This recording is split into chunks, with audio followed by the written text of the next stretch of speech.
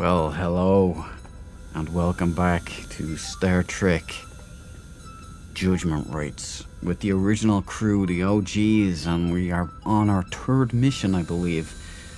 We have to beam down to the planet with the best badasses in the galaxy, and we have to help some gentlemen and damsels in distress. It's freezing over here. I'm double bagging it. I'm sitting here with a hoodie on, my hood up over my wireless headphones, and a cardigan wrapped around my shoulders like an old granny. It's cold. It's Baltic here in the Emerald Isle. And I had to push it out to 8 o'clock stream today, so apologies if you were counting on the 7:30 thing.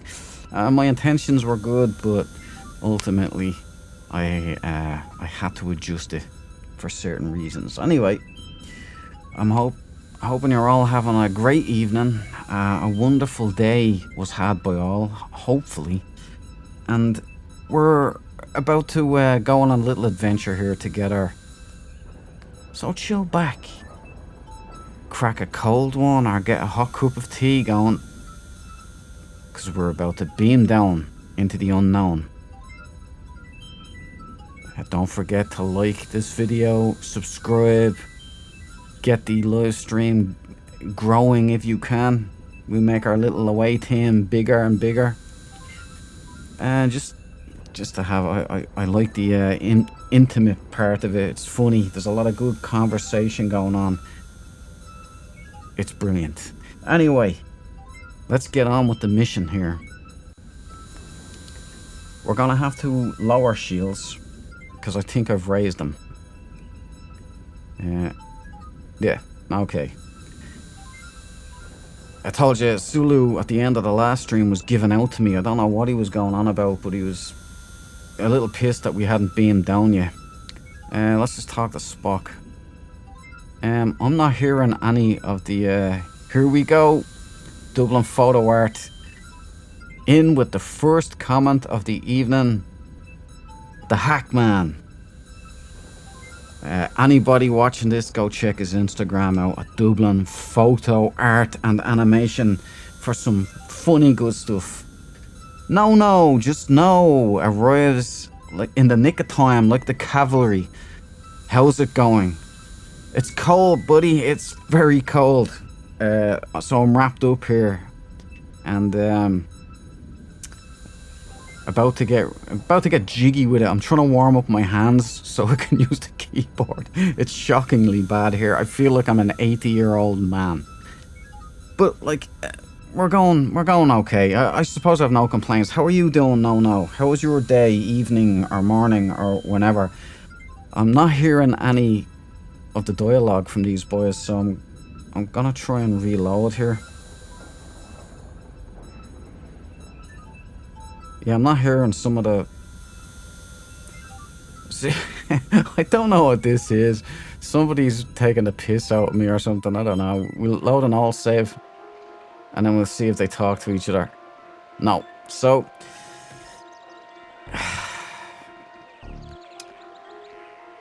I'm gonna have to reload, okay?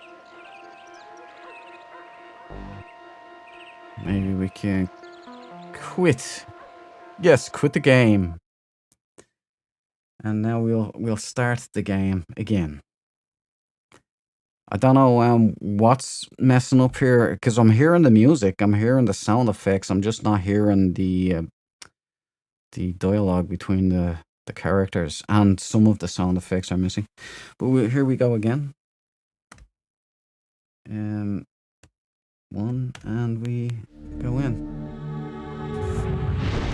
So at least you get to start again, everybody. Me too. You cold there too? No. It's Baltic. Space. It's Baltic here. Frontier.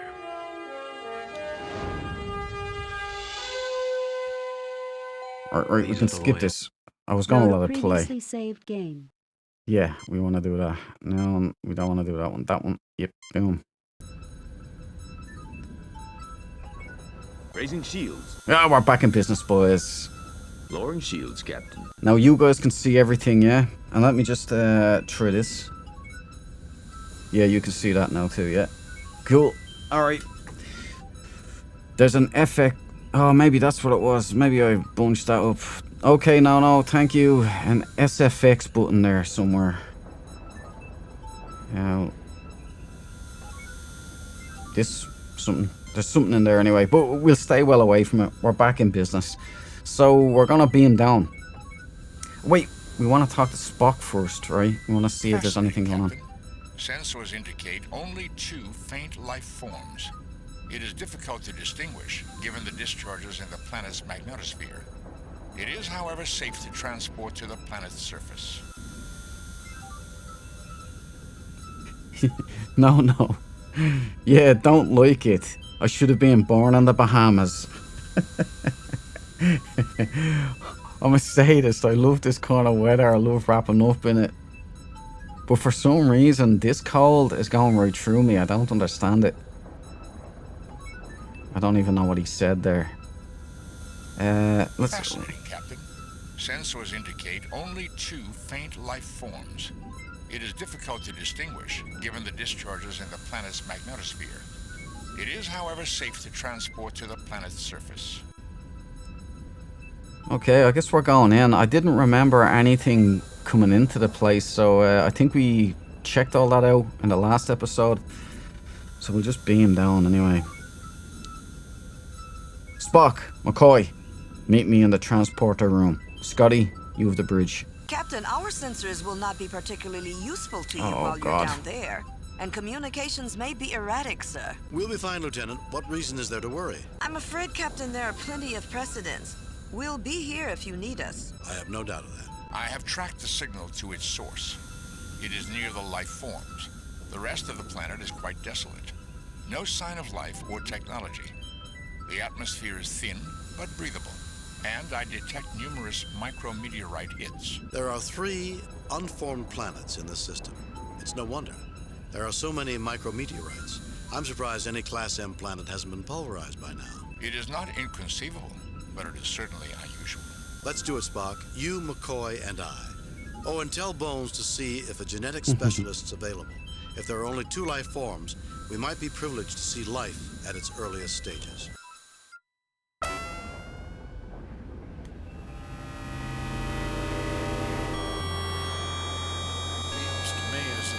On a skeleton after the vultures have picked it clean.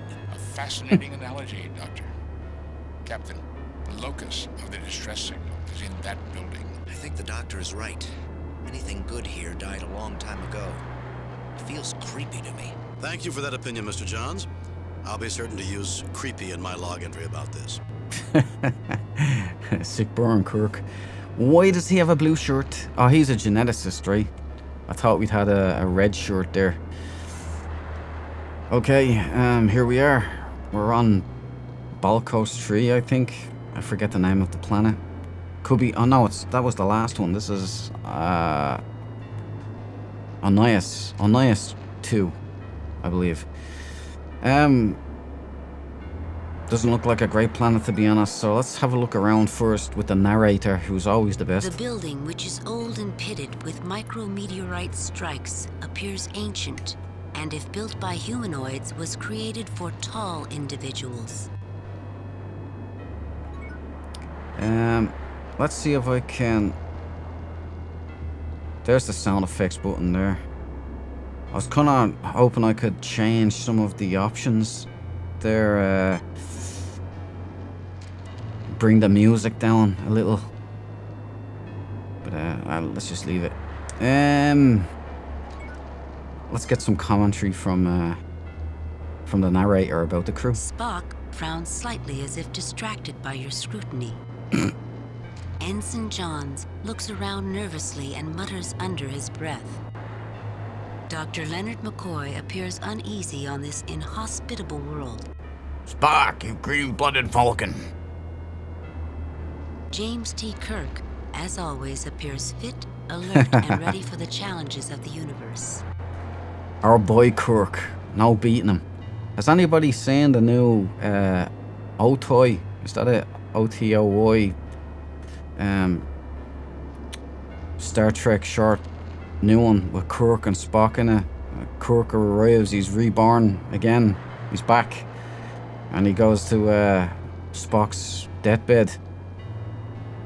The proper ending that they should have gotten a long time ago. And indeed, you know, a nice little return of the real Star Trek. It was really nice. And no speaking in it though. I was a little disappointed, but pretty amazing, man. Anyway. The dry, dusty red dirt cakes your boots in a thin patina that will be difficult to brush off. No, just no. Yeah, don't. Oh yeah. No, just no. If you had issues selecting Spock before, yeah, no. At least this guy has Kirk head. You know, I can easily differentiate him. This seems pointless. It does indeed. This world is arid and rather hard, with alkali dust choking your nostrils. Okay, Spock, you're up.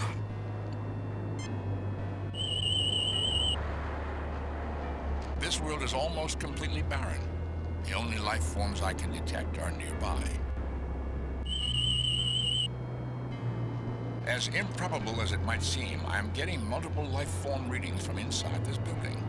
Oh, I guess that's where we're going. The vast majority of the water on this world is trapped within the rocks beneath the ground. It is unlikely that it could be harvested commercially because of the amount of energy it would take to free it. The world is quite normal, though the rocks are rather sparse in silicates. The planet is habitable, but unsuitable for colonization. The vast majority of the water on this world is trapped within the rocks beneath the ground. Okay, thanks, Spock. It is unlikely that it could be harvested. Write it in your report. I'm gonna try and go over here and see if I can get off the side of the map here. Oh, we can. Whoa! An antenna. I wonder what it was meant for. That's what we're here to find out, Mr. Johns. Mr. Johns, like in what was it? Pitch Black.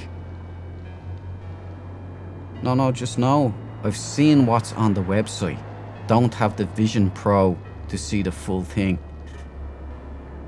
Yeah, you have a Vision Pro.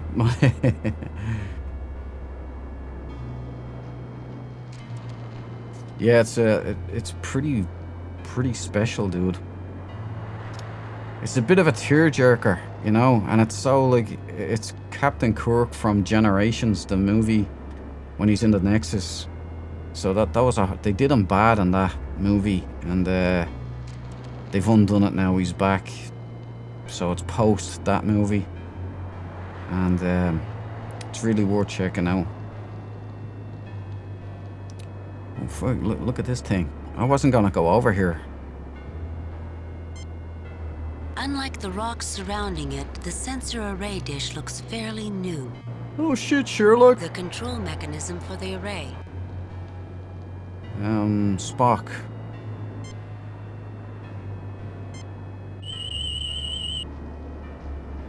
The array appears to have deployed recently, which explains its lack of damage. The focal point of the dish is aligned approximately 35 degrees above the horizon.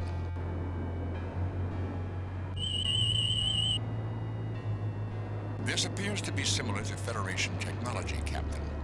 Its control principles are similar to the Medaille sensor dish on Vulcan. It has locked the array at a 35-degree angle. Without knowledge of the code control sequence, I cannot adjust it. I also detect that its power core is not functioning.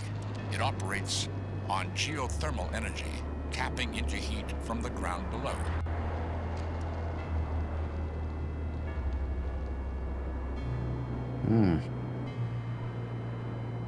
No, just no, they did. Sure did. They did indeed. Okay, let's talk to each other, see what's going down. Spock, you're first. Aside from this sensor array, there is nothing unexpected here. Yeah. Not quite a picnic spot, but it has its charm. What do you think, Bones? With the thin atmosphere, sunblock 187 would be nice. You gotta love Bones. You know, Jim, This is not the kind of place to inspire homesickness. I hope they didn't pay the landscapers very many credits for this work. Okay, we're out of here, I guess. Let's head on in. Oh, first, did we talk to each other about this place? I think I've finally found something I dislike more than having my molecules scrambled. This world.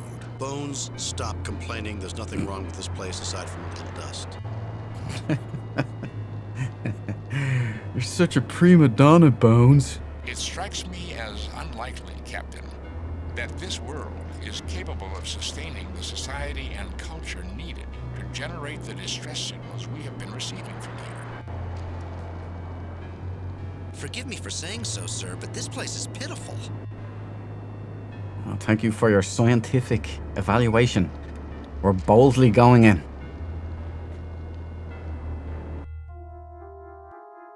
Oh, I instantly got nervous again.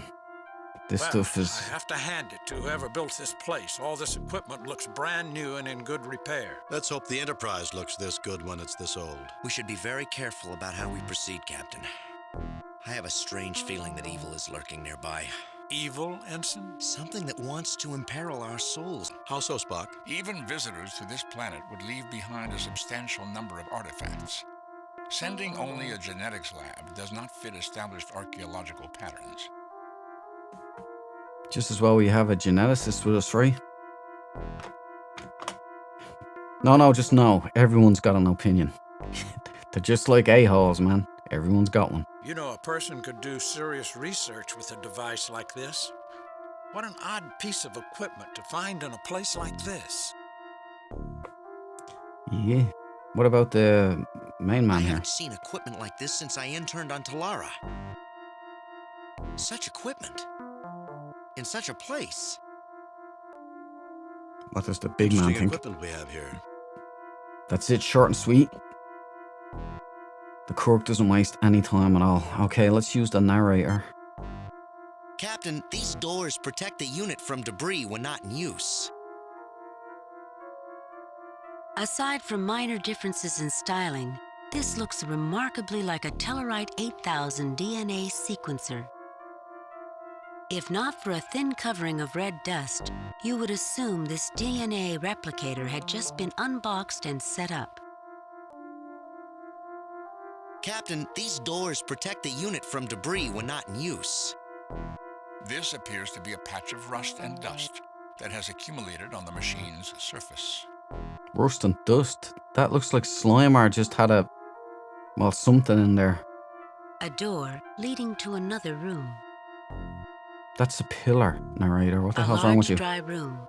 The huge ancient stones remind you of the buildings in Machu Picchu, Peru.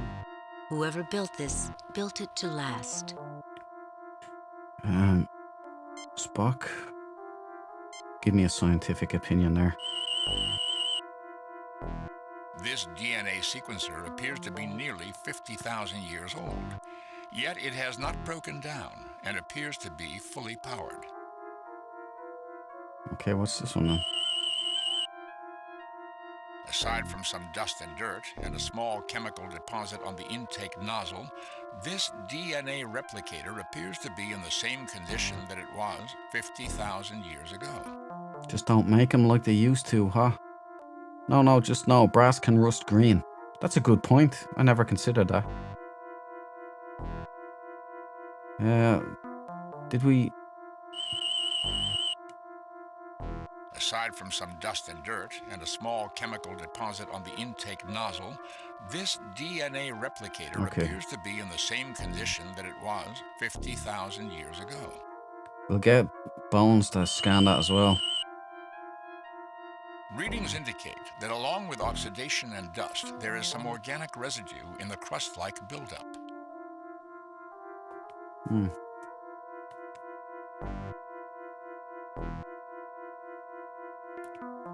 Okay, do we have Spock do something right now? Captain, Ensign Johns would be the ideal person to operate this device. It appears to be ancient, yet resembles devices that were introduced into the Federation last year. Oh, Mr. Johns is the new big boy.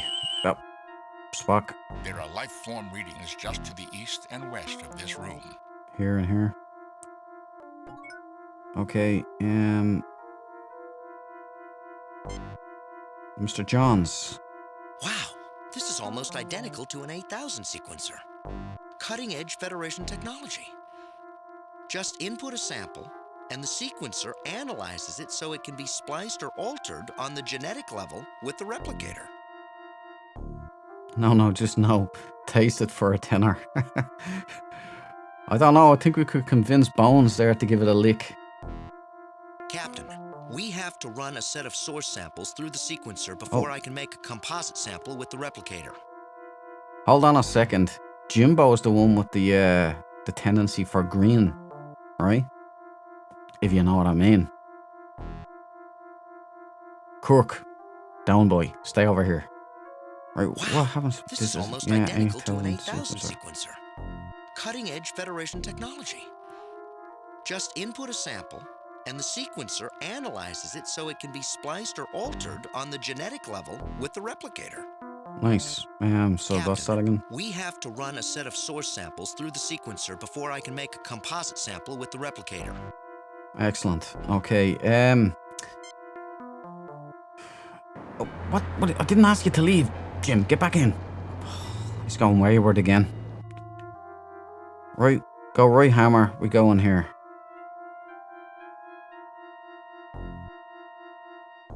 Phasers on stun. Holy sh... Greetings, gentle beings, and welcome.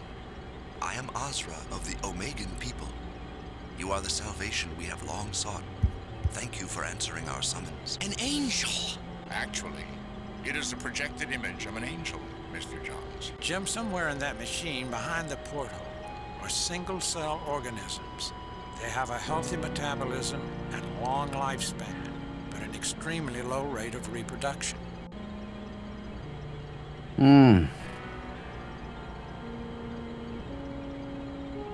How did he know that we were going to be getting into this stuff, huh? Oh, wait, let's have the narrator do it first. The golden projection gives you a clear view of a lithe, sprightly figure of great beauty. Compassionate intelligence shines from its wide eyes. A large alien computer. The thick glass window and the light coming from it make it difficult to see beyond it, though you get the impression of a living plasma swirling behind it. A large alien computer. So that's everything the there? computer console has a conventional keyboard which is covered by odd symbols you do not immediately recognize. You know who would? Mr. Spock.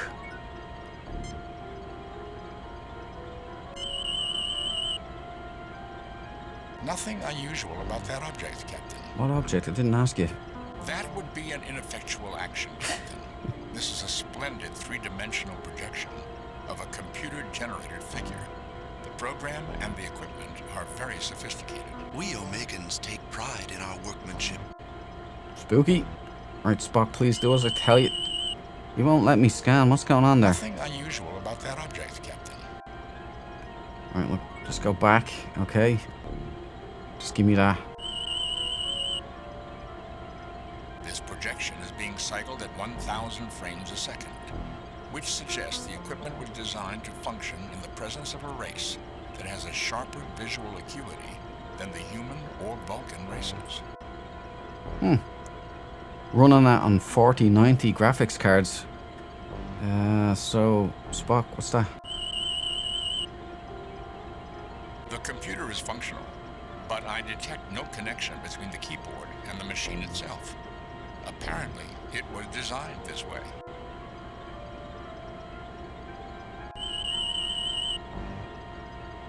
Energy levels behind this glass are more than sufficient for having powered the distress signal we received. Yeah, but we know that was geothermal, though.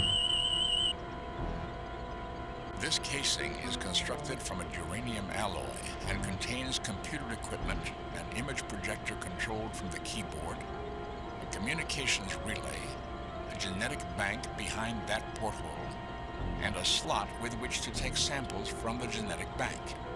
The computer is quite sophisticated, Captain, with encoded engrams similar to Dr. Daystrom's M5 computer program, which would indicate artificial intelligence. No, still won't run Stalker 2. This is badly optimized. No, I haven't played it yet, I haven't even gotten it yet. Like the VR version, Into the Radius 2. Kind of, I didn't even bother buying that either. Like the first one, they should have just stuck with the first one, you know? That's just me though. There is power going into these circuits, Captain, making it capable of function.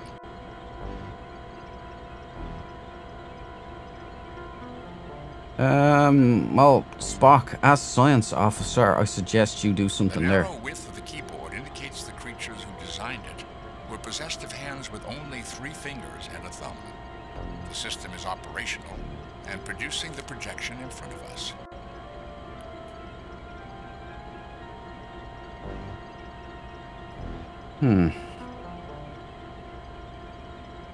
I sense no intelligence from the creatures beyond this glass. This would appear to be the casing of a larger apparatus. Alright, nothing happening here. What if we make this feller go over? No effect. There's that band again.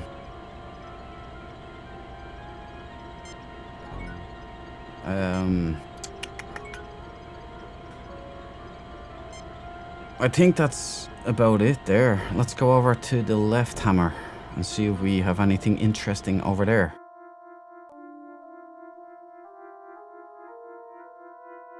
Come on, load. There we go.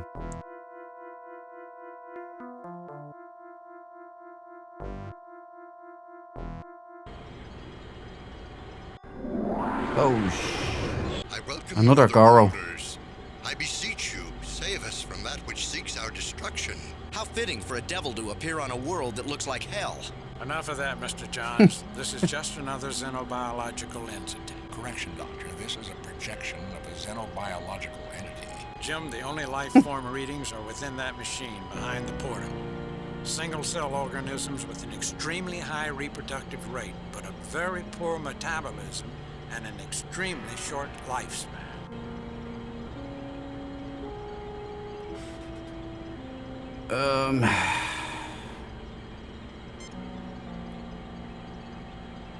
We never even talked.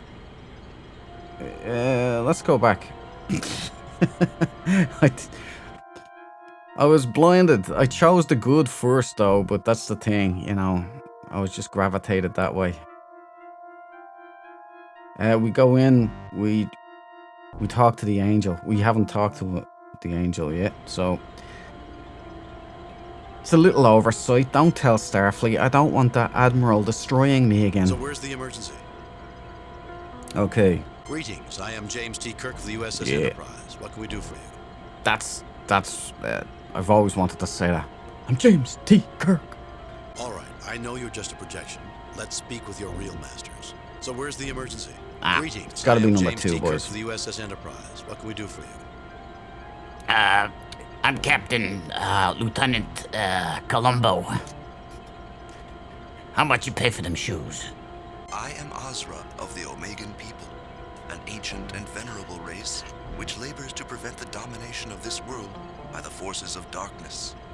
We require you to expunge this place of our mortal enemies. Captain, the most worthwhile purpose in life is to fight against the forces of darkness. We must help him. Enemies? This world is so barren that all the life on it is located right here. If you have mortal enemies, we've not seen them. Who are you talking about? Our prime directive prohibits us from taking part in wars on one side or the other.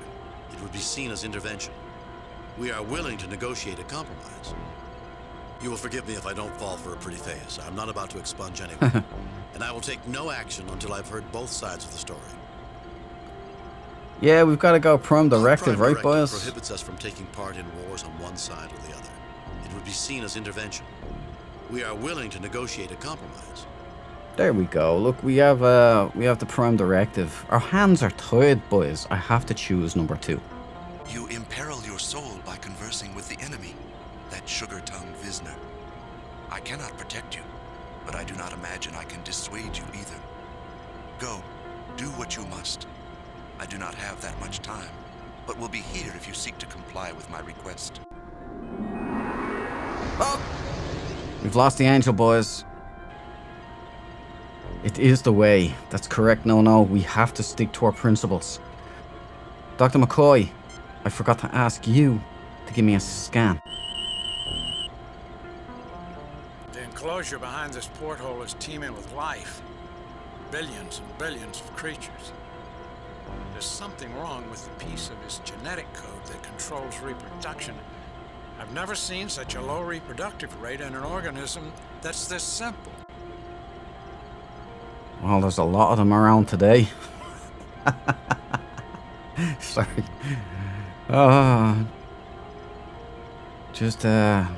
Just laughing at the collapse of the Western world.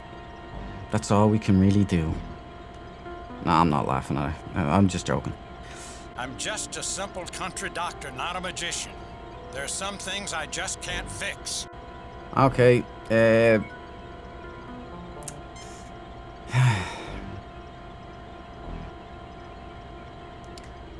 can we... No effect. Ooh, okay. No effect. No effect. Great band. Maybe I should ask Spock Not to really. take a look at this. Yay! I will now reactivate Azra, Captain. Oh, intriguing.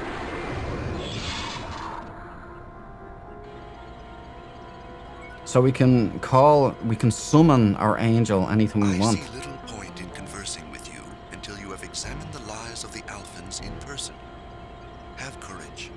A journey into the heart of darkness is always difficult. I'm getting nervous. I'll tell you why. In the first one, the 25th anniversary, I had to look on the computer on the Enterprise to get a lot of stuff that was key to solving the mysteries, and by chance I'd been in the habit of consulting Spock's library, but I couldn't remember anything. That's the hazard, you see, of saving at that point. I don't know if I should have looked up these people's culture, or did we even know that they had a culture? I don't think we did. Let's head over and talk to Goro the Devil.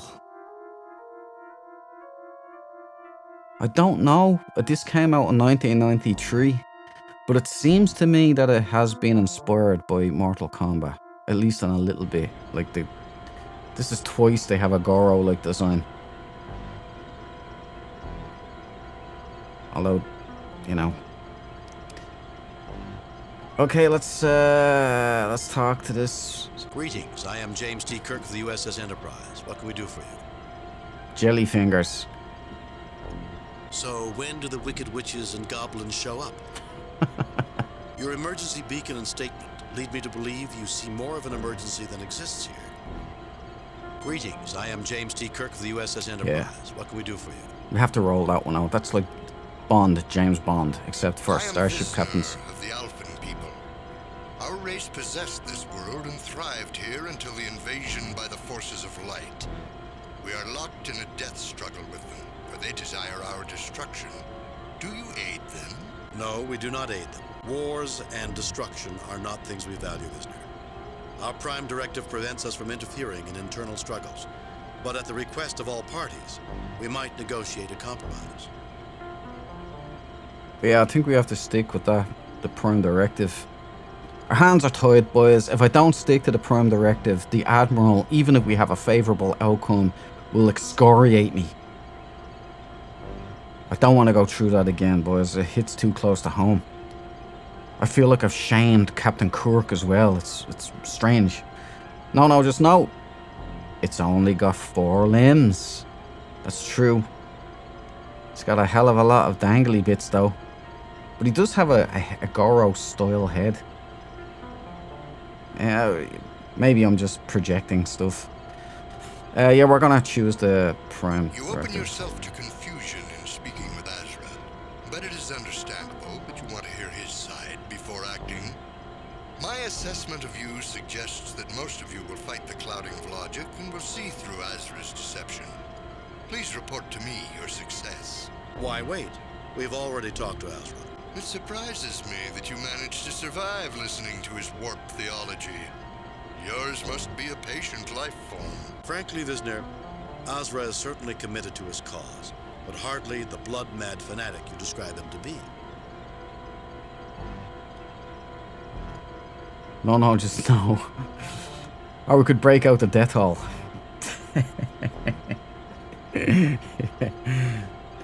Kill him all! The only good bug is a dead bug. Frankly, Visner, yeah. Warped theology. It is true they differ greatly from you, but your worldviews are based on common beliefs. You see things from different perspectives, that's all. Frankly, Visner, Azra is certainly committed to his cause, but hardly the blood-mad fanatic you describe him to be. Okay, I'm kind of caught between the both of these. What do you guys think? Option 1, frankly, Visner, you know, he's not the blood-mad fanatic you describe him to be. Or warped theology. It is true they differ greatly from you, but your worldviews are based on common beliefs.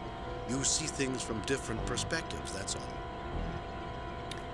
that makes a lot of sense to me. What about you guys? What do you guys think? 1 or 2? Doom doom doom doom doom doom doom doom doom doom doom doom doo doo doo doo boo.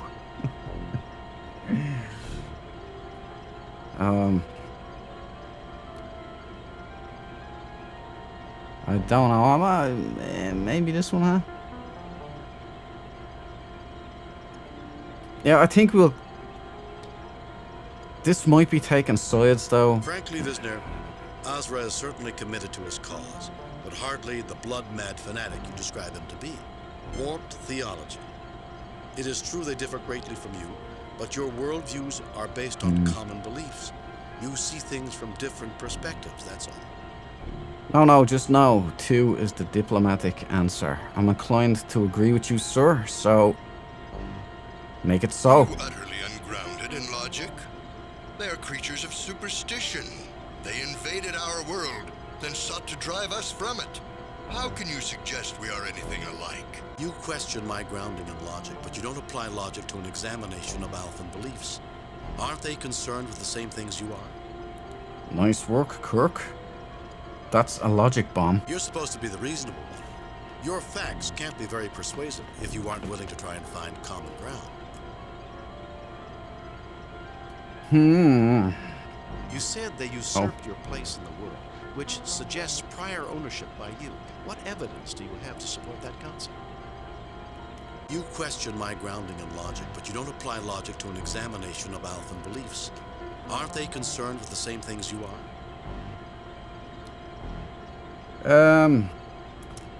I like that one. You're supposed to be the reasonable one. Your facts can't be very persuasive if you aren't willing to try and find common ground. No, I think that might be a little bit too on the nose. It's also taking sides, which I don't really want to do. You usurped your place in the world, which suggests prior ownership by you. What evidence do you have to support that concept?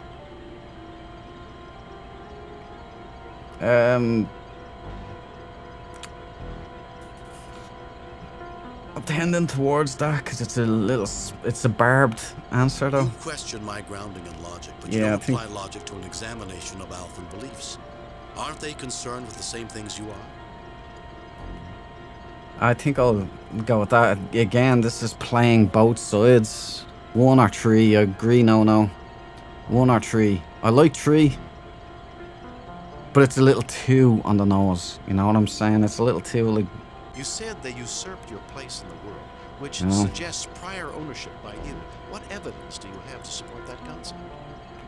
See, the advantage of choosing that particular answer would be they might offer up more information or evidence that might help us, you know, get a little bit more.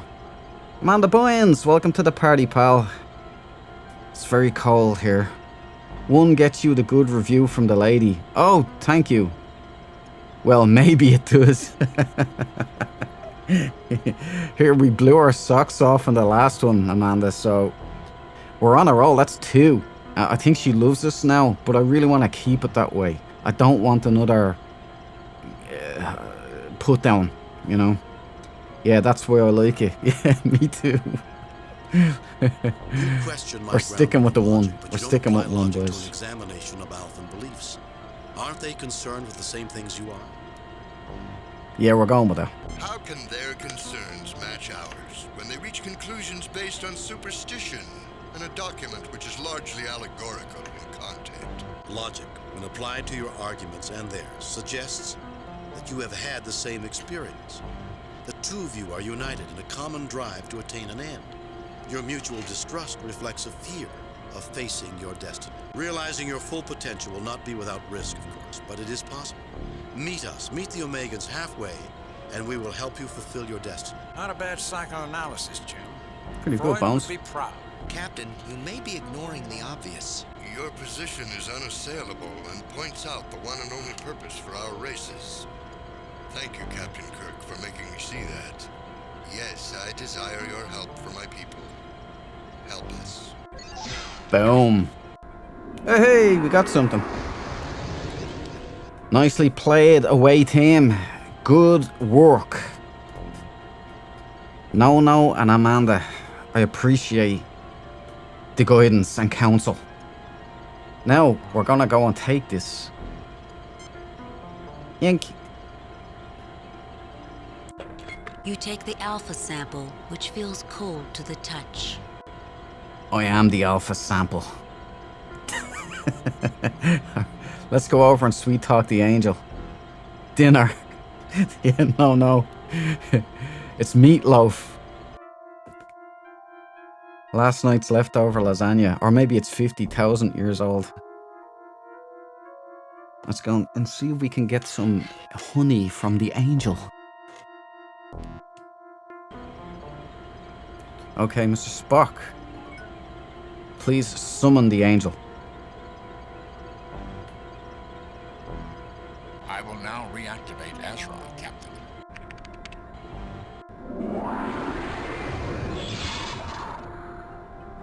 Okay, Kirk. Work your magic again. Was it not as I said it would be? Are not the Alphans unfeeling, uncaring beings unworthy of life? Did they tell you their lies? Foul lies? Their position contradicts yours, but there are similarities. You dwell on your differences so much, you just can't see them. Yeah, I'm liking that one already. What's the other one? Frankly, Ezra, Visner is quite rational and makes your impassioned pleas for genocide sound psychotic. No, we can't say that. That's inflating the situation, Kirk. For a being of goodness, you're rather bloodthirsty. Maybe you should try practicing what you preach.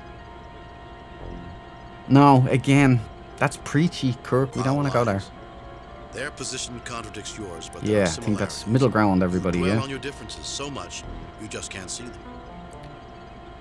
You cannot negotiate a truce by picking sides, so we have to play them both.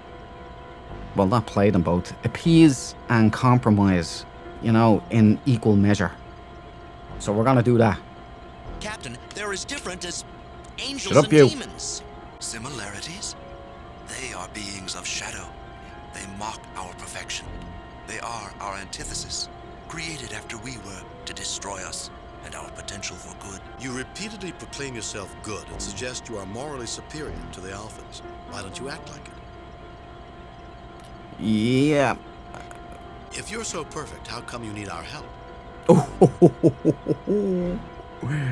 Faces on stun. You said they were created after you were. How do you know that? Yeah, I'm liking that one. You repeatedly proclaim yourself good and suggest you are morally superior to the Alphans. Why don't you act like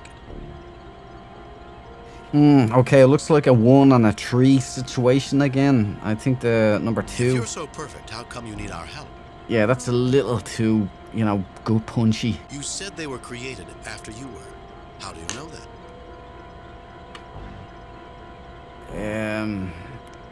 that's an opportunity there for us to get more information. You repeatedly proclaim yourself good. This is the one though I'm feeling. Superior to the Alphans. Why don't you act like it? Yeah, call him on his own principles. I think that's what we will do. One seems judgy. No, just no. In with the halt, belay that order. Okay. Does seem judgy, snippy, a little too snippy. You said they were created after you were. Yeah. So. How do you know that? All right. So that's more neutral, right? Because that's just asking him a question or to expound on his claims. So we'll go with 3 then. Good call. No. We know we came first because that is what our sacred scriptures tell us. In the light we were born, and commanded to shun that which dwells in darkness. This clearly tells us that we came first. Surely you can see that? Or is it that you have some other interpretation of the event that birthed the Omegans? Does your sacred scriptures explicitly say that no beings were created before you? Dare you suggest they came first? Let's see what we've got. 2 single-celled organisms, each incapable of survival on their own. One lives in light, the other lives in darkness. Each must live a limited and unstable life without the other. Captain, do you know what you're doing? Allow us to unite you again. Your combined strengths will make you a viable entity again. The persuasiveness of your arguments has opened for me a door through which I spy a future and a truth that I have long denied. You are correct. Perhaps being only half of a whole, I could not see the solution. Yes, I desire your help for my people. Help us. Boom. Lovely jubbly. Kirk is whipping up a storm here. Amanda Bynes 3 is just wanting more info. Correct, Amanda? It was, and we did get it, and we've solved it. Pat yourselves on the back again, away team, because we have just won the day once more. No, just no. No, been too long for me. Nice. That's right, Amanda Bynes. All right, we're gonna take dinner again. Maybe this is dessert, since it's an angel. Angel's Delight. Anybody else a fan of Angel's Delight? Delish. The sample dish feels warm to the touch. Well, it's not Angel's Delight if it's warm, so now we get this head to mix them up in those machines out there. However, before we do that, there's another room straight ahead that we haven't even checked out yet. Here. So I think we'll walk in here first, and then we'll mix up our specimens here, and I think they'll come out here. No, just no. Sadly, yes.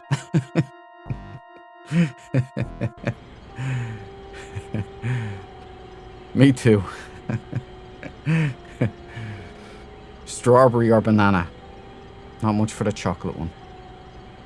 Alright, we've got another species here. The hell? Oh, there's nothing in it. Oh, wait, hold on. We mixed these two together and then we put that sample in here. And then they can exist together there, right? Maybe. A viewing port into the genetic holding tank. Spock, confirm for me what I already know. Oh, they're interesting. Nothing unusual about that object, Captain. Nothing at all, no. Okay, I think we're just gonna have to mix up that new specimen. Just readjust my headphones. And then wrap my cardigan tighter around myself like a granny. So damn cold here, man. Mask on it anyway for the lady.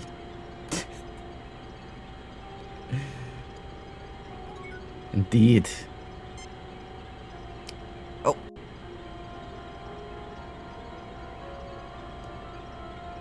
Hold on. Wait, hold on.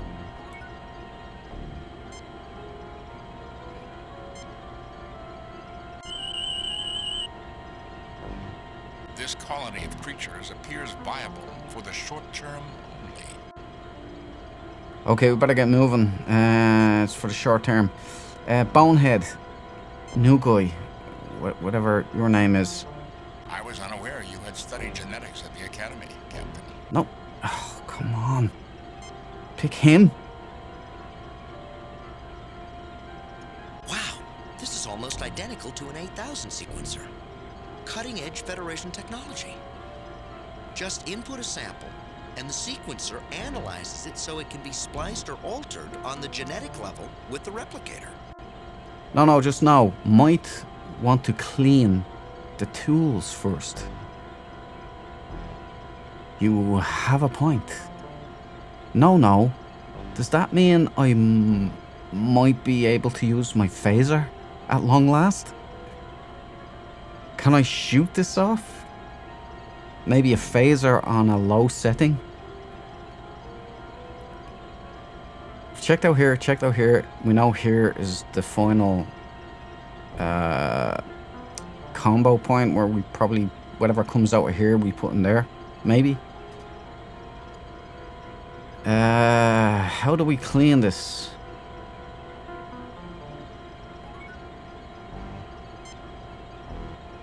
A large dry room. The huge ancient stones remind you of the buildings in Machu Picchu, Peru.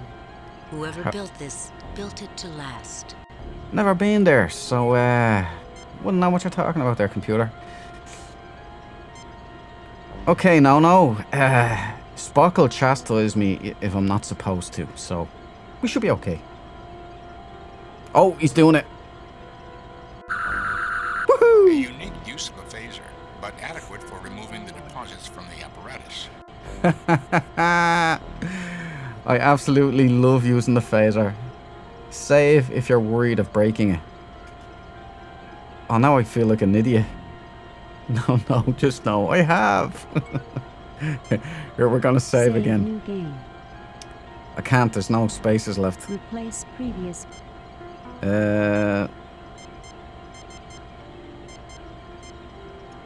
Countdown. Yeah, we'll take countdown. Just if I forget which one, let me know.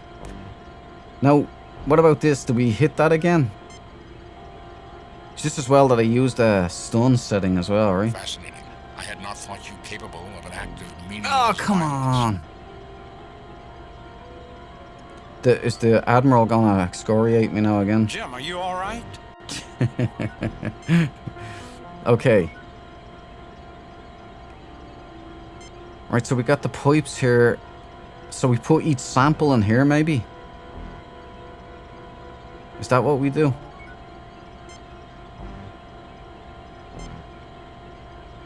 Yes, boom.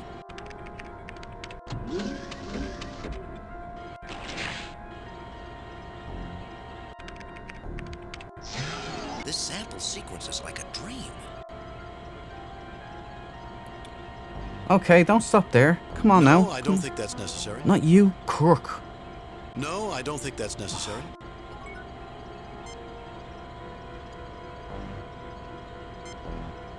No, I don't think that's necessary. Damn, am I doing the wrong one? Machu Picchu is effing awesome. You been there? No way. Fair play to you, man. How long a journey was it to get there? Did you have to do any kind of legwork? Is it in an Amazon jungle? This... No, I don't think that's necessary. Listen. Give me him. Okay, and then we go in here. This sample has a clean clone and shows it's full of good life and great potential. Or Wow, just... this is almost identical to an 8000 sequencer. Cutting-edge Federation technology. Just input a sample, and the sequencer analyzes it so it can be spliced or altered on the genetic level with the replicator. I figured it out. I'm not dumb, okay? Wow, this is almost identical to an 8000 sequencer. Cutting-edge Federation... All right, thank you. There we go. I forgot which one I put in. I don't know why, but I could not get a good sampling. Ah, son of a bitch. Okay, I did it wrong. I did it wrong. Sorry, fellas.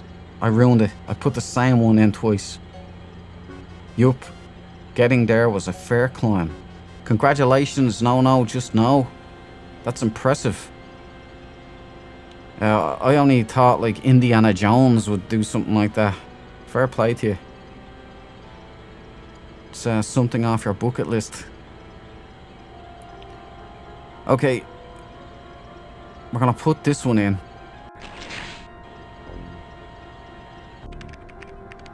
I don't know why, but I could not get a good sampling. Ah, oh no.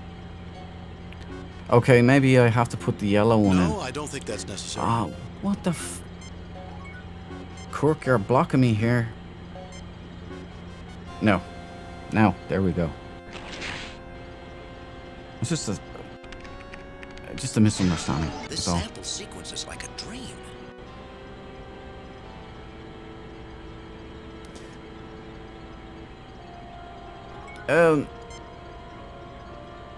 Captain, we have to run a set of source samples through the sequencer before I can make a composite sample with the replicator.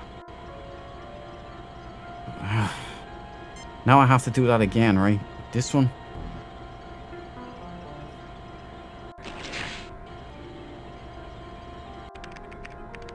I don't know why, but I could not get a good sampling. Let me take a step back for a second. I'm in an idiot loop right now. I can't help it. Idiot loops are a problem. And only idiots continue on the loop. So I'm just gonna step out of the idiot loop. Like stepping out of a warp bubble and just go, wait, what's going on? No, just no. It's quite a tourist site these days, to be honest. No machete needed. Holy smokes, you were using a machete chopping your way through the jungle? Now that is Indiana Jones-like. Fair play to you, no. Sound like an interesting person to me. I don't know anybody else who's done that.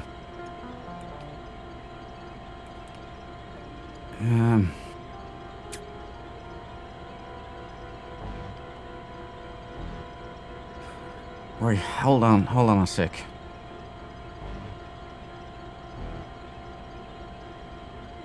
I know what I'm doing wrong. I don't know. I mean, look, here we go. When I put the sample in here, it goes in, boop, to that pipe, right? And then this pipe goes, whoop, and it goes away. But then a pipe comes down here, whoop, and it goes in here. And then a pipe goes there into this. So this is the processed version. The second pipe here must go in here. Maybe I'm wrong, but we'll go in and see. There's no pipes. I'm sorry, I was wrong. Okay, we just gotta think on our feet here. Maybe we do it one at a time. We have to run a set of source samples through the sequencer before I can make a composite sample with the replicator. Cool. Wow, this is almost identical to an 8000 sequencer. Yeah, Cutting-edge Federation I've heard this before. Just input a sample, and the sequencer analyzes it so it can be spliced or altered on the genetic...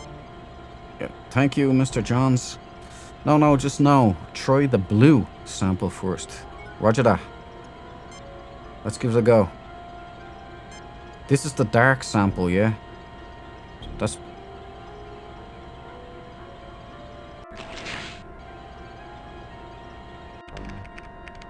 I don't know why, but I could not get a good sample. Son of a...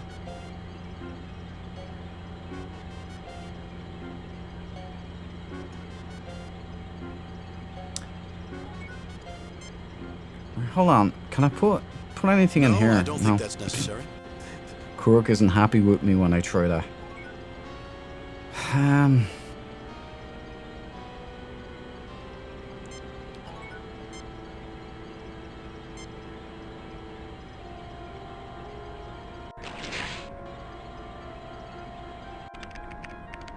I don't know why, but I could not get a good sampling.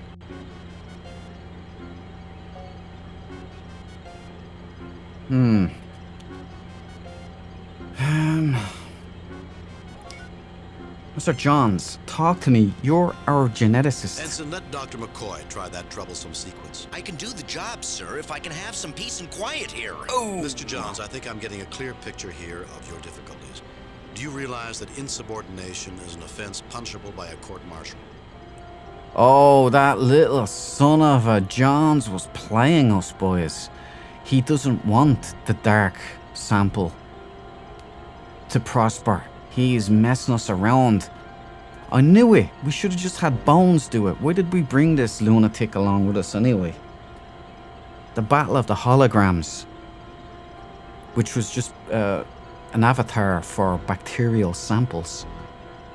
No, just no. So, I'd argue that it looks like an issue with the blue sample. Maybe scan it. I think it's the blue shirt. No. I think the blue shirt is trying to run a fast one, trying to run an end loop around us. We're gonna get him now. Yeah, choice one. I might lose my career. Shit, but at least I'll be able to sleep at night. Unable to sleep. McCoy's analysis seems to indicate these two life forms need each other. Both life forms agree. What about that would cause you to lose sleep? Holy smokes, guys. Two things here. I didn't mean to choose that one. Okay, it just happened. But Kirk is whispering this. Ensign, if you don't do what I tell you to do, I'll feed you to Visner. Leave him behind with the hentai monster. Don't tempt me, Frodo. Or is it Frono? Ensign, if you don't do what I tell you, right? Ensign, Starfleet respects philosophical beliefs, as do I. But I don't tolerate officers who assume that their private beliefs allow them to disregard my orders without consulting me. Yeah, I think that sounds like the best one. It's a slap on the wrist, but it's not a knockout blow. So let's do that. I regret my attempt to mislead you. I will accept whatever punishment you feel is necessary.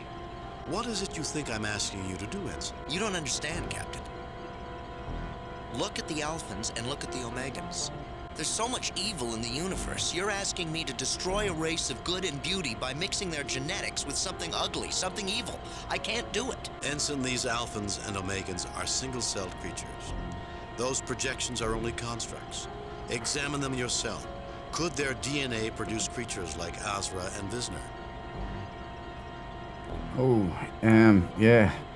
Boys, I might get my stream might be shut down for this. This is spicy stuff right here.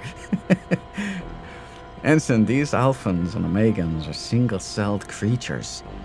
Basically amoebas, yeah. Those projections are only constructs. Examine them yourself. Could their DNA produce creatures like Azra and Visner? I'm asking you to do nothing of the kind, Ensign. You believe in the struggle of good against evil, and I respect that. But the application of your philosophical perspective is misplaced here. The Alphans and Omegans are single-celled creatures. They are no more capable of good or evil than a triple. Can't you see that? Yeah, I think we'll go with that one. Well, we'll check Trio first. Some Dark has joined the party. Welcome. Welcome, sir. It's freezing. Much too cold to be holding a cold brew. I'm just wrapped up here. I've got my hoodie on, my hood up, and a cardigan wrapped around me like an old granny. It's good to see you back, though. You didn't miss... Well, you missed a little bit. Angels and demons kind of stuff. We're kicking ass, though. We caught this little snake trying to deceive us. There's some problem with the sample, sir. But we're on it. We're on the case. Like Columbo, we just whooped ass. What have we missed and what's going on? And without any sort of context. Don't worry, you're pretty much run up to speed. We beamed down to this planet. There was an angel hologram to the right, a demon hologram to the left, and both are avatars for bacteriological samples, single-celled organisms. One is good, one is evil, and Kirk proposed that in order to stop the war of annihilation, that they combine together to become a third unique sample. Blue shirts. Blue shirt wants to genocide some mold, so the Duke is going to leave him with the hentai monster. That's a much better summation. Thank you, No. That is beautiful prose. Absolutely beautiful. There you go, Dark. Now you know what's going on. So, are no more capable of good or evil than... Yeah, I like that answer, to be honest. I think you're confusing things. The Alphans and Omegans are single-celled creatures. While the projections may have seemed sophisticated and human, they are constructs. You can look at the sequence and tell what you have there for DNA could never produce such a creature, can't you? Yeah, I think we'll go to that. We're speaking to him on his level.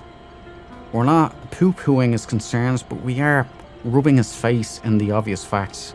Amanda Bynes, I love the cold, nothing better than staying warm in it like a fire or a blanket. It's the best. I agree wholeheartedly with you. I love a good open fire. I love it. I love the sound. I love the smell. I love the feel of the heat. I love wearing cardigans. I love my grunger style. Flannel. Yeah, much better than being too hot and not being able to do anything about it. Have you ever been so hot you can't breathe and there's nothing you can do, really? You just sit through it, sweat and suffer. I remember living in Midland, Texas one time and making a stupid mistake and ending up in the desert. Don't ask me why, but I ended up in the desert and the heat rolled in and it was 50 degrees and I nearly died.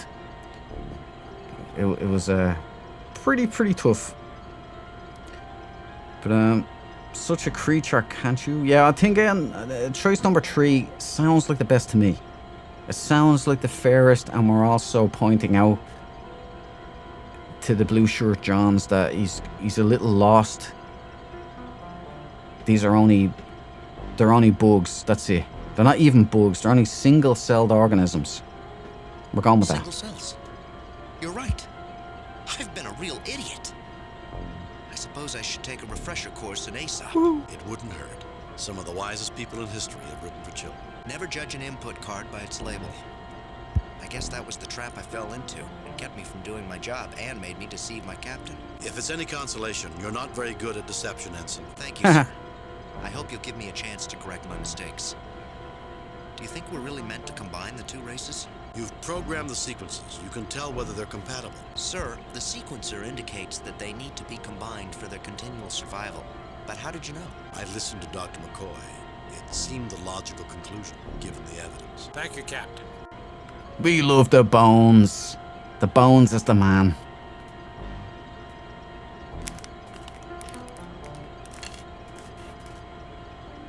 No, just no. Sounds like you've had some adventure too. Misadventure, my friend. Misadventure.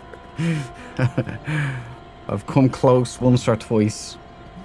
I end up in the strangest situations. Well, I used to. These days, I'm a little more well-behaved, or at least a little less wayward out into the unknown wilds. But yeah, so we're all right now. So he should run that sample then, right? Now do it this time, Johns, and don't act it. Do you know what? The alpha sample is sequenced, sir. Boom. Okay, so that's both of them done. So should something be? Oh yeah, we need. No, I don't think that's necessary. No, that's not what I wanted to do, Kirk, and you know it. I was unaware you had studied genetics at the Academy, Captain. You suck and you know it. No, I don't think that's necessary. Sorry, I was watching Hot Tub Time Machine last night. And I was watching Trading Places earlier today to chill out. And I'm all in that mood now, so... We want to... I was unaware you had studied genetics at the Academy, Captain. Thanks, Mr. Smartass Spock. Johns? Captain, do it. We have to run a set of source samples through the sequencer before I can make a composite sample with the replicator. I have to do the yellow one again. The yellow snow. Let's go.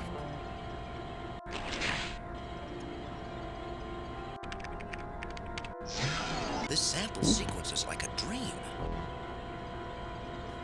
Okay, so we've done both now, surely.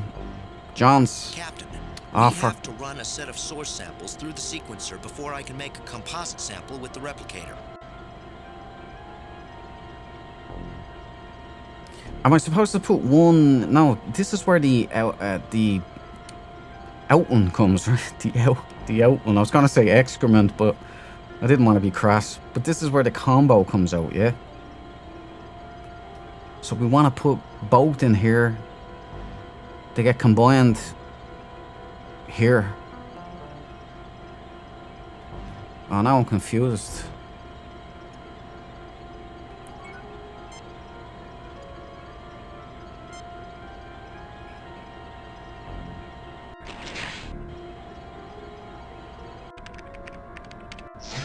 The alpha sample is sequenced, sir. May just sick him on the machine on the left. Okay, no, let's give that a shot. Captain, we have to run a set of source samples through the sequencer before I can make a composite sample with the replicator. He doesn't know it, but I'm gonna have him beamed out into space when we get back to the Enterprise. Right, so we've sequenced both then.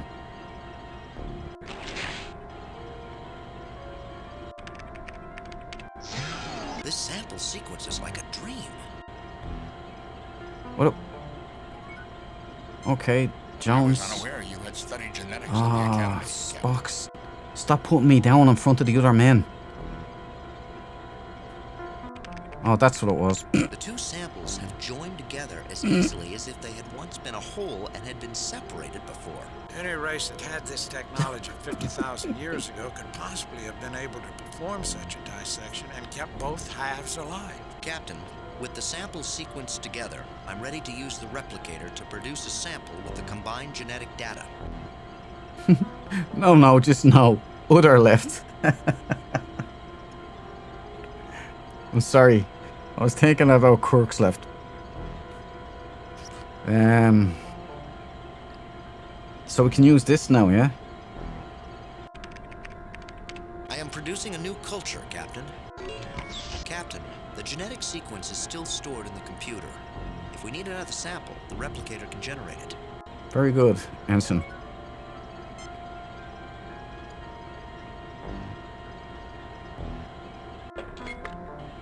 I officially christen this life form the Gammons.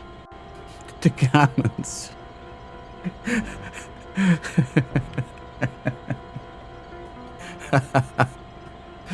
Never mind.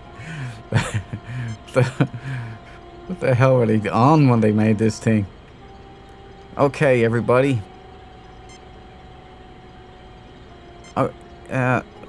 Let's have McCoy, maybe. The recombined creatures have a triangular structure.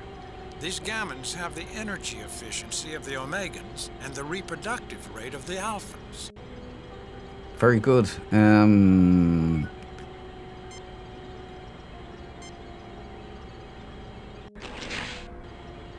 Well, Jim, it doesn't look like it does anything. Oh, I guess I spoke too soon. It took it in. It looks as if the colony is getting a foothold in there. Life energy levels are spiking. They're building to a level sufficient for sending out a signal 100 times stronger than the one that brought us here, Captain. The Gammon sample appears to be thriving in this environment. Oh. Thank you for your hard work. You have fulfilled the design for which we were created. I am authorized to tell you. Thank you for your hard work. You have fulfilled the design for which we were created. I am authorized to tell you. It would appear there is more to this message than we are receiving. Kirk to Uhura, are you receiving any strange subspace or radio signals? Captain, there is a neutrino-based transmission being broadcast near your current position from a point of unknown origin, probably from another star system. Our equipment is not designed to handle it. Though given 1 to 2 weeks, we might be able to identify patterns and extrapolate what it's trying to say. We'll work on the problem from here. Kirk out. Oh, it would land on my lap again, wouldn't it? Let's see if we can talk to this green thing. Thank you for your hard work. You have fulfilled the design for which we were created. I am authorized to tell you. Thank you for your Yeah, we're not going to get much. You have fulfilled the design for which we were created. I am authorized to tell you. Never going to be that easy. Okay, gentlemen. Spock, you're up. Do you have any idea what this machine does, Spock? It looks like a containment unit for an artificially created genetic construct. My tricorder indicates the device contains a nutrient replicator that could last for thousands of centuries. I would speculate this would nursemate the genes until it has evolved into a higher form of life and is ready for release on the planet's surface.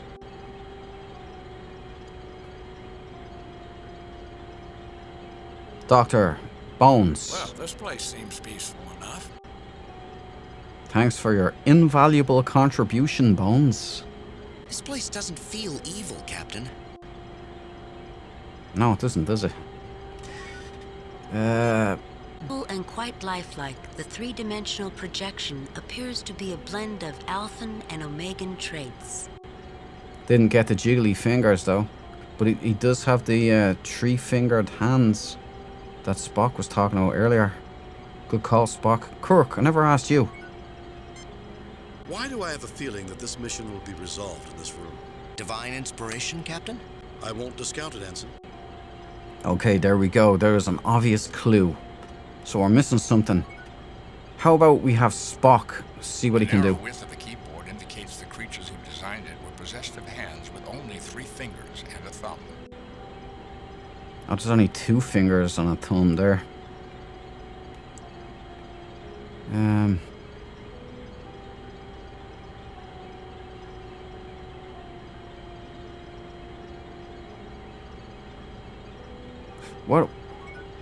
What if we have Bonehead Magoo here? I'm not so good with this type of machine, Captain.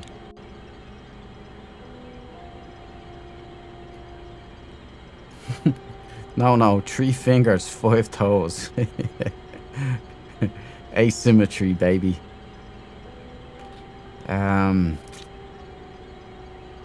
Right, Kirk is quite specific. He said the answer to this riddle is in this room.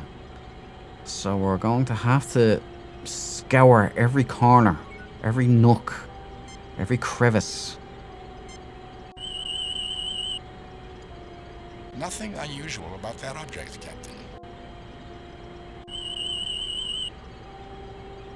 This projection is being cycled at 1,000 frames a second, which suggests the equipment was designed to function in the presence of a race that has a sharper visual acuity than the human or Vulcan races. But not the PC Master Race gamers, man. Those guys seem to want FPS up the wazoo. You've forgotten something from when you beamed down.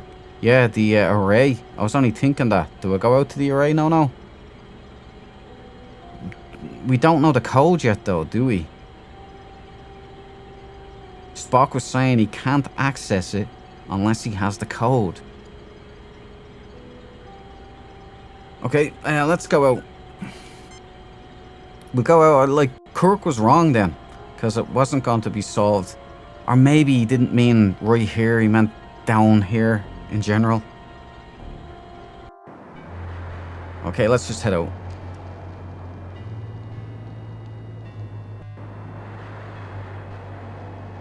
Spock! Make it do. Until power has been returned to these controls, there is nothing I can do. Can we go off this way? Is there anything up here? Oh, there is. Oh, another one. What an idiot.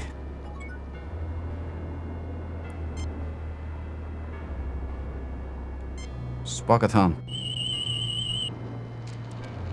Captain, the controls indicate the device is aligned at an angle approximately 35 degrees above the horizon. There appears to be some sort of anomaly in the control program that has misaligned the controls, but my tricorder is unable to determine it. Without a method of determining the proper angle, I'm afraid I cannot realign the dish.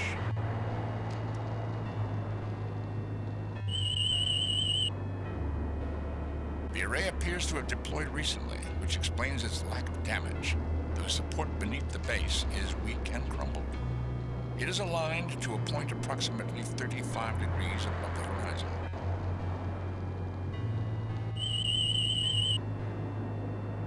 I will need to adjust the controls before the sensor array is realigned.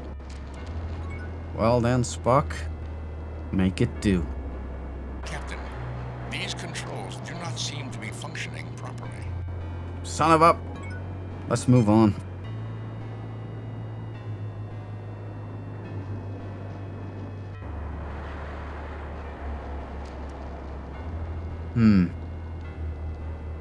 Another one. Spock, let's not waste time. The array dish is quite sturdy and doubtless still functional. Captain, until power has been returned to these controls, there is nothing I can do. Alright, our mission is clear. We gotta get these arrays back online, which means we have to figure out how to power them, which means... Wait a minute, I got it. Those little blighters that we just put into that machine generate 100 times the power needed to run these arrays. It was in that room. Kirk! You're a beautiful man. Let's go back. Sorry for doubting you, Kirk.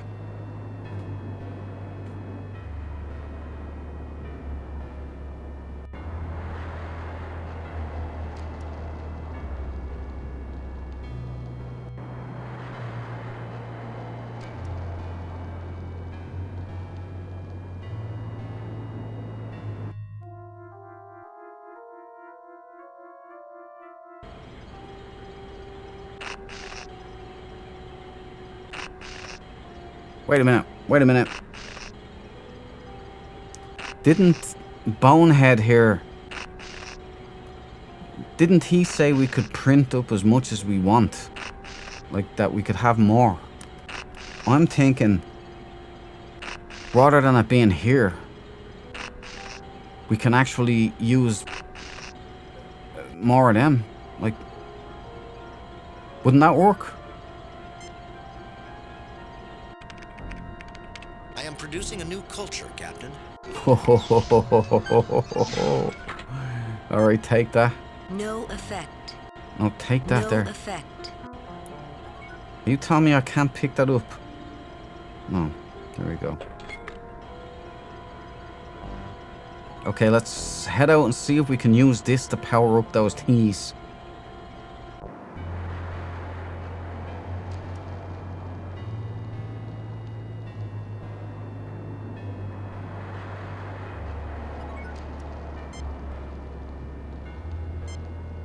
No, I don't think that's necessary. No, I don't think that's necessary. No, I don't think that's all right. necessary.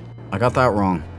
What I'm thinking now is that there's some kind of sequence that we have to do on that piece of equipment in there to release these this new life form.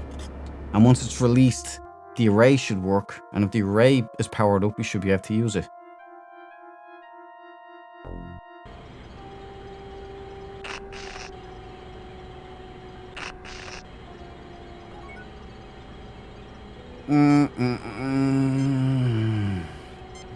Put that in there. The projector has already been activated. Yes, of course it has been. The narrow width of the keyboard indicates the creatures who designed it were possessed of hands with only 3 fingers and a thumb. Looks like it's putting its arms out, so what do you say we try and give it something? No, I don't think that's necessary. Yeah, no, I don't know of a way I can use my phaser in this particular situation, so... A large alien computer. A viewing port into the genetic holding tank. Spock, a scientific explanation, please. Oh, Nothing unusual about that object, Captain. I keep doing that wrong.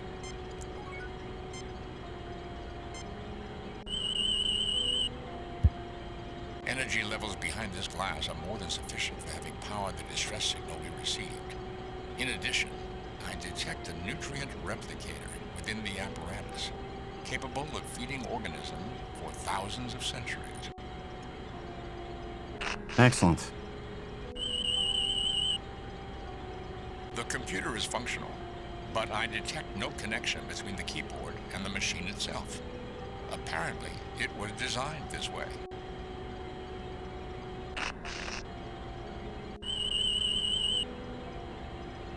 This projection is being cycled at 1,000 frames a second, which suggests the equipment was designed to function in the presence of a race that has a sharper visual acuity than the human or Vulcan races.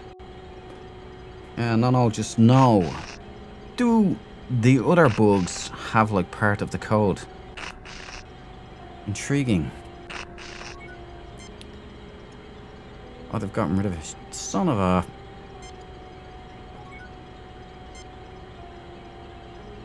What? Should I go into the other computers then? Maybe we're missing something from there. Pieces of the puzzle and such.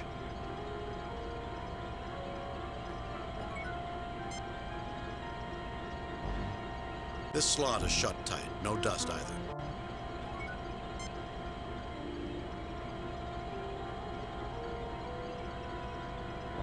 I am reactivating Visner, Captain.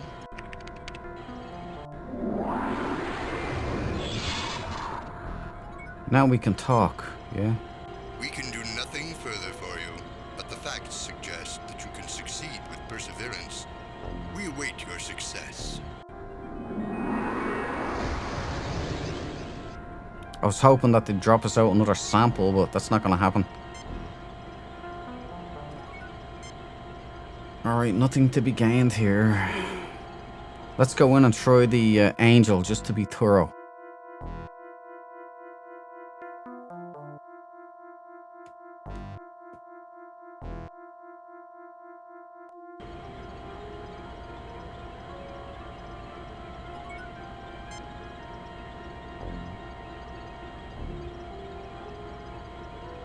I will now reactivate Azron, Captain.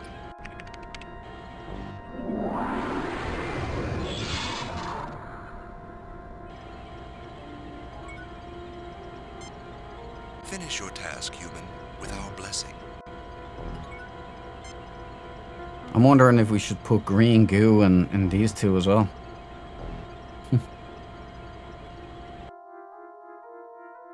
I have a plan. No, I don't think that's necessary. No, maybe we need this guy to do it.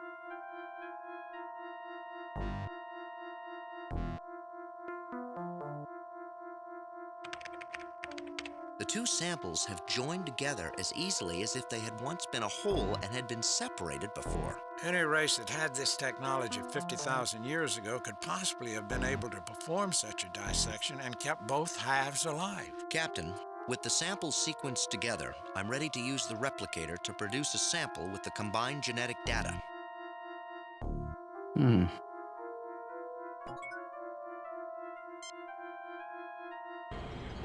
What am I missing?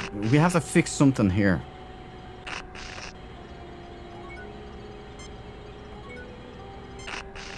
A large alien computer.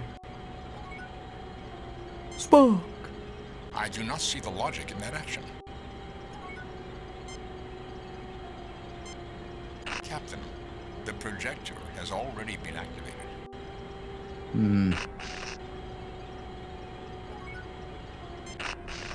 Are we missing something? What's this The computer here? console appears normal though non-functional. What's The this? computer console appears normal though non-functional.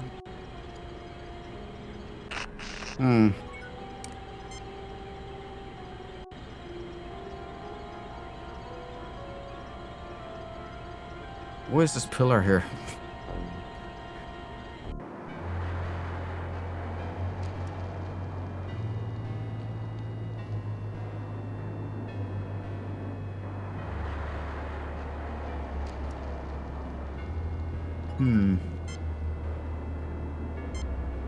No, I don't think that's necessary. Well, maybe we can get him to do This something. looks like huh? the computer control for a SETI dish, except for some of those weird symbols.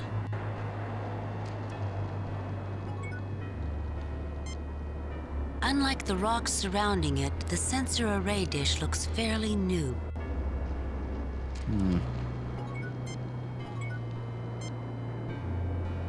No effect. No effect. No The effect. rocks, no. No effect. There's no silicates here like the last game. What if we use a phaser to fire on the rocks? Scan the symbols. Yeah, these here. Or scan the symbols. Okay, right. On the panel, I'm assuming. I will need to adjust the control before the sensor array is realigned.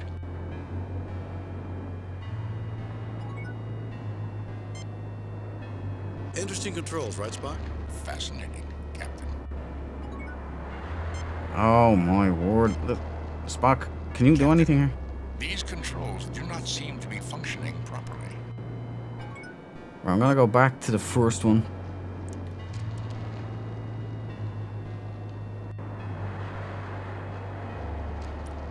Spock!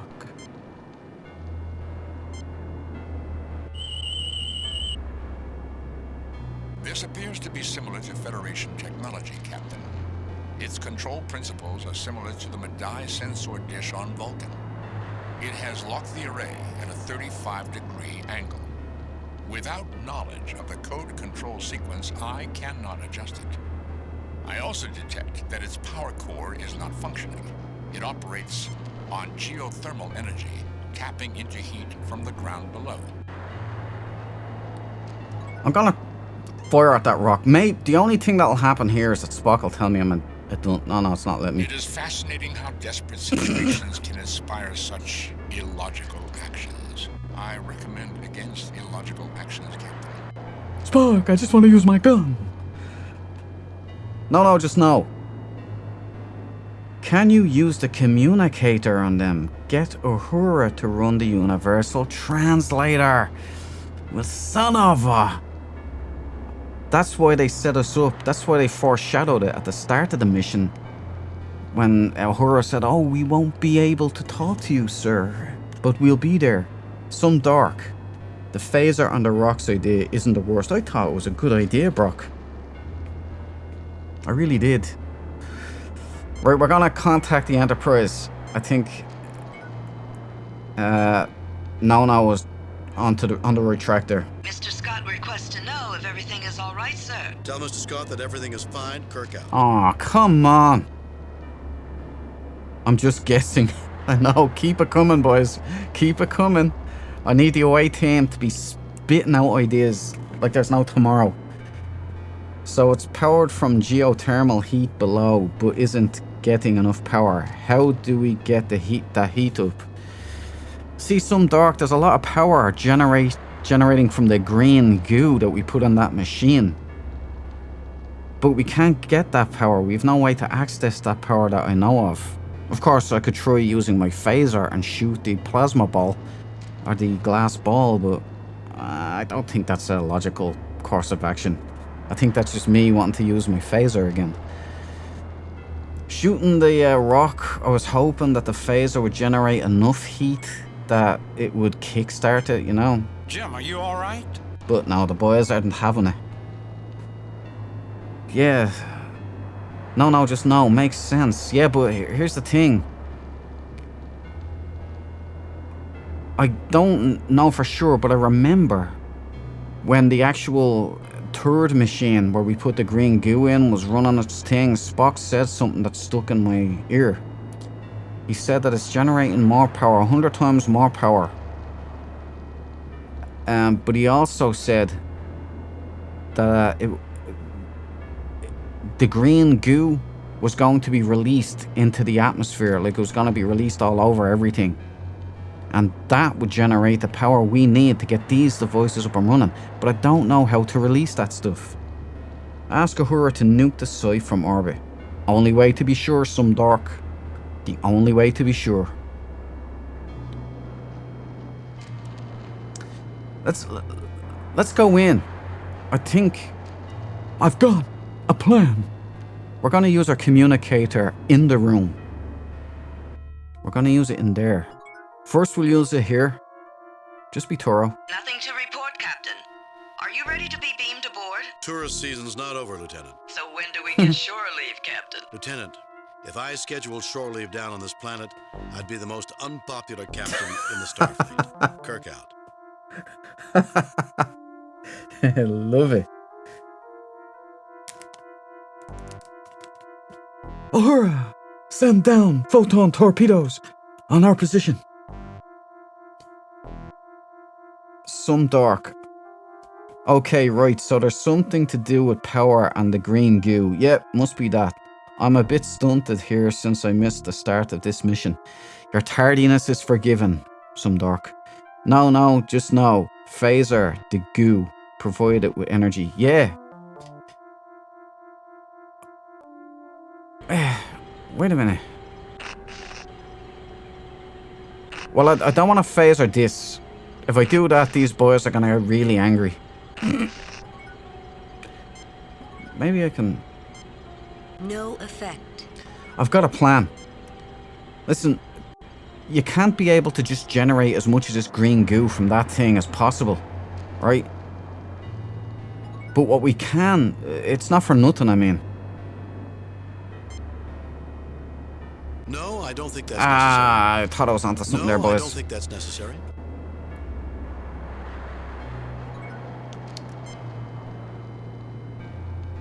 Wait, maybe we can ask the narrator. The narrator's always better. A weak greenish glow comes from this dish. No, just no. I've been fighting the cat for the keyboard, so missed most what's been going on. Who won?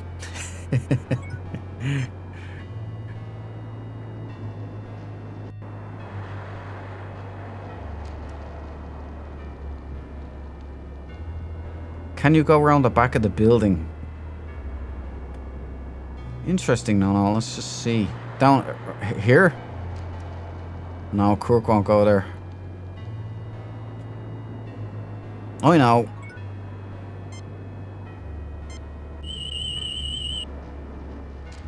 Captain. What? My tricorder indicates that those rocks are too far from the source of geothermal. Oh, we got it! Boys, I figured it out! To the antenna arrays. Yes! I was right! I was right, boys. We phaser the rocks. Cat back now.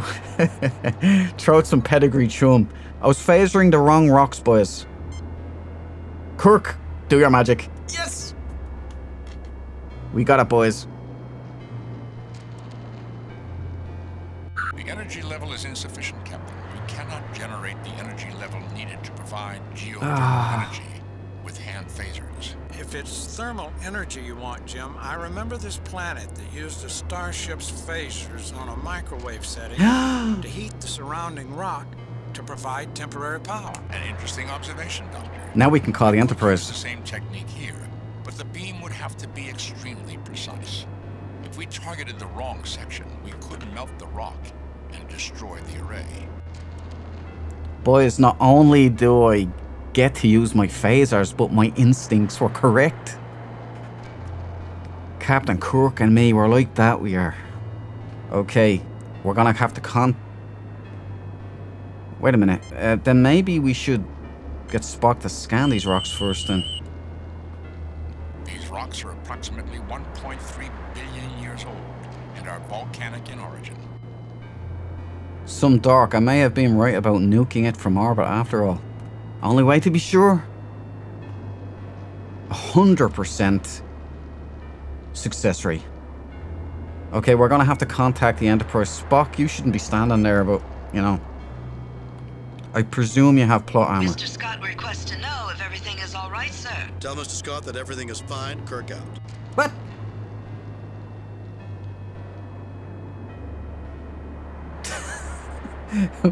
It's just like teasing me and then robbing me.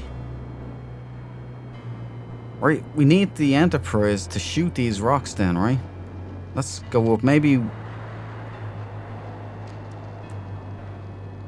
one of these rocks is the one we can shoot with the Enterprise. Captain, we are too far from the thermal core to sufficiently heat it. So it's gotta be the Enterprise. Let's bring it in. Scotty, I need a calculation from the main... There we go. While I know the computers on the Enterprise aren't quite as good as her engines, I think she'll manage. I am sending the problem. Ugh, that was too easy, Mr. Spock. The angle is 32.5 degrees. Thank you, Mr. Scott. So is there anything else you need, Captain? Not now, Scotty. Kirk out. Alright, lads, we did it. Away team, pat yourselves on the back again. We're about to nuke it from orbit. Some dark. Captain, I cannot realign the sensor until power has been returned. A standard volcanic rock, registering 3.5 on the Mohs hardness scale. Wait a minute. We're back to nothing again. Spock, did you not sort it out? What's going on? Assist in any way we can, Captain. Scott out. Blast the damn rocks, Scotty.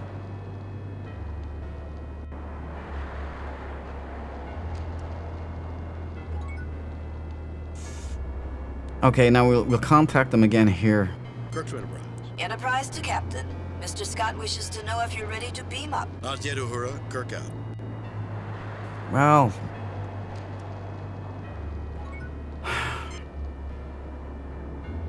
Spock, can you do anything here? Until power has been returned to these controls, there is nothing I can do.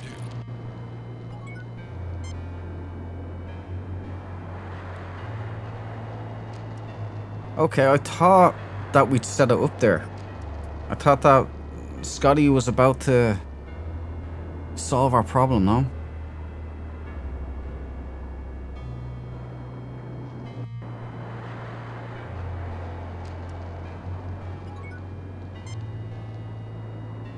Mr. Scott requests to know if everything is all right, sir. Tell Mr. Scott that everything is fine. Kirk out.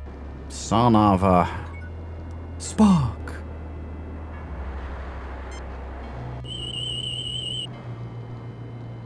These rocks are approximately 1.3 billion years old and are volcanic in origin. This appears to be similar to Federation technology, Captain. Its control principles are similar to the Madai sensor dish on Vulcan. It has locked the array at a 35-degree angle. Without knowledge of the code control sequence, I cannot adjust it. I also detect that its power core is not functioning. It operates on geothermal energy, tapping into heat from the ground below. We're close, but no cigar at the moment. What if we blast these? Like, can Scotty do something here? Anything special for me, Captain? What? That's inappropriate, Uhura. How dare you? Can we go,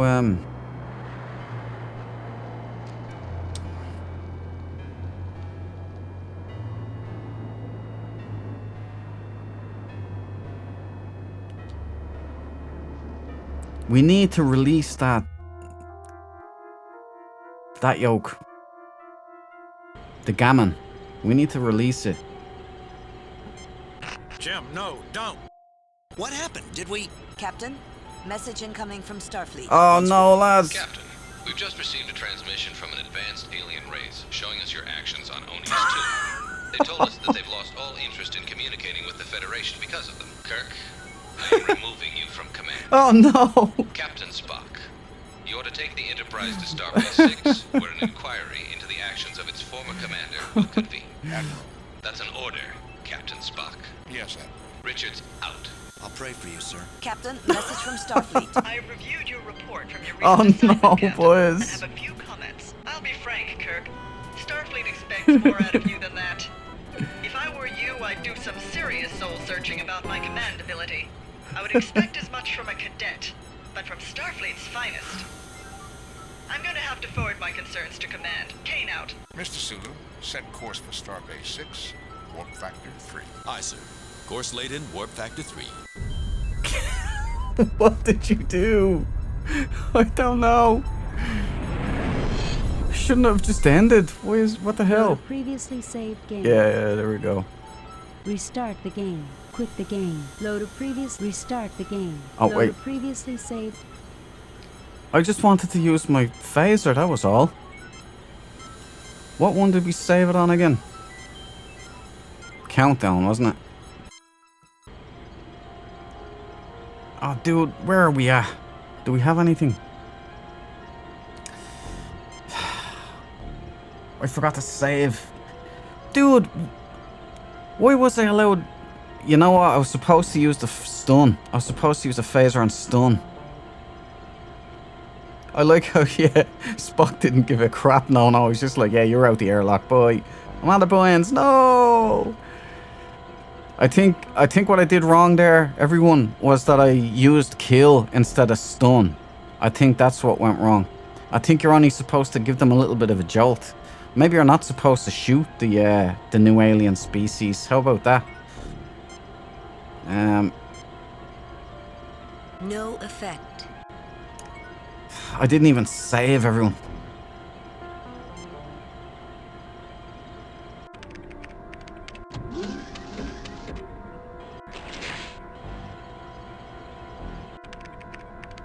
I don't know why, but I could not get a good sampling.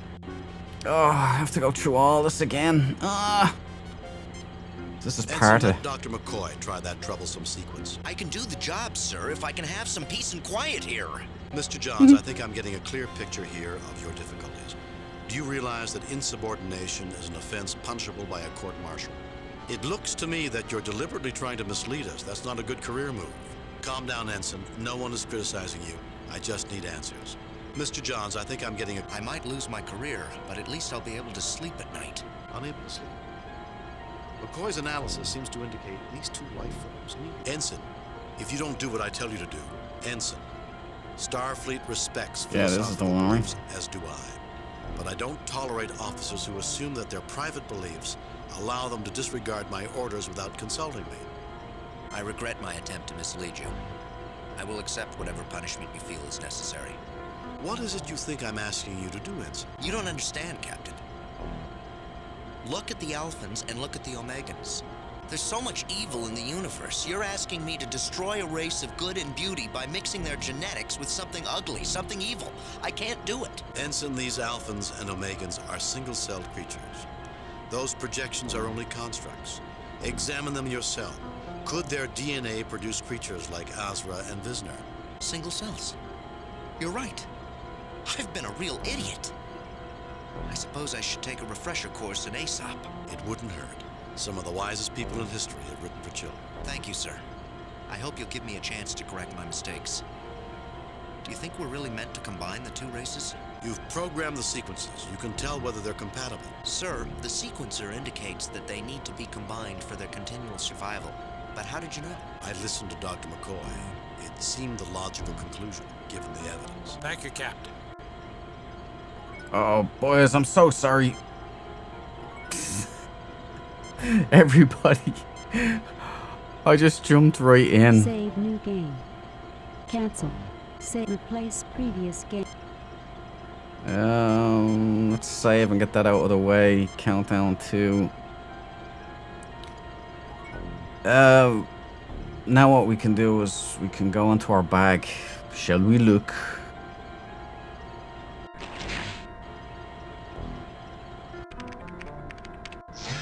The alpha sample is sequenced, sir. Amanda Bynes, Ensign really just kind of rolls over on that one. Only because we were onto his game, Amanda. Only because we busted him. He had us going there for a little bit the first time around.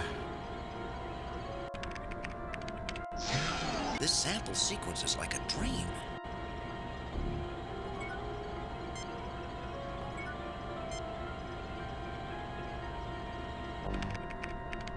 The 2 samples have joined together as easily as if they had once been a whole and had been separated before. Any race that had this technology 50,000 years ago could possibly have been able to perform such a dissection and kept both halves alive. Captain, with the samples sequenced together, I'm ready to use the replicator to produce a sample with the combined genetic data. I'm telling you what, guys, this game is far more difficult than the last one. It's brutal. The last one, I wouldn't let you do that. Captain, the genetic sequence is still stored in the computer. If we need another sample, the replicator can generate it. Excellent. The last game never would have let me do that. It would have said, Spock would have come in and stopped me. I officially christen this life form the Gammons. That's crazy. We're gonna save again. New game. Cancel. Replace previous.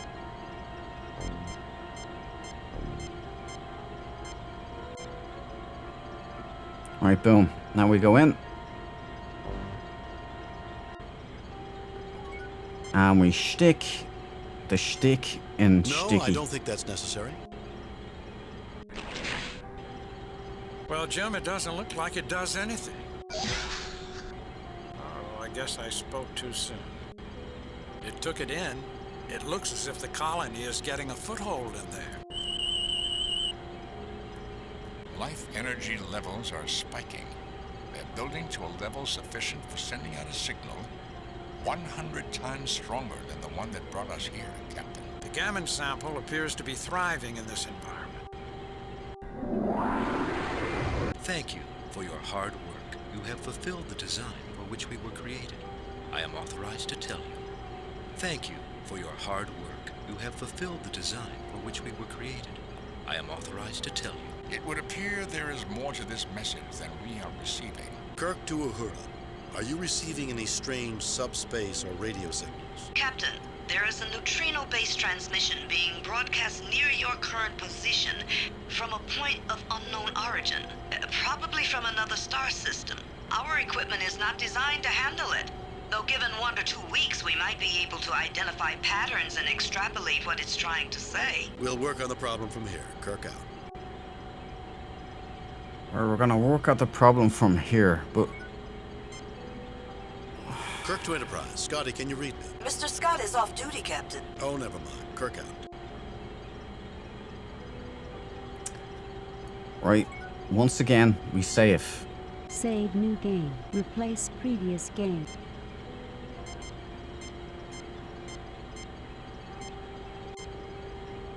Okay, I'm kind of tempted to hit this with stun, maybe. Somewhere here we should be able to activate this thing, and you all heard that, right? There's 100 times more power than we'd need. At least for the signal that brought us here.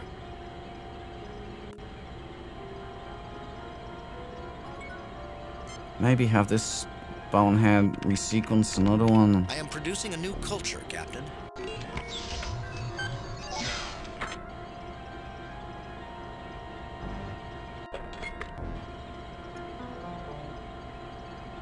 No effect. Let's go out and see if we can put this down on the ground or something. I tried it already. But let's see. Doesn't do anything special for me, Captain. Okay. Jim, have you lost your mind? No, I can't laser the rocks. I can't phaser the rocks, boys.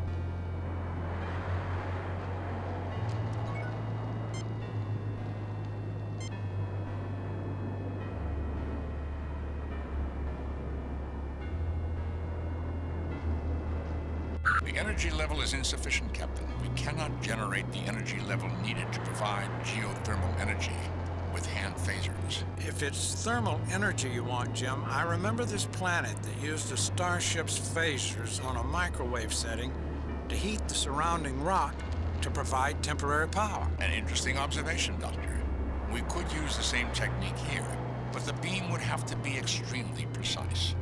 It If we targeted the wrong section, we could melt the rock and destroy the array.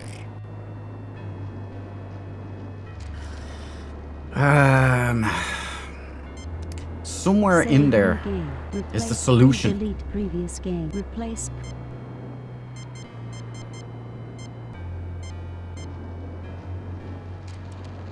Okay, now if we contact Scotty.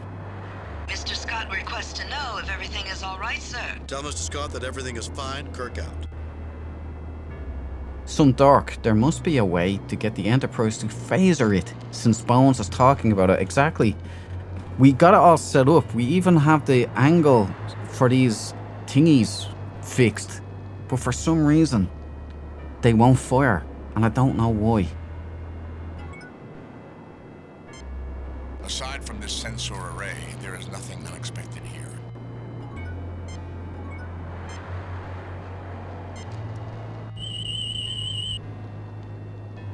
This appears to be similar to Federation technology, Captain. Its control principles are similar to the Medaille sensor dish on Vulcan. It has locked the array at a 35-degree angle. Without knowledge of the code control sequence, I cannot adjust it. I also detect that its power core is not functioning. It operates on geothermal energy, tapping into heat from the ground below. No, just no. Try the phaser. You've been given an angle. Oh, now that I've been given an angle. I have to get that angle again, though.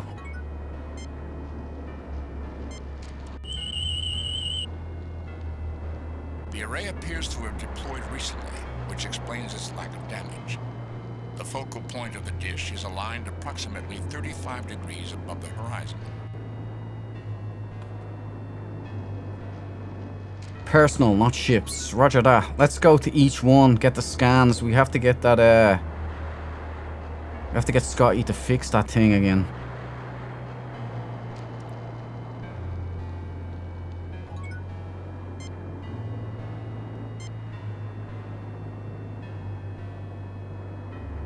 Captain, we are too far from the thermal core to sufficiently heat it. I recommend against illogical actions, Captain. It is fascinating how desperate situations can inspire such illogical actions. Let me use my phaser, Spock. Kirk to Enterprise. Kirk to Enterprise. Scotty, how are things going? Nothing's wrong, Captain. The engines are running fine. There's no distress signals aside from the one from the panel. No Klingons lurking in orbit. No heat beams from demented alien computers. Are you sure everything's all right down there? Enjoy the respite, Scotty. Kirk out. Son of a bitch. Alright, Spock, do your scanning. Captain, the controls indicate the device is aligned at an angle approximately 35 degrees above the horizon. There appears to be some sort of anomaly in the control program that has misaligned the controls, but my tricorder is unable to determine it. Without a method of determining the proper angle, I'm afraid I cannot realign the dish. Right, now we contact Scotty again, I think. Scotty, I need a calculation from the main computer. While I know the computers on the Enterprise aren't quite as good as our engines, I think she'll manage. I am sending the problem. Ugh, that was too easy, Mr. Spock. The angle is 32.5 degrees. Thank you, Mr. Scott. So is there anything else you need, Captain? Not now, Scotty. Kirk out. Oh, I love that guy's voice. Alright, now, Spock, shouldn't you be able to fix it? Captain, I cannot realign the sensor until power has been returned.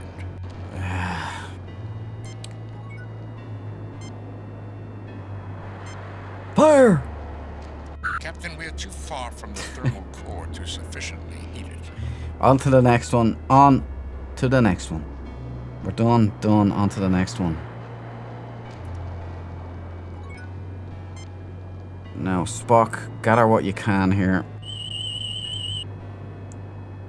This appears to be similar to Federation technology, Captain. Oh, the same old Its control principles Spock. are similar to the Medaille sensor dish on Vulcan. It has locked the array at a 35-degree angle. Without knowledge of the code control sequence, I cannot adjust it. The array appears to have deployed recently, which explains its lack of damage. This array appears focused on a point approximately 35 degrees above the horizon.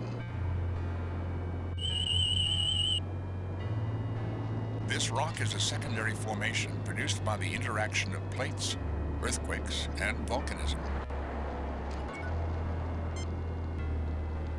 Kirk's Enterprise. Enterprise to Captain. Mr. Scott wishes to know if you're ready to beam up. Not yet, Uhura. Kirk out. We're not ready, Uhura.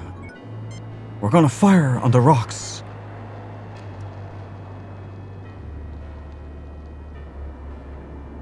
Jim, all you're doing is turning this rock planet into a gravel planet. Captain, I do not believe that will help our mission.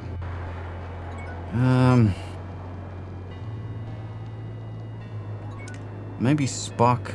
No, he can't do anything, can he? Until power has been returned to these controls, there is nothing I can do.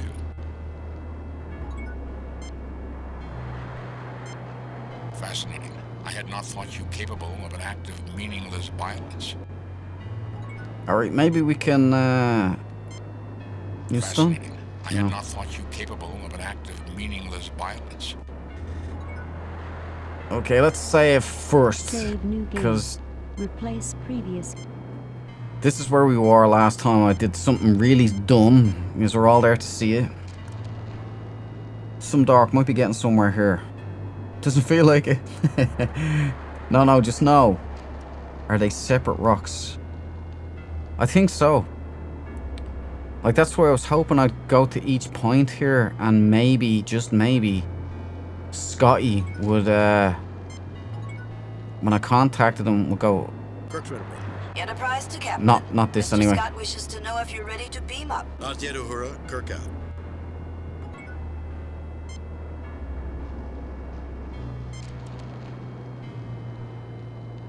Jim, all you're doing is turning this rock planet into a gravel planet. See, I thought shooting this one would mean because it's closer, I might be able to charge it up.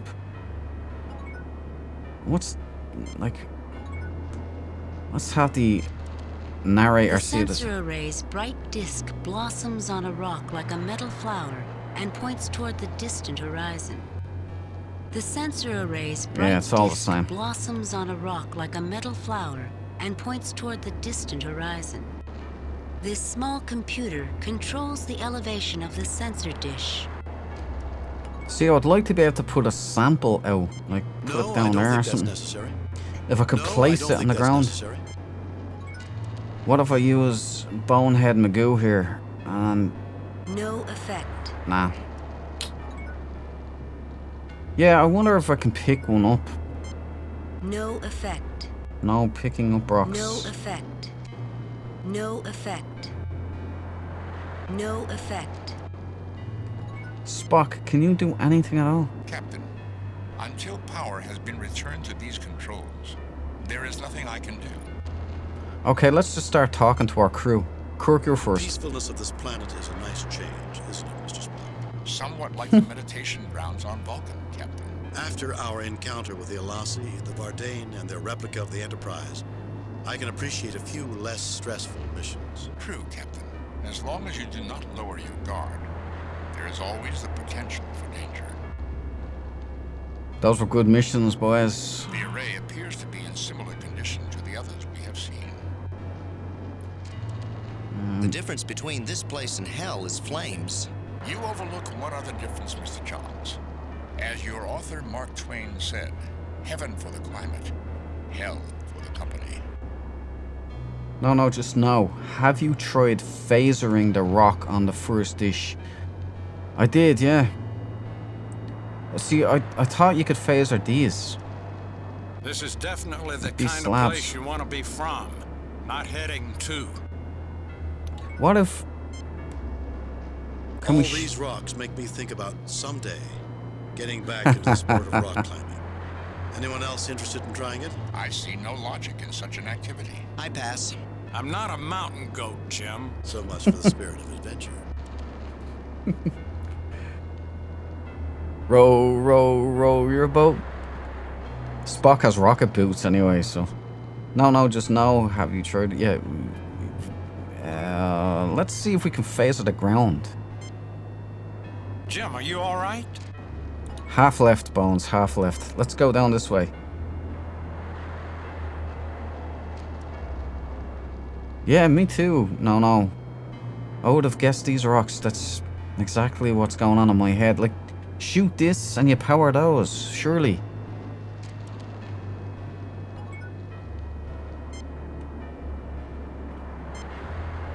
No, I don't think that's necessary.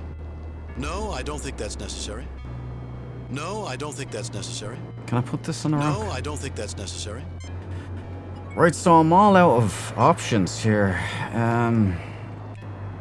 All I want is Scotty to fire his damn phasers at these rocks. We know the solution here. Let's try different rocks as well, you know. Jim, have you lost your mind?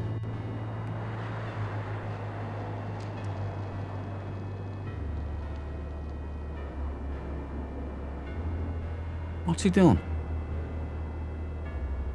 Captain, we're too far from the thermal core to sufficiently heat it. We're ready to assist in any way we can, Captain. Scott out. Shoot the damn rock, Scotty! This array is clear evidence of an ongoing alien interest in this world. Someone once tried to talk me into buying a retirement villa on a world like this. It was a bargain. Small wonder then. Someone selling ice water here would make a fortune.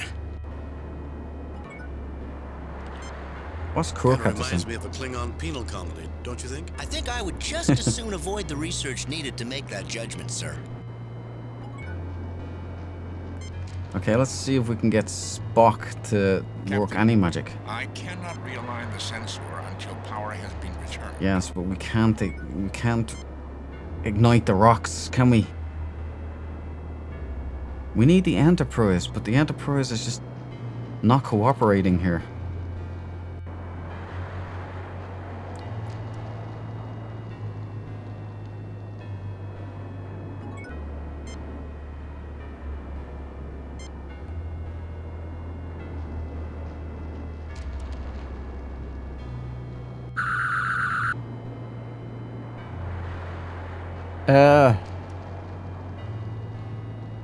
Did that work?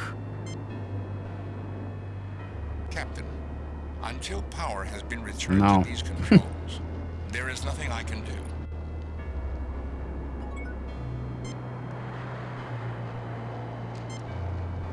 Interesting rocks. I wish I'd paid more attention in geology class. I thought your scores at the academy were exceptional. I had a seat next to Finnegan in my geology class. Every day a different practical joke. I could never concentrate around him. I didn't fail the class, but I didn't learn as much as I could. The old Irish boys distracting from work again, huh?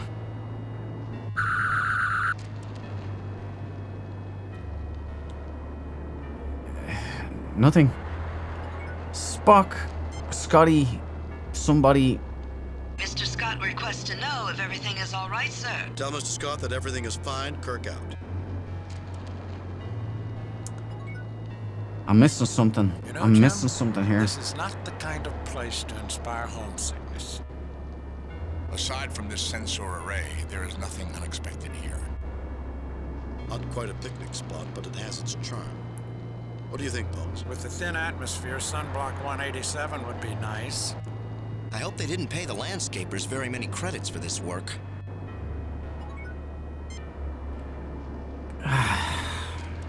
I do not understand why Scotty.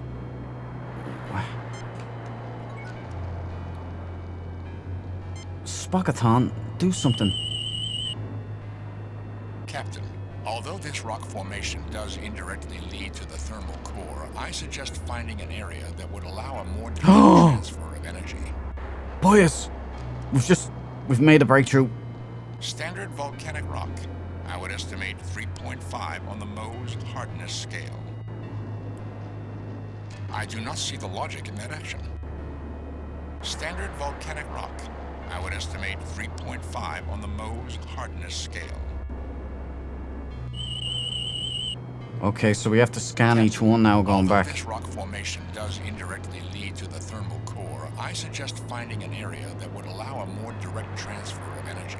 Okay, boys, we're on its trail. We're on its trail. Let's move.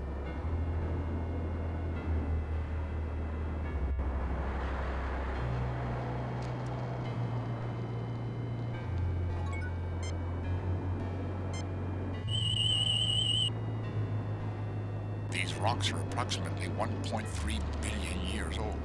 Spock! Some dork. I keep thinking about Hans Gruber here getting Carl to shoot the glass. Schießen Finster.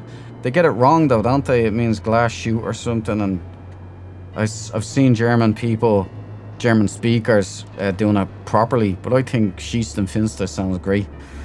But need Enterprise to shoot the rocks.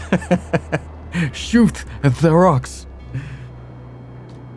No, just no. This one. I'm thinking so too. This one here. These rocks are approximately 1.3 billion years old. Let's keep going though. These rocks are approximately 1.3 billion years old. So all of these are the same then. These rocks are approximately 1.3 billion years old. No, this one. It's here somewhere. We're getting close. No. Some dark. Schieß in the Felsen. Shoot the rocks. Some dark. Yeah, they do get it wrong. He literally says shoot the window with poor grammar, and then in English says shoot the glass. No, the other screen. The other. Oh, down back here or this one. All right. We'll go do this one. I have to do this one either way. Just to narrow it down. No. Schießen Finster. This rock is a secondary formation produced by the interaction of plates, This one here then. earthquakes, and volcanism. This rock is a secondary formation produced by the interaction of plates, earthquakes, and volcanism. Oh. Nothing unusual about that object, Captain. So I'm thinking we go all the way back to the start This then. rock is a secondary formation produced by the interaction of plates. What about the one outside the building? The one outside the building might be a good one, yeah?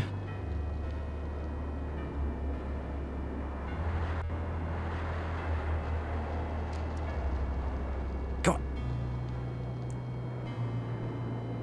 We're close. We know what we're doing now anyway. Kirk doesn't dare. He's just going back and forth like a loon.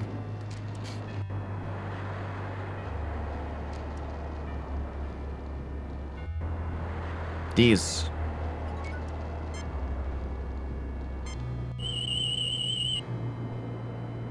A form of granite, Captain, primarily composed of potash feldspar. Oh, son of a... Nothing unusual about that object, Captain.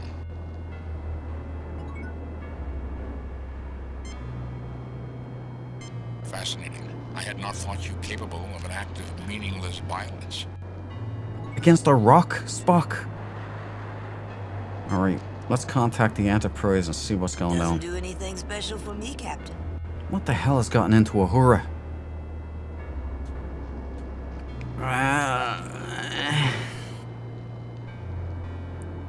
We're missing something here. This one... Spock, come on now. This appears to be the most accessible spot to heat the rocks There we go. below the ground and generate geothermal energy for the array. You were right, no. They're chopped up in sections. Right, let's go. Kirk to Enterprise. Sulu, can you read me? Sulu here, Captain. How can I We help did it, you? boys. The Enterprise should broadcast a low-level microwave beam at the coordinates I am sending. We have them, Mr. Spock. Get ready. Stand away from the blast area. Stand by, ready for weapons position. Sending microwaves now.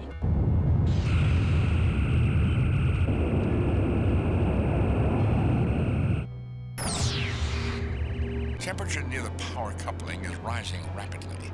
I estimate a below-ground temperature of 345 degrees Kelvin is required to reactivate the array. It is at 320, 330, 335, 340, 345, 350. Shut off the beam, Mr. Sulu. Affirmative, Captain. Boys, that was The array awesome. is now drawing power. We were successful. Boys, that was awesome. I love this game. No, just no. This one in the middle. You were right. You were 100% right. No. My instincts were good. I was just clicking on the wrong areas. Some dark. No, just no. Good work on the rock sections. Now, Enterprise, shoot the glass. They did. Did you see that? That looked awesome, dude. No, just no. Don't rush McCoy. Okay, Mr. Spock.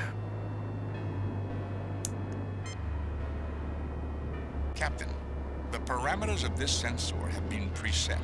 I suggest we do not change them unnecessarily. Okay. Right. Oh, come on. Concentrate. Best away team ever, you guys are. I am now attempting to realign the device to 32.5 degrees. It should now be correctly aligned.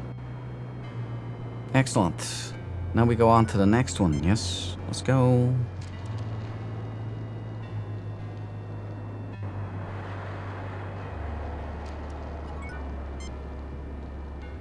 Captain, the parameters of this sensor have been preset. I suggest we do not change them unnecessarily. Okay, so these are all done then, yeah?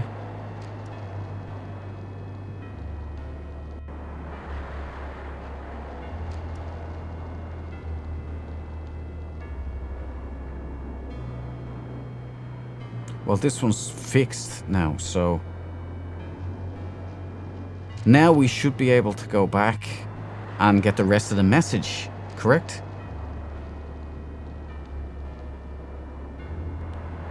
Dude, I have to start watching Die Hard. I want to watch it now tonight. With all the Sheast and Finsta. Let's just see if the Enterprise... Special for me, Captain.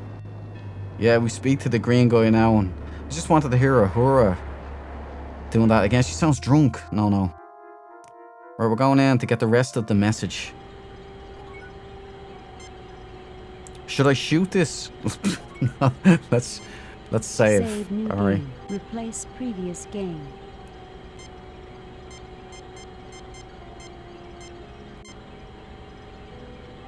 I was really shocked that they let me shoot that. Unbelievable. Thank you, Captain, for your There we aid go. in constituting my people and in the unexpected necessary realignment of our communications array. You have performed admirably. Of the 16 stations reporting at this point, there have been 50% fatalities, 30% other failures, and only 20% successes. One group got points for style. Points for style? Is this some sort of game? Points for style? That's a bit crazy, isn't it? No, just no. It's too early. Wait till Christmas for Xmas movies. My man, it is an Xmas movie. No, it was delivered appropriately. No. Points for style. Is this some sort of game? Not another alien race with a superiority complex. Oh, no, you can't say Who are that, you this Kirk. time? Your appreciation is welcome, but many questions remain unanswered. Yeah. Who are you? I think... Points for style. Your appreciation Yeah. is welcome, but many questions remain unanswered. Who are you? I think we cut to this. We don't want to piss anybody off here. I am Sississa, a projection of a synthesis of Ozra and Visner. Clearly you know that the primitive life forms you have been dealing with are incapable of creating that in which you now stand. You will also note that the more demonic of the creatures displayed a passivity you did not expect, while the morally pure creature was aggressive and bloodthirsty. The contradictions were noted and duly dealt with. I take it you were testing us on our ability to deal with disparate and contradictory inputs. Yes, your reasoning ability was being tested, as well as your ability to adapt to new ideas when they conflict with deeply held beliefs and cultural customs. You passed quite admirably. Boom. Brassica were impressed. I'm not clear on who the Brassica are. Captain, from this site, I can deduce various things about the Brassica. They are taller and more slender than we are. They are possessed of 3 fingers and a thumb on each hand. I suppose bilateral symmetry, and I know they possess greater visual acuity than humans. They visited this place well before humans had left the Cro-Magnon stage of development. And I note they have avoided detection by us, and presumably every other race in the universe, before they decided to send out signals to bring us to their bases. Thank you, Mr. Spock. And more you shall know as you continue on the quest. I wish you luck. Kirk to Enterprise. Scotty, 4 to beam up. Hey, we did it, guys.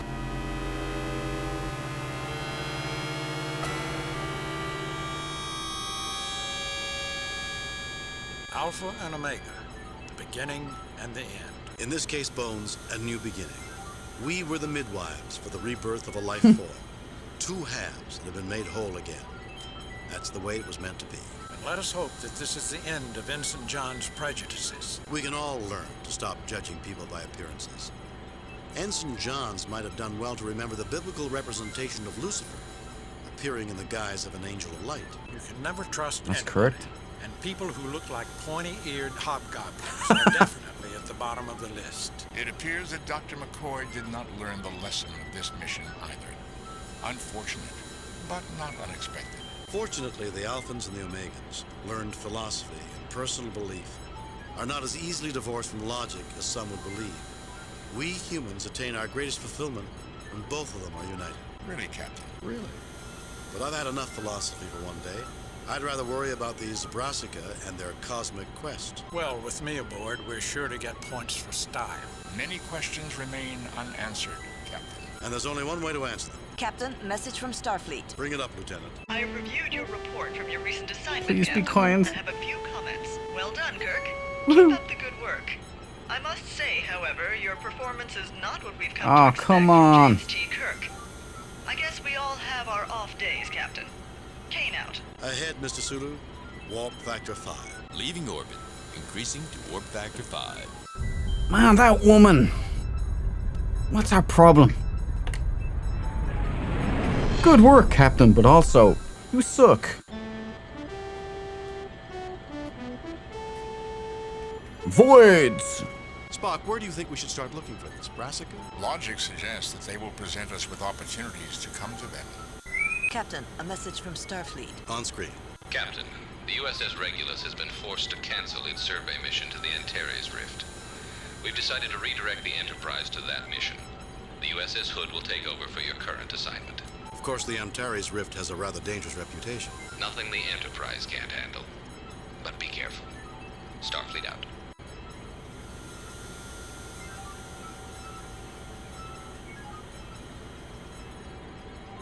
Damn, I wasn't paying attention to that. What? The Antares, what the hell happened? Some dork agreeing with you, no, it's a bit early to break out the movies. It's at least wait until December. I hate to break it to you fellas. I started right after Halloween.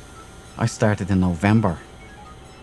Yes, I do like Christmas, so I take 8 weeks rather than 4. Somebody I know puts them up in August. And they stay up till like way after Christmas. It's for her father who Christmas was his favourite time. And she puts up the decorations all over the house and has Christmas music playing in the middle of August. It's funny. It's funny. Even that's a bit too much for me, but... you did throw the phaser about a bit. I suppose I did. it does actually affect the results, so I didn't think it did, but there you go. As long as you don't destroy anything, but if you get reprimanded by Spock, I suppose it gets put in the log. Antares Rift, but computer first. Right. Nope. Let me out. There we go. Spock. Well, let's talk to Spock. Rift. There we go. It should be a most interesting assignment. How so, Spock? There have been several attempts to chart it. All expeditions into the Rift vanished without a trace. But those expeditions were years ago. Our starships are far more capable than they were during the time of those attempts. Captain, a 10-year-old child is far more capable than a 3-year-old child. But there are many problems that neither child can solve. Interesting, Spock. No, just no. I don't do Christmas decorations. I've got cats. Yeah, I've seen Christmas Vacation. You know, chewing on the old lights. Some dark. Christmas is my favorite time too, but I do it at Christmas time. I start looking forward to it in November and then go all in for December. Not a bad plan. Not a bad plan at all, Brock. We're coming close to it. I mean, technically, Brock, the party starts on the 28th of November. I'm just saying. So, this year, anyway. It would actually be in December if they were still playing on the Saturday, wouldn't it? I think. Or just short, just one day short. We're gonna look up the Antares. How do I spell it again? Antares. Is that right? Rift. Antares Rift, an area of unstable space near the star Antares. Little is known of its properties. There have been numerous disappearances in this area. Oh, that's like the Bermuda Triangle. I can't even type. My fingers are so cold. They're kind of locked up, seized up. An area of unstable space near the star Antares. Little is known of its properties. There have been numerous disappearances. Star Antares. I'd like more information, like what disappearances. Maybe if I just put in Antares.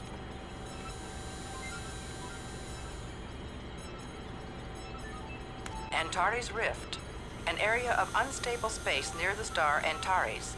Little is known of its properties. There have been numerous disappearances in this area.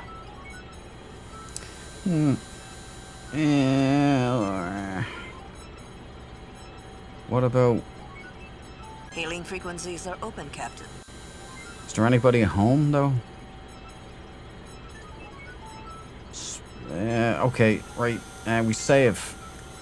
Save new game. Replace previous game. Countdown again. Brassicans, good call. No. Brassicans. Excellent call. Oh, I spelt that wrong, did I? Brassicans.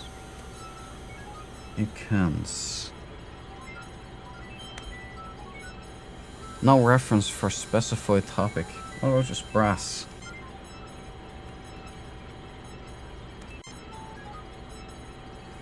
No, it's not. They've got nothing on them. No. No, we're out of luck. They don't know anything. This is weird. There's a lot less from this here. Well, let's consult our star map. All right, and I'll do the same here. Right. Antares Rift 15. 15. Mark. I think that's the rift right there. So we are center line here on the motion tracker, and we are 1, 2, 3, 4. This one could get no, because I should be able to see this. Right, that's a dead giveaway. So it's 4 in. Right, top left corner. 2. It looks like 2 in. Right at the. Ah, yeah, we got it. I think we got it.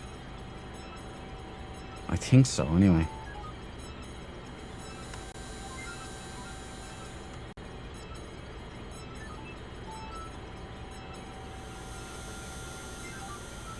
Right, let me.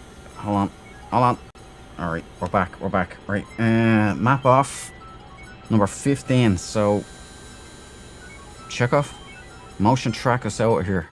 This is it. Look. All the hassle. It's right there. Engage.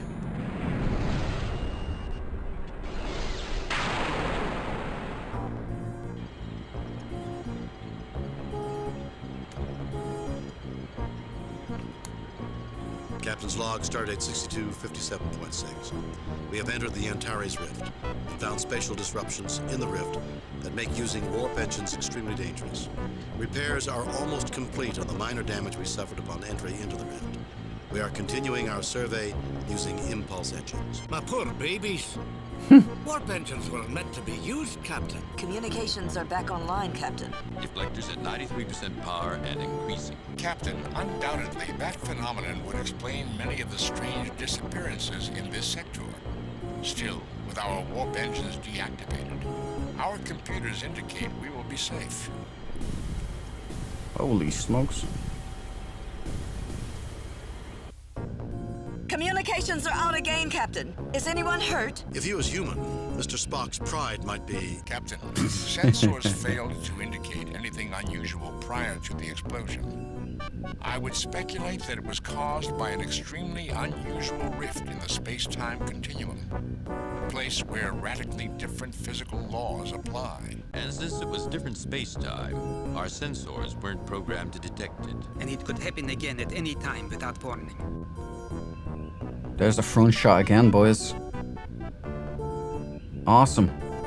2 things I've noticed. There's a front shot on the bridge, which is really cool. And the outside, the ship, the battles, the outside looks amazing. It looks better than the first one. No, just no. I don't know how to spell it.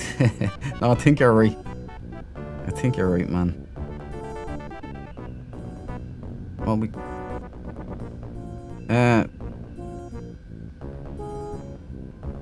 what am I supposed to do here? Kirk!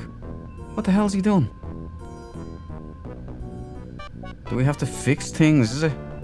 What? It's stuck. We're not getting out of here that way. Awesome!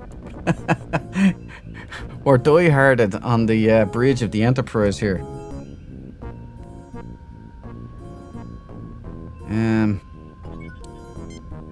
This is where Kirk sits. The captain's log is stored here, as well as a record of landing party assignments. I thought that would have been the bathroom, no? That's where the captain's log goes, right? This is the ship's helm station. From here, the helmsman can control the ship's shields and its orbital heading. This seems pointless. This is the ship's navigation station. This is Chekhov's pride and joy, allowing him to enter the ship's headings and to prepare the weapons in the Enterprise's fortunately few space battles. Nice. No, just no. More 3D effects. It's beautiful work. No, just no. Check out damage control. Good idea. I was gonna work my way around and see what it said with Spock stuff and all, but... Station, where Spock scans anomalies and operates the ship's library computer. Yeah, I think we'll skip to the chase. The damage readout for the Enterprise has gone crazy. There are obviously problems with the ship's damage registers. The other one, same deal? The damage readout for the Enterprise has gone crazy. There are obviously problems with the ship's damage registers. Right, I'm gonna ask questions. First up is Spock. Captain, I believe I may be able to adjust the sensors to detect these spatial rifts and pilot the Enterprise to avoid them. However, the sensors are too heavily damaged here. I will need to get to auxiliary control as soon as possible if I am to reroute the necessary systems. Mr. Spock, the bulkheads were breached just outside of the bridge. No one's going to be able to leave the bridge for at least an hour unless they're transported out. Did you see I had a nay one there? Proper Scottish accent.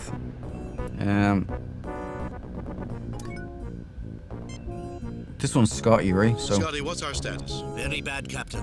Whatever hit the Enterprise hit us right in our own neighborhood. The hull is breached 6 meters from the bridge. Beyond that, the instruments are useless. I can't read or send anything through these controls. We'll need a starbase to make this bridge functional again. Scotty, how about auxiliary control? Captain, I cannot determine the status of anything beyond the place where the rupture occurred. The rest of the ship could be dead as far as we know. Ah, here, don't be saying that, Scotty. Hurrah. Any ideas, Lieutenant? I was barely able to reroute the necessary connections last time, Captain. Communications are completely useless now. We may be able to enter codes into the library computer and instruct others to send messages to us. This is Sulu and that's Chekhov, right? No, this is Chekhov, that's Sulu, and that's a red shirt. That's what I think's going on. Some Dark, I think that was still all pseudo 3D at this stage. This came out around the same time as Doom. Wasn't really 3D at all, but yeah, the cutscenes of the ship look pretty cool in this one for the time. Art. Yep. Status, Mr. Chekhov. Captain, navigation is not responding. The circuits are as lifeless as a Stalinist.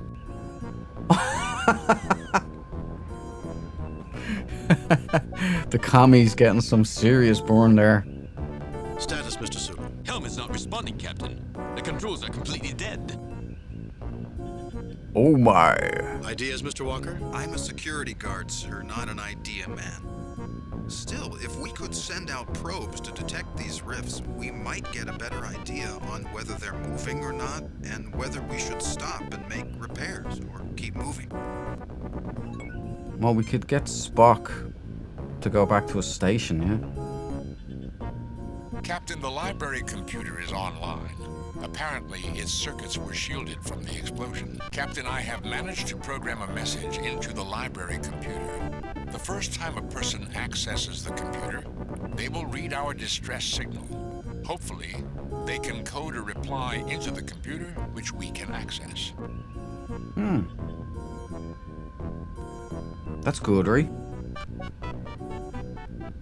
Some Dark, looks like we have an Enterprise mission this time and not an away team. Interesting. Yeah, I'm loving it. It reminds me of a Star Trek The Next Generation episode where Dummer Counselor Troy has to hold it all together on the bridge, and you got Ensign Rowe trying to convince her to jettison everybody, that there's no one still alive. And Riker is walking around with Data's head in his arms. Data sacrifices himself to break a circuit. Amazing. Okay, Scotty. I want you back at damage control. Wait, we need to see which one it is. This seems pointless. Yes, it does. Mr. Scott's home There away we go. from home, aka engineering. This allows access to some of the more important engineering functions from the bridge, most notably damage control systems and emergency power and internal sensors. Intriguing. Mr. Scott, can you go back to... These controls are useless. Oh man. Okay, that sucks. Which one's Sulu? This one's Sulu. Oh my. Helm still does not respond, sir. Well, then maybe we can talk to Spock. Captain, I believe I may be able to adjust the sensors to Then detect do it. these spatial rifts and pilot the Enterprise to avoid them. However, the sensors are too heavily damaged here, I will need to get to auxiliary control as soon as possible if I am to reroute the necessary systems. Mr. Spock, the bulkheads were breached just outside of the bridge. No one's going to be able to leave the bridge for at least an hour unless they're transported out. Captain, the transporters are operational. I request permission to be transported so I can begin the adjustments to sensors as soon as possible. Go ahead, Spock. Yeah, I think... Do we want to send Spock on an away mission within the ship? We're not going to lose him here, are we? Because that would suck. No, Spock, I'll go first. Maybe we're supposed to go. Go ahead, Spock. Ah, boys. Right, I'm gonna have to consult the away team. Should we go first? Captain Kirk. That's what he would do in real life. Or should we let Spock go on his onesies? Send the red shirt. Some dark. Okay, I reckon we need to transport off the bridge. Yeah, that's what Spock said. No, just no. That's what they're there for. Yeah, but we only get a choice between Kirk and Spock. Spock goes first or we go. I'm thinking us. No, Spock, I'll go first. But the problem here is, shouldn't the captain stay on the bridge to command the rest of the people? I'd say send Spock. He wants to go and knows what to do. Yeah, I think you're right there, because we have to command all these people, right? So we're gonna need these people doing stuff here once Spock gets the power online. Okay, hopefully he doesn't Wrath of Khan us here. Is it Wrath of Khan Spock does? No, just no. Yes, send Spock. Okay, yeah, I think... Go ahead, Spock. We have a consensus in the away team, big brains, so let's do it. Go ahead, Spock. Godspeed, Spock.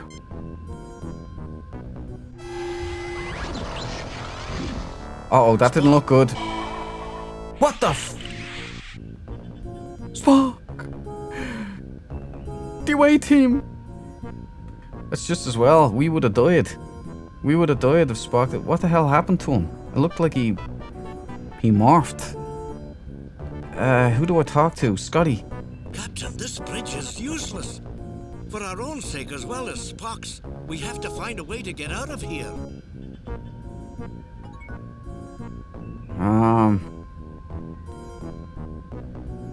Spock dies in wrath, but the transporter melts people in one.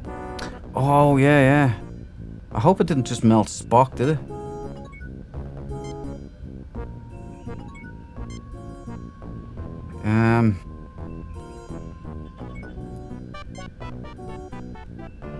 Scotty. I can take care of that, Captain. Oh, well done, Sulu. I'm patching your log into the computer. You should have voice messages. Captain, we've managed to jury-rig an evacuation tube through the bridge turbo lift. We should be able to keep it stable long enough for you to be evacuated. Why isn't anybody worried about Spock? There was, like, no reaction. No, just no. Get Scotty on Spock's panel. I think we can go in now, right? Yep, boom. Let's go, boys. Everybody pile in. Although why everybody's leaving the bridge, I don't know. Awesome. There she is. Everybody, we're aboard the Enterprise. The original Enterprise. I didn't expect Sulu to take over there. I thought Scotty was the logical choice. But, okay. This is the section we can choose from. Life support, hull breach. Inaccessible. accessible. So we can only go to the yellow parts, which means we can only use turbo lifts again. Damaged. Operational. Let me guess, this one's damaged, right? Auxiliary control, that's where we needed to go. Sick bay. Transporter room.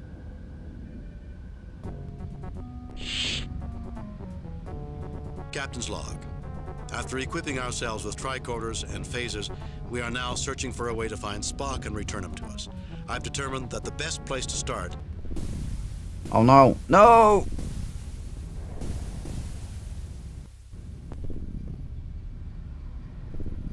Captain, it's a very good thing we took the warp engines offline. How bad is it, Scotty? That explosion was 42% stronger than the one that struck near the bridge. Our left warp nacelle is crippled, Captain. I hope it's not a trend. Keep me posted, Mr. Scott. Kirk out. This reminds me of another episode of The Next Gen. The kid that pretends to be Data. Remember that one? Starts to emulate Data. No, just no. Aux control. This is it. Don't get scared now. No. Let's go. Our highest priority is control of the sensors. We must find Spock. I'll handle it, Captain. Remember, I was a physicist when I first joined the Enterprise. Ah! Captain! What look. The hell are we dealing with here, boys? What the hell is that? Sperm? Alright, A strange alien. Is it an alien or is it Spock? I thought Spock was all like morphed and stuff. We don't have Spock, so we have no tricorder. We can't take readings. Oh, we do. Who's Captain, gonna read? I'm picking up strange readings around the alien. It's as though it's continually popping in and out of reality. Then how come we don't see any flicker? It cycles between our space and something else. Once every millisecond. Too fast for the human eye to follow. What the f... Captain. Here. What happened? It appears our alien friend likes its privacy. Some dark. We have a spunk monster. Yeah, it seems so. Can we go back in? Have locked the door, Captain. You mother... Spunkmeyer! Wait a minute. This screen shows the layout on this deck. The door directly ahead of you leads to the auxiliary control.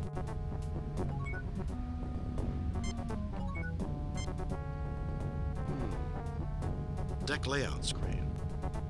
The What's deck this one? integrity monitor says that everything is safe. It could be a deception, Captain. Which one's Sulu? You must be delighted some dark Sulu's getting an active role in this one. To see that the ship hasn't entirely fallen apart. I think that Mr. Scott would change the laws of physics before that happens. The whole crew's getting involved in this one. Cool. Oh, this is a window. Oh, alright. We can't get back in here. This seems pointless. Captain, the intruder has locked auxiliary control. Can you do anything about it? Doesn't seem to be working. The alien has thought of everything. We could bring down a phaser welder and force it open. We don't have the time, Mr. Sulu. Do we have anything on us? Phasers?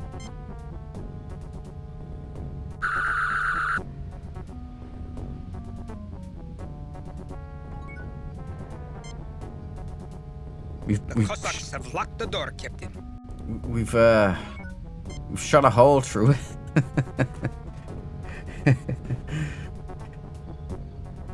No, I'd say use the transporter, but you might get spunked. Whoa, we're rolling the dice on that one, boy, huh? Some dark. You know it, Duke. Sulu is the man. Oh my. Captain, good to work with you one last time. Shields!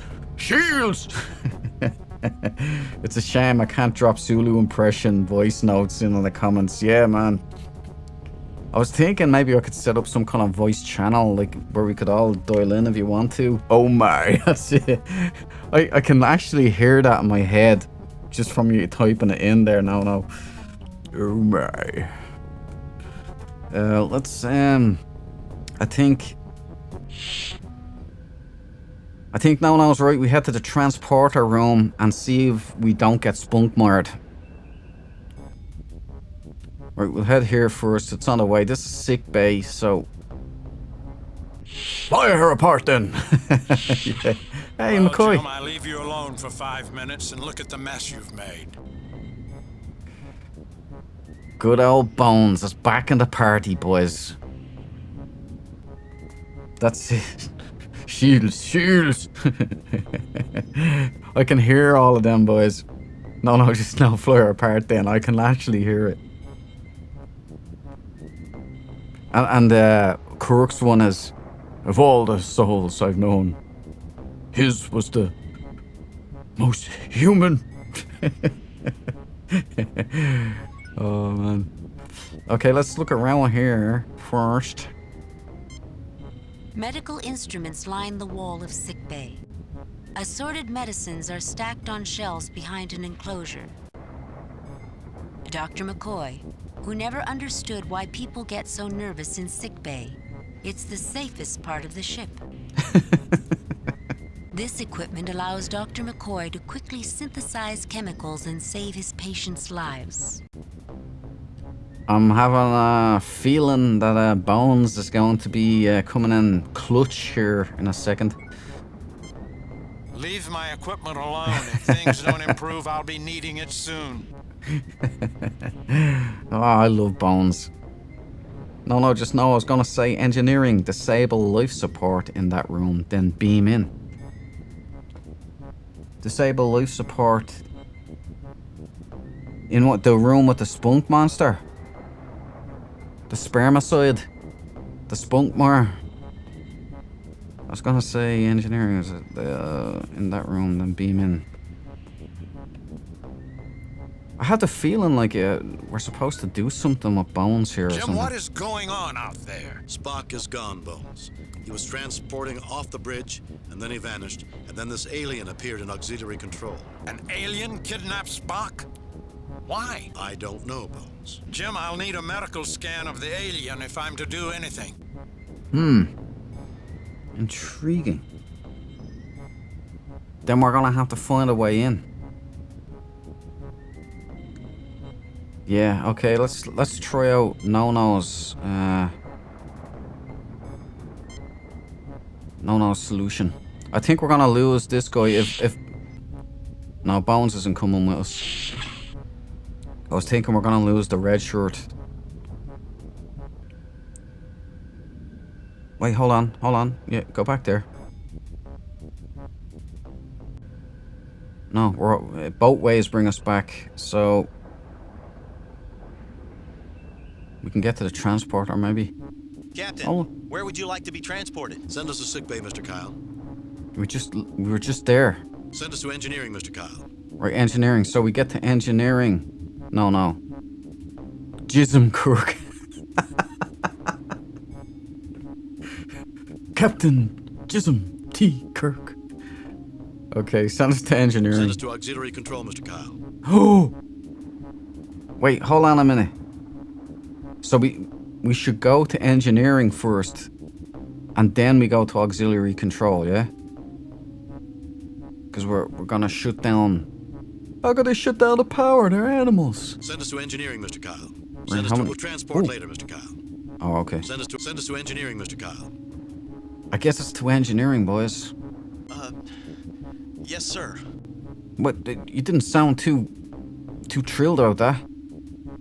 Energize. Oh, if I've just killed us all, boys. I didn't even save. Hey! I've got bad news for you. This rift is affecting the hull of the ship. Our hull integrity is dropping fast. How bad is it, Scotty? It's at 92% and dropping rapidly. According to our system specs, if Oh it no, I drops hate below these missions. 63%. Put as much powers as you can to the shields. Use them to support our hull integrity. Divert as much power as you can to the sensors. Let's find out what's causing this. Evacuate all people from the outer decks. Divert power from life support on those decks evenly to shields and sensors. See, here's the thing. If it's like that episode of The Next Generation, our own shields are causing these things to happen. Shields! Shields! Lucky that worked. Yeah, no, I thought, when the transporter chief shit his pants there, I thought we were done for. He didn't sound too confident, did he? Now here's a choice. Away team, assemble. Oh yeah, we need a big brain answer on this one. Put as much powers as you can to the shields. Use them to support our hull integrity. See, if we do that, we dump all the power onto the shields, we triple or quadruple the effect of this thing. If we're following the lore of the Next Generation. So, yeah. I'm thinking Divert as not much do power that. as you can to the sensors. Let's find out what's causing this. So option 2, sensors. Let's find out what's causing this. That's a gambit, right? We could learn more if we dump all the power in there. We could learn what we need to learn to solve this particular problem. Or we could die because our shields didn't hold long enough. And then the next one. Evacuate all people from the outer decks. Divert power from life support on those decks evenly to shields and sensors. No, just no. That's a specific situation. I'd say 3. Evacuate all people from the outer decks. Divert power from life support to those decks evenly to shields and sensors. Yeah, number 3 seems to be the most balanced. It'll buy us some time and give us some sensors. So, yeah, we'll go that way. Captain, that'll only add about 2% to the shields and sensors. Do it, Mr. Scott. Aye, Captain. Damn it! we may have blown it.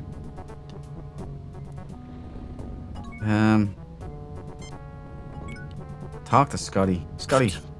Is it too late to put in a request for an early retirement? Scotty, if we hit any more of these random detonations, it'll be mandatory retirement for all of us. Actually, Captain, I was hoping for a better pension. You know, it just wouldn't be the Enterprise without a crisis. Sometimes I wish space were a little more predictable than it is. Mr. Scott looks a bit more frazzled than usual, Captain. Well, what do you expect, man? I'm not a miracle worker. There's only so much a person can do. Yeah, I think we were supposed to gamble on it there now and go all in on the sensors. Surely you must have a plan. Of course I do. I just need to find out what it is, that's all. Oh, that's very reassuring, Captain. Well, here we are. The ship is literally falling apart. Space could explode randomly at any moment and destroy the Enterprise, and Spock has been kidnapped by the aliens. Aye, a typical day on the Enterprise. Right, boys, we're in trouble, alright? Impulse engine fuel control systems. This system monitors fuel usage in the impulse engines. Impulse engine fuel Yeah, okay, control both of them. I got her. This system monitors Thank you. deflector control grid. This system prevents the Enterprise from being pulverized at near light speed by micrometeorites. Life support control systems. This monitors and controls the ship's life support. No, just no. Maybe 2. But like, no. We can't go back. Oh, come on, we gotta think our way out. What would Kirk do? Mr. Scott is wondering how Kirk's adventures are going to affect his poor engines this time. The impulse engines of the USS Enterprise. Looking at them reminds you of several times they threatened to break down. Now the engines are running fine. It's the other sections of the Enterprise that are breaking down.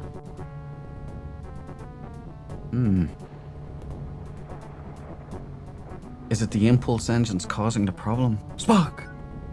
He's not here. Sulu. No. But, Captain, the controls are working just fine. The first rule of an engineer, if it ain't broke, don't fix it. Fair enough. Sulu, Keep away from that control. The last thing we need right now is someone to tamper with the ship's deflector systems. Okay, what about this Keep one? away from that control. The life support controls are only to be used in an emergency. This is an emergency, Scotty. Well, Captain, if you absolutely have to use the life support controls, it should be one of the senior officers. If we need to use them, Scotty, I'll do it. Oh, alright, let's see what people have to say then. It just wouldn't be the Enterprise. No, I've without a already heard. crisis. Sometimes I wish space were a little more predictable than it is. I don't know, boys. Where can we even go? Are we stuck here now?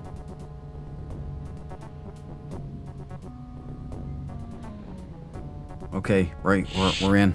We're in business. Captain, there has been an explosion near the shuttle bay. I'm fine. There has been no significant damage. Any luck communicating with Starfleet Command? I have made contact with the light cruiser USS Jefferson, sir.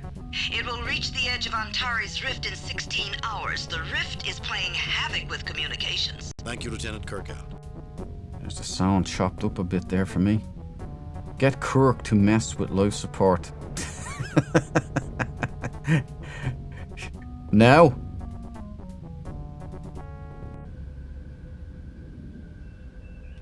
Wait, you might be right. Hold on, let's go back. No! Captain, where would you like to be transported? Send us to sick bay. Send us to. We'll transport later, Mr. Kyle. Phew. Where's engineering? Sick bay, transporter room, auxiliary control, engineering. Wait a minute, I could just go there anyway. Should I get Kirk to mess with life support? No, are you sending us down a bad road here? Laddie, do you know what you're doing? That's delicate equipment. No, Scotty's not having it. He's not having it.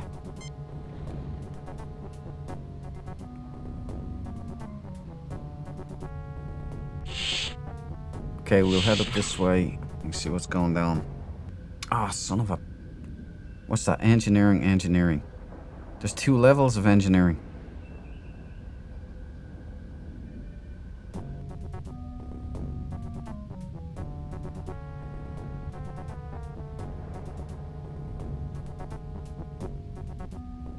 Where the...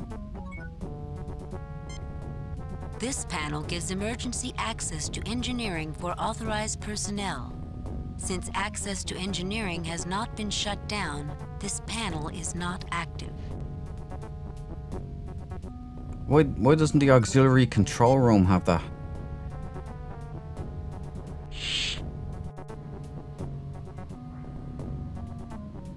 I don't know.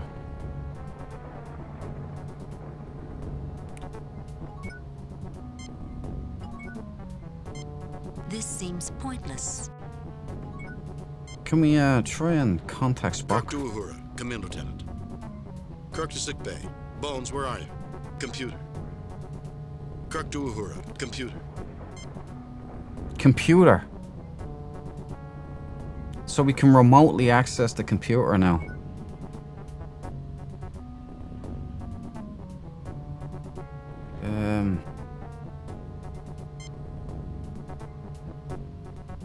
But Captain, the controls are working just fine. The first rule of an engineer, if it ain't broke, don't fix it. The engines are running within acceptable parameters, Captain. Can it divert power from those engines to the sensors? But Captain, the controls are working just fine. The first rule of an engineer, if it ain't broke... First rule of Fight Club. Do not talk about pointless. Fight Club. Can we go up there? Look. Jimbo. No, I don't think that's necessary. No, I don't think that's necessary. Okay, we're in engineering. It's quite strange. I wonder, can we walk this way? Walk this way. Talk this way. No, messages. Yeah, let's just see. Kirk to Uhura. Come in, Lieutenant. Captain, I've moved operations to Galileo 2 shuttlecraft. I've sent a message to Starfleet Command, and I've rerouted internal communications to run from here. Lieutenant Uhura, what happens if the shuttle bay is hit by an explosion? That's one of the most vulnerable areas on the ship. That's a risk I'm prepared to take, Mr. Sulu. I've activated the shuttle's shields for protection. Good. Be prepared to evacuate the shuttle on my signal. Kirk out. Intriguing. Right, let's Kirk get... to Uhura. Commander. Kirk to sick bay. Bones, where are you? Jim, I'm waiting for that medical scan. We're trying. Trying my patience, that is. McCoy out. I've never had a doctor with Dr. McCoy's bedside manner before. There are times when he's very good at motivating you to get as far away from him as possible. Bones is great.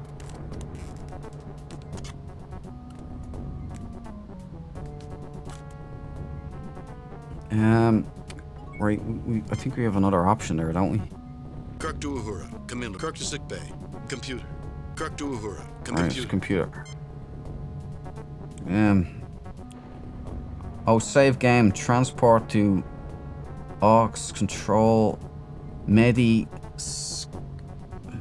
scan Spunky. Oh yeah, you're right. See McCoy, drug life, suppose, good plan. Sounds like a great plan. No. Hold on, I'm just wrapping my cardigan around me. Okay,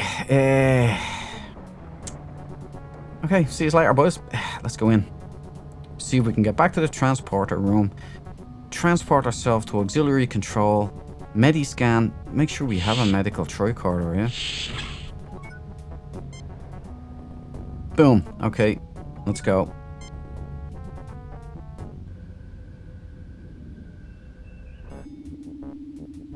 Captain, where would you like to be transported? Send us to sick bay, Mr. Kyle.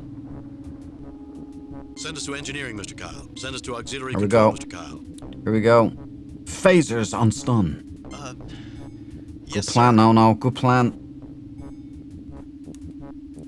Well, we got to be quick on the draw here before Spunky sends us out.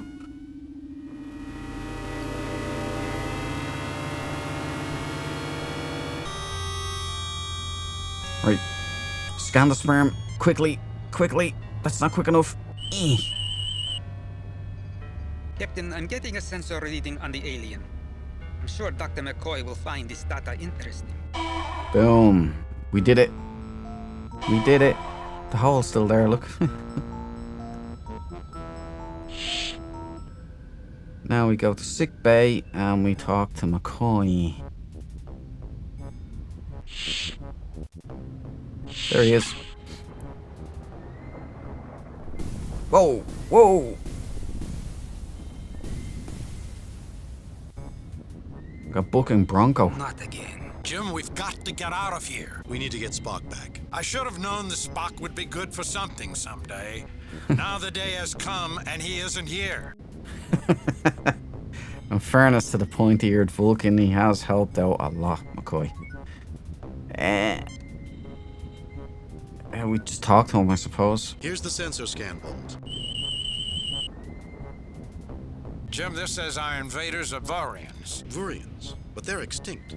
They died out at the time that Cochrane invented the warp drive. They were slaughtered in the Three Systems War. Jim, I know my history, but I also know my anatomy. The alien in auxiliary control is a Vurian. There's only one strange thing. What's that? This creature isn't capable of doing some of the things that you described. It's an ordinary Vurian. No special organs, no unusual brain patterns, nothing that traditionally suggests superhuman feats. Can you neutralize it, Bones? Actually, it's a female. Ooh. And yes, I know of something that can incapacitate it without harming it. A gas mixture. You'll have to pump large quantities into auxiliary control for it to be effective, but it should work almost immediately. Interesting. Here's the gas, Jim. Be careful with it. There hasn't been a Vurian in 150 years. That looked like something else.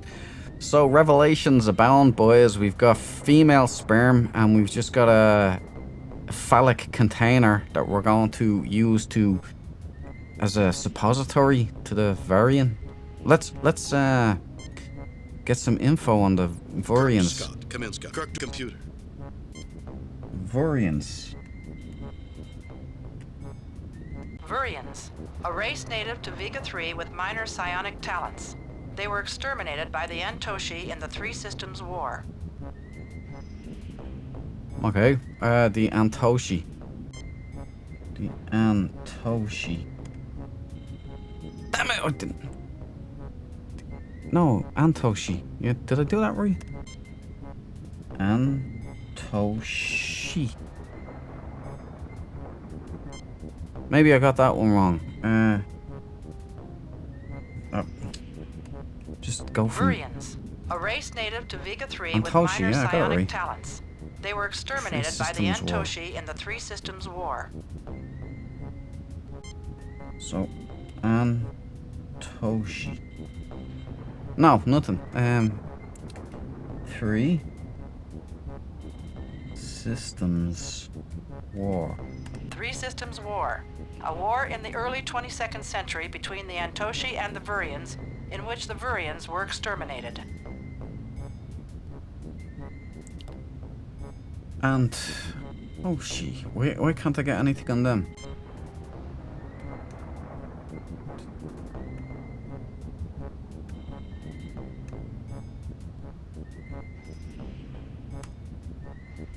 Am I spelling that wrong or something? What the hell is going on here? Am I being a moron? Three Systems War, a war in the early And 22nd century yeah, I'm between the spelling that right. Antoshi and the Vurians, in which the Vurians were exterminated. Yeah, what's the third system? I don't know, it's not saying. A war in the early 22nd century between the Antoshi and the Vurians. Three Systems War. And why can't I get anything on the Antoshi? I'll try one more time. Ant-Osh-E. And that's how it's spelled, yeah? Nothing. Right, that's that. How do we pump the gas into the what now? The hoop jap?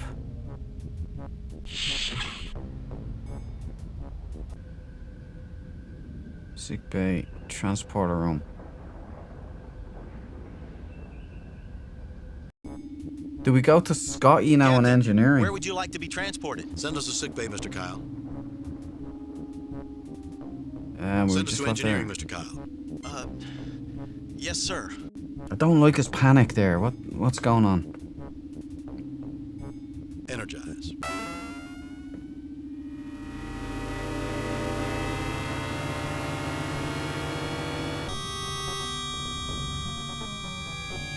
Life support, exactly. That's what I was thinking. If we can go to life support here and put this canister in there, right? But do we get Mr. Scott to do it? I don't understand what you want me to do, Captain. Oh, for feck. But, Captain, Ah. the controls are... Listen. Not Make it in so. there, Captain. Put the gas in the life support pump, then use the controls. Where's the life support pump? Life support control systems. This monitors and controls the ship's life support.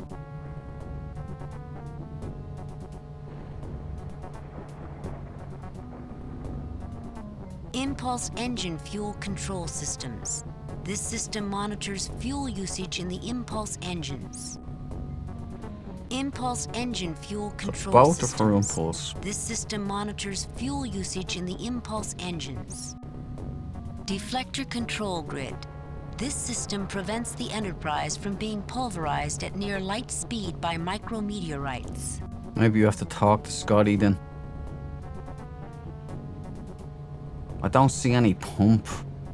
This leads into the Jeffries tube and is sealed due to a hull breach. Fair enough. Mr. Spock, Mr. Scott, sorry.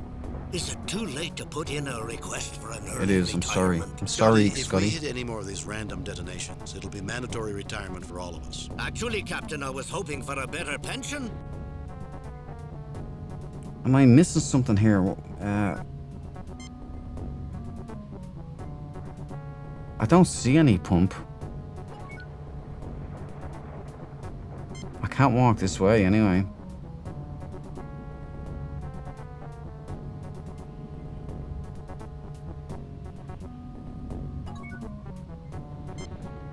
Impulse engine fuel control systems. This system monitors fuel usage in the impulse engines. Keep away from that control! The life support controls are only to be used in an emergency! This is an emergency, Scotty. Well, Captain, if you absolutely have to use the life support controls, it should be one of the senior officers. If we need to use them, Scotty, I'll do it. No. I think the grid... It's the grid or pipes on the right. That's the impulse engine there, or... something here. This? Let's have a look.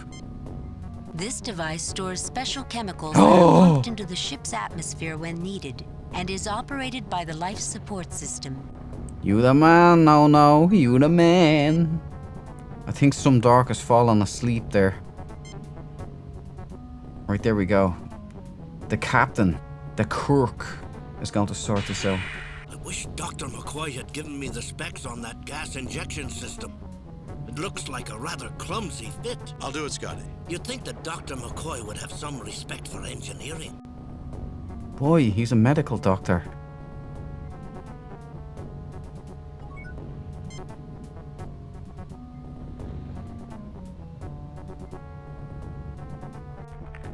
Let's see how our alien friend likes Dr. McCoy's medicine. Probably as much as we do, Hikaru. Mr. Kyle, can you transport me to auxiliary control? Aye, sir. But I have to remind you how dangerous intership transporting can be. We've really been pushing our luck today. I'm aware of that, Mr. Kyle, but we have to take the risk.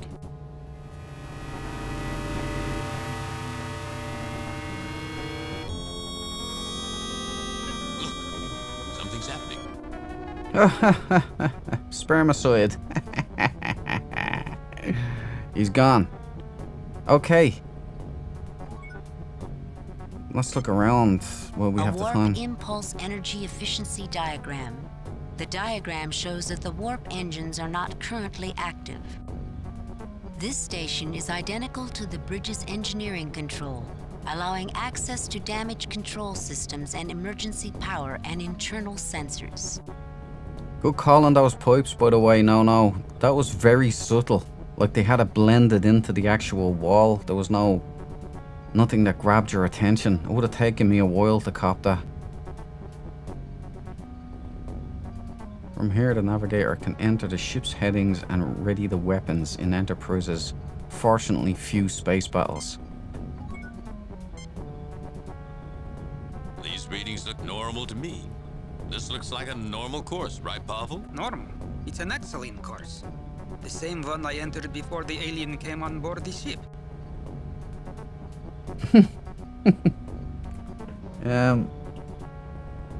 So maybe I'm supposed to put Pavel here.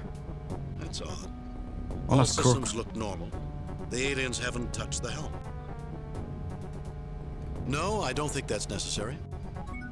Kirk, I thought you were Pavel there for a second. Pavel. These readings Check look off. normal to me. You should have Sulu check them.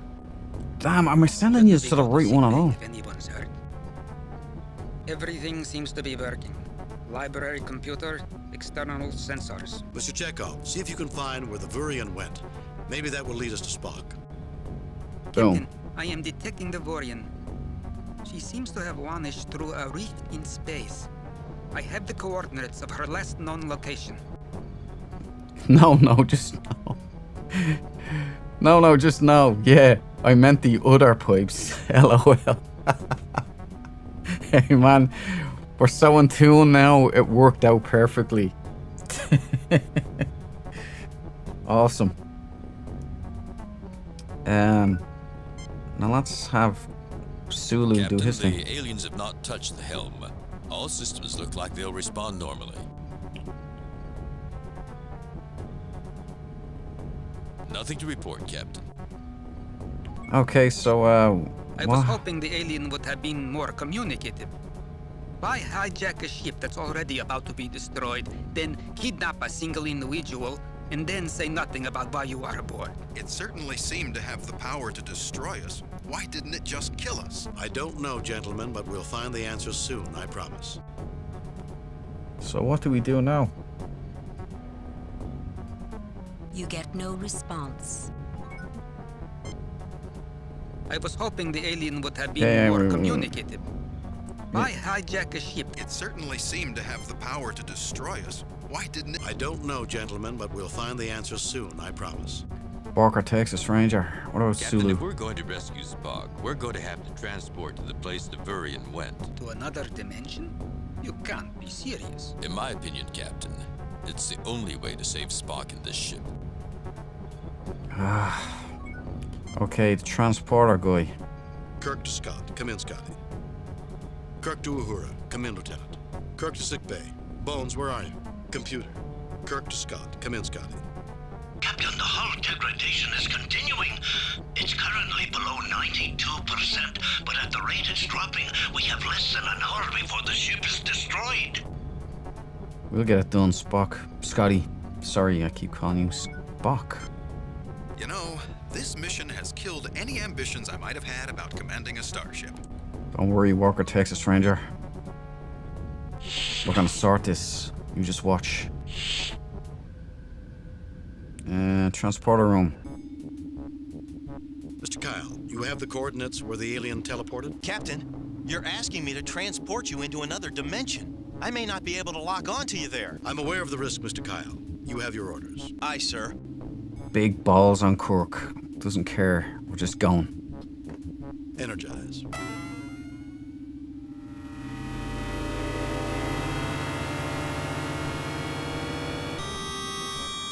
Captain's personal. Oh my.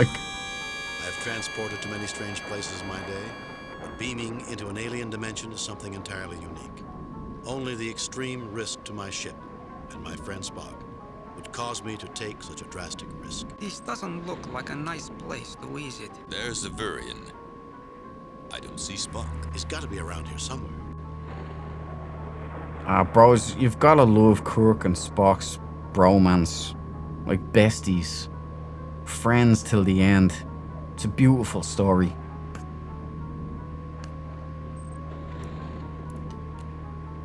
Best friends, huh? Right,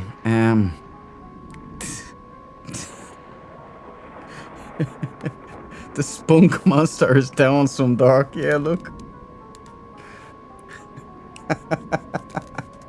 He's swimming. He's looking for a uterus. Look at him. That's pathetic. Like, I'd just be laughing. I wouldn't make a good Starfleet officer in this situation. First of all, let's get some heads. Let's find Spock and get out of here quickly. You aren't scared, are you? Not at all. The Russians are just an efficient and very sensible people. Starfleet. What a career move. I really have been where no man has gone before. I hope the inhabitants of this dimension don't mind visitors. Oh, the sperm man over there. He's got an arse. It's a female, like isn't it? this one exist, connected to ours by a thread. According to Professor Tomau's theory, that would be dependent on the number of dimensions shared by the two universes. But Professor Ondiango's theory would contradict this. Ondiango has never proven his theory. But Tomau's theory doesn't explain slingshot effects. Gentlemen, it was a rhetorical question. Boys. Big brains. I wonder how many other universes. Oh, no. like Oh, this I didn't mean that. Sorry. Kirk. connected to ours by a thread.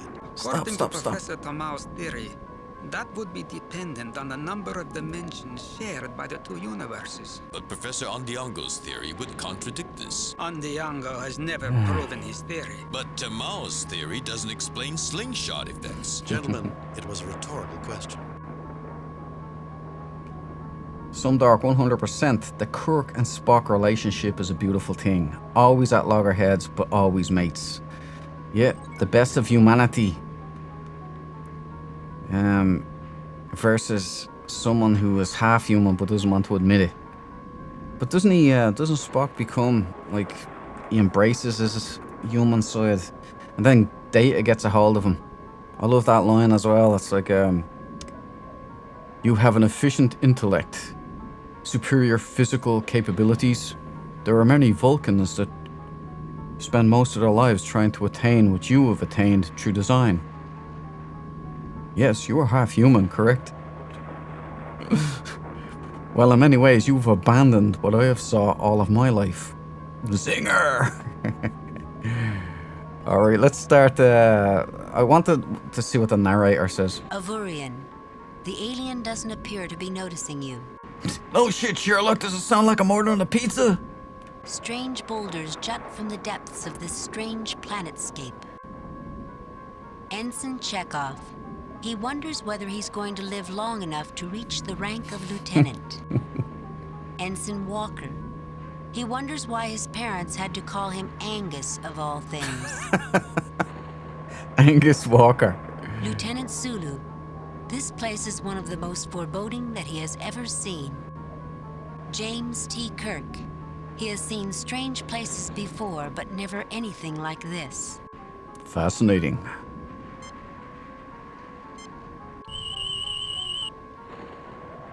They seem more organic than mineral, Captain.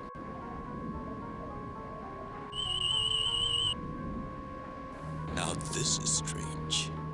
According to the tricorder, everything around us is organic. But it feels like minerals to me. Tricorders don't lie, Pablo. It could be a deception, Captain. Fascinating. Yeah, that's right. No. What are these little balls over here? Blue balls. Quick, think. Blueberries. I think you dodged that one.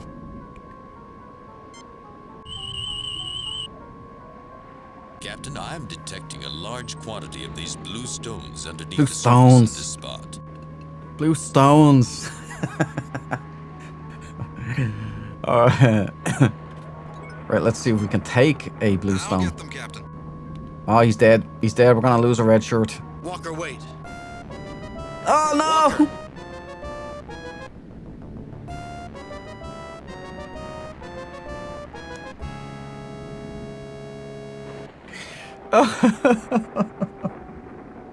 He's dead, Jim.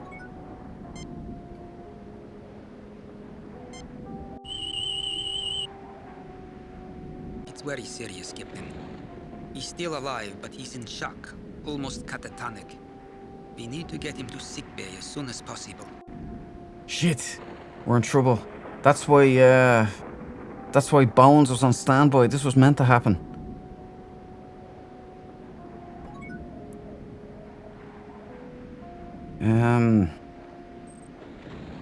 Okay, we're in trouble now, boys. We have a man down. Repeat, we have man down. Greetings, Lord Kirk. I am Eminata. I regret the discomfort that I put you through on your ship. I wish only to preserve my joy by serving the Savant. Are you willing to help me, Eminata? No, just no. Whelp. Nearly the whole game. He's still alive, boys. We're not out of it yet.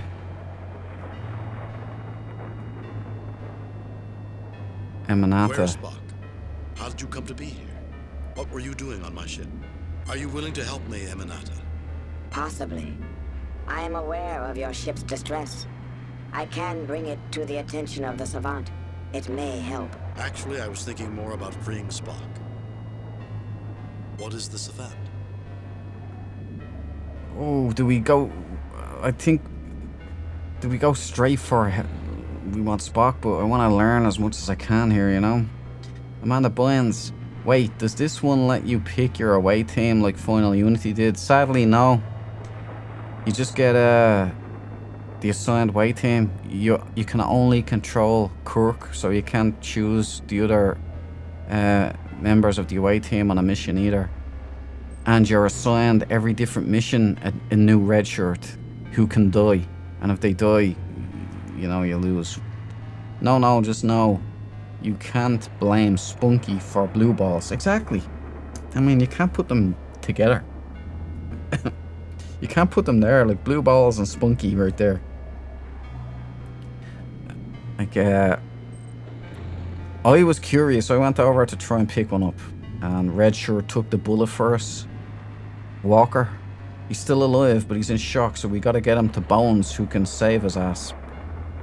But look at these, like... A being found that the physical form impaired his emotions, and so he discarded it as a lord discards his raiment. An entity of great benevolence and joy. Through my psionic talents, we are linked in ecstasy eternal. Where is this savant? Everywhere. When one is an entity, one transcends the limitations of space, time, and dimension. But the savant prefers to center its thoughts at the fountainhead, which is quite close.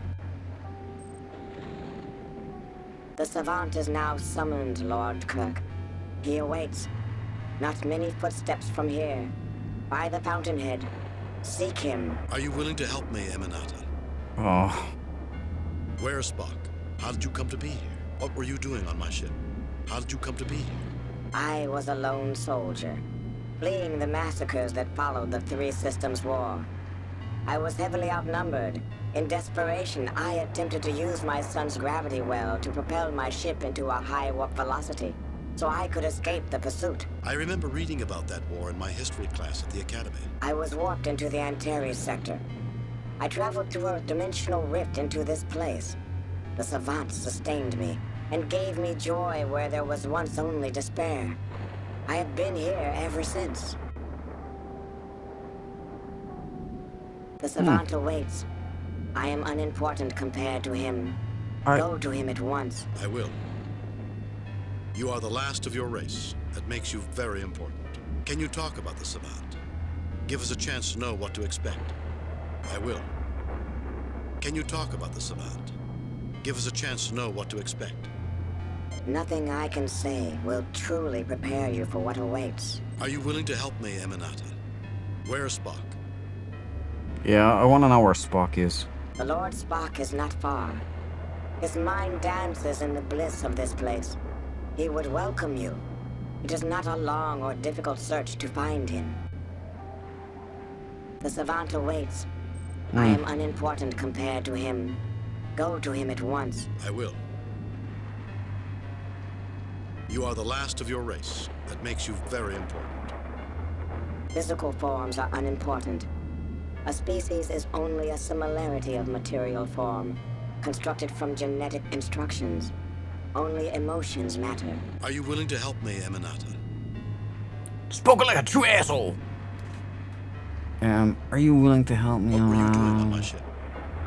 The savant empowered me to remove any psionically adept being from your ship, and to prevent you from following him.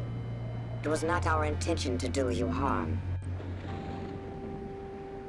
I think that's everything, right? The savant awaits. I am unimportant compared to him. Go to him at once. I will. You are the last of your... Can you talk about the savant? I will. Good luck, Lord Kirk. Are you willing to help me? Lord Kirk. Possibly. I am aware of your ship's distress. I can bring it to the attention of the savant. It may help. Actually, I was thinking more about freeing Spock. What is the savant? I would appreciate the savant being informed.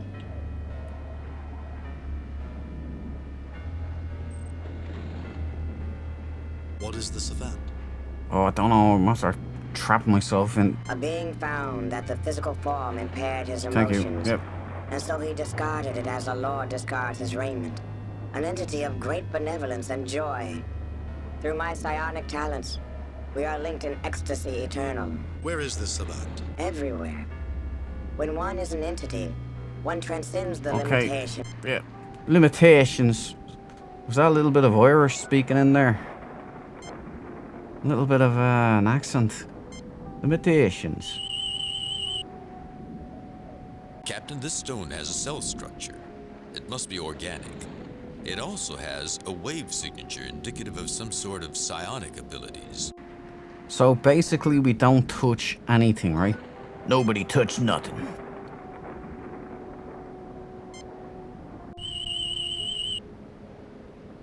Captain, I am getting organic readings.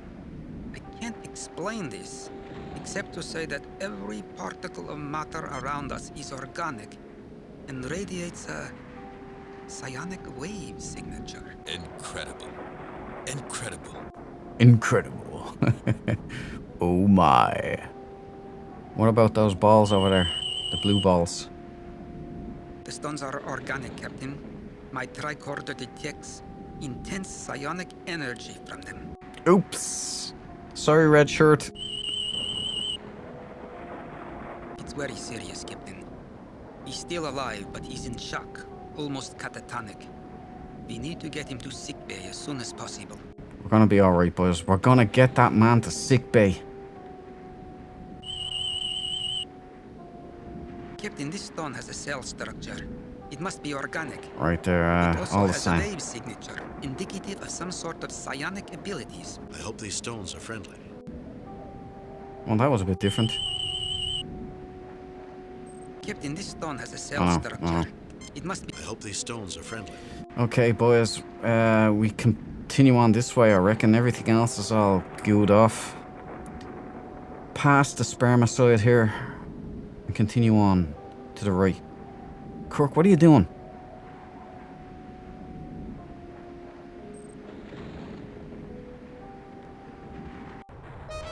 Oh, whoa. I am the Savant. I wish you and all entities nothing but joy. Who are you?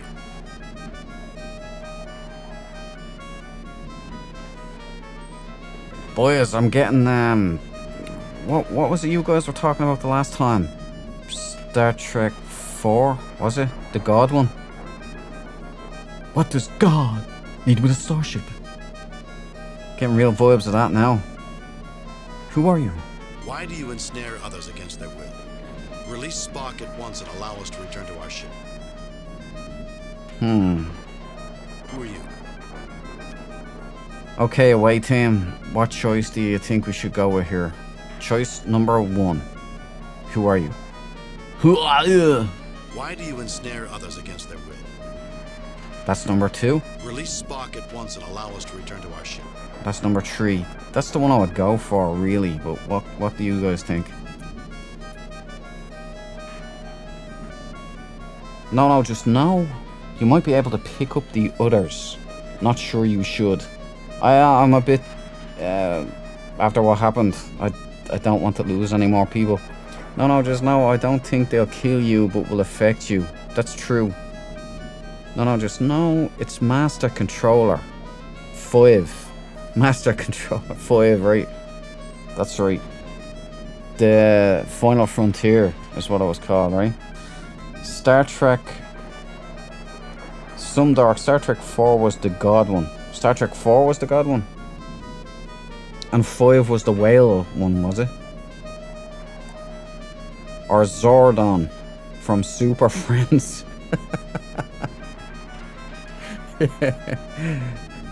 Some Dark mostly hated, but I liked it. I liked it, man. It's one of my favorites. As I said, when you have all the boys together down by a campfire in the woods, I liked it. There was a nice fellowship going on there. I really appreciate it. But back to the choice here. This is the one I would like to do. Release Spock at once and allow us to return to our ship. But unfortunately, he'll probably wink us out of existence. So I'm thinking, who are you is probably the nicest thing we can do. We know he's the Savant though. I don't know why I'm asking, so... Why do you ensnare others against their will? It's also a nice one, you know, but might trigger him a little. So we have to talk to him like he can Dr. Manhattan us out of existence.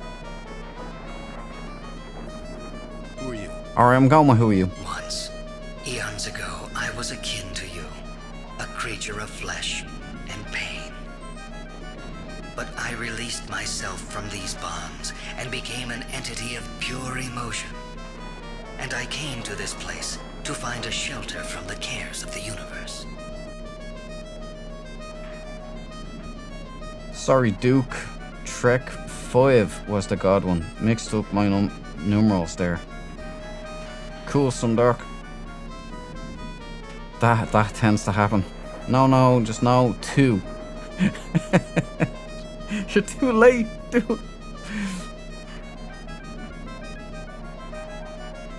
To find a shelter. What the hell just happened? What's this? A pouch from the Vorian life support capsule. Can we just take that? Captain, may I suggest we rescue Commander Spock first and then take samples? We may not have time, Lieutenant. But it feels like minerals to me. Even so, rescuing Spock is our highest priority. Let's get moving. Okay, well, did I miss something? Captain, you misunderstand me. It is not my will to bring harm to any creature. I have taken 2 creatures that are without the most important thing in existence, joy, and given it to them in infinite variety and abundance. The Vurian was filled with despair at the death of her race. She was overwhelmed by sorrow and grief. I have healed her of these afflictions forever. As for the Vulcan, he has been conditioned to deny his emotions. I am bringing him in contact with a part of himself that will enhance his life. It is a gift of love. You have no right to inflict emotions on any being, regardless of how positive you may think them to be, without their consent. Oh, boys. Johnny on the spot with this. Get a life. You can't just sit around feeling happy for eternity. What does that accomplish? Love? Spock doesn't want your gift. He doesn't need your gift. Release him and let us return to our ship. Yeah, that sounds like, I want my pain! I need my pain! So we're gonna do this one. What do you guys reckon? You have no right to inflict emotions on any being, regardless of how positive you may think them to be, without their consent.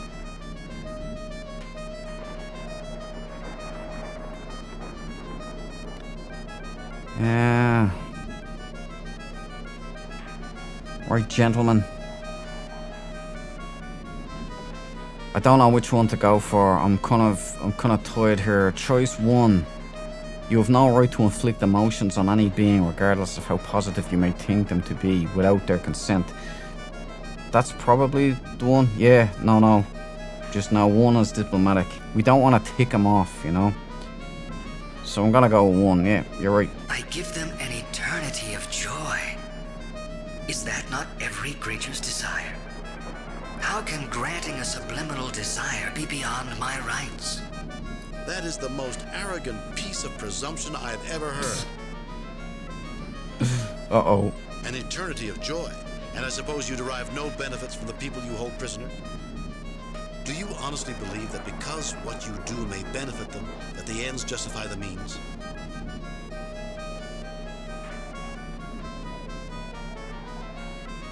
That is the most arrogant piece Well, we're not doing that one. of joy.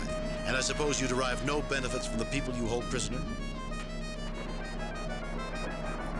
Right, 2 is a rebuke. Do 3. you honestly believe that because what you do may benefit them, that the ends justify the means? Boys, it's either 2 or 3 for me on this one.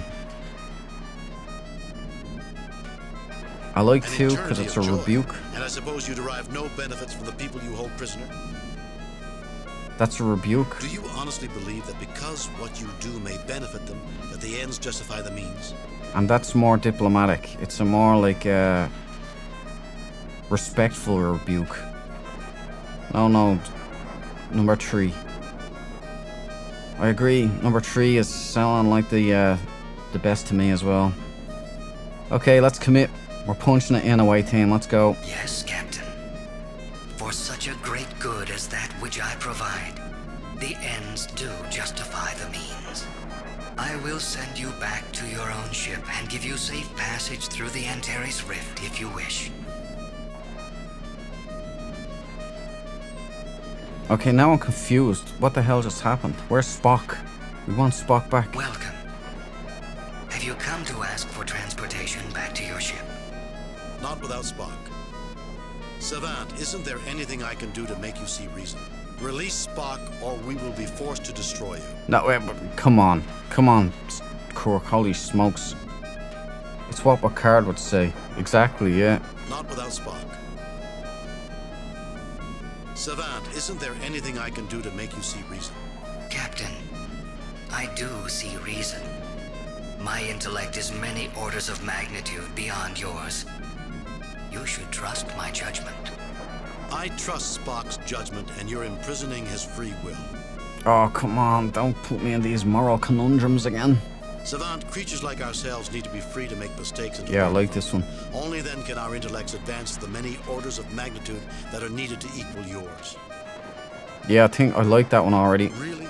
I see you have great power and great splendor, but I don't see great wisdom. Savant, creatures Number like 2. ourselves need to be free to make mistakes and to learn from them. Only then can our intellects advance to the many orders of magnitude that Yeah. are needed to equal yours. That's the one we're going But for. I can elevate him to my level without any suffering. He need not experience the hardships that my race experienced. Is this not an extreme act of mercy? No, I think you can pick stuff up now. Yeah, I think so. Hopefully nothing kills us here.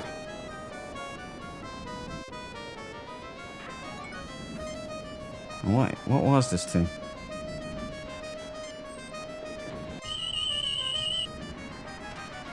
It's just a pouch, Captain. Just a pouch, is that right? They seem more organic than mineral, Captain. It's some kind of life pod, Captain. I believe it is of variant design.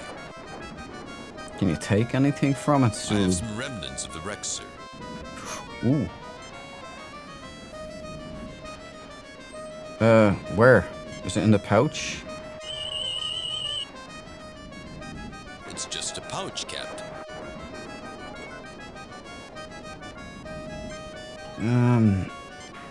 Captain, may I suggest we rescue Commander Spock first, and then take samples? We may not have time, Lieutenant. But it feels like minerals to me. Even so, rescuing Spock is our highest priority.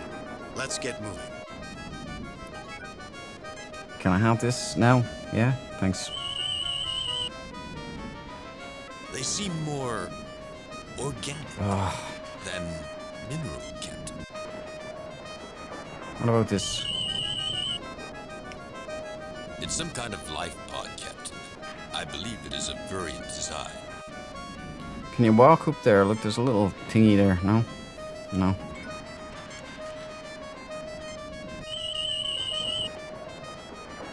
Captain, the readings are incomprehensible.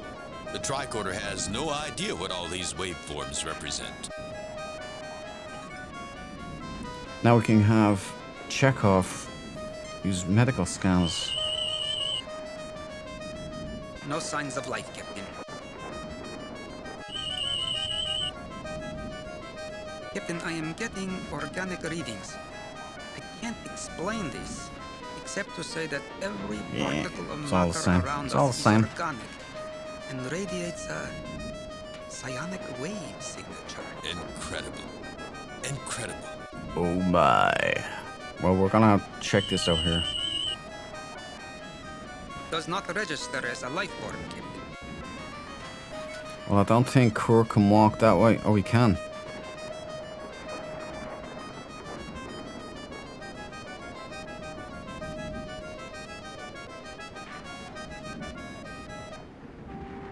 Hey, Spock! Spock, what have they done to you? Fascinating. Emotional intensity of a previously unknown level. Our link with the Savant acts as an amplifier. The more minds in union with him, the greater the level of emotion. And happiness is a powerful emotion. Spock, do you want this? Happiness is a human desire, Captain. I am a Vulcan. I want to be free of emotions. This is the antithesis of my desires. Spock. Spock is back, boys.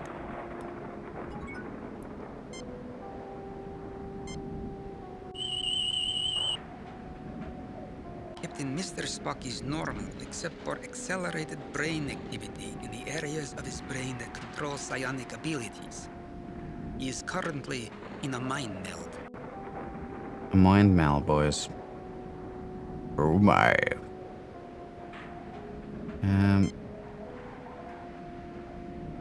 Captain, wouldn't stunning Mr. Spock break whatever Ooh. control that he's under? Unless we deal with the creature that's doing this, it would only provide temporary relief. Why is this being done to Spock, Captain? What benefit does someone get from subjecting him to an emotion? We've seen energy forms that feed on hatred. Why shouldn't there be some creatures that feed on happiness?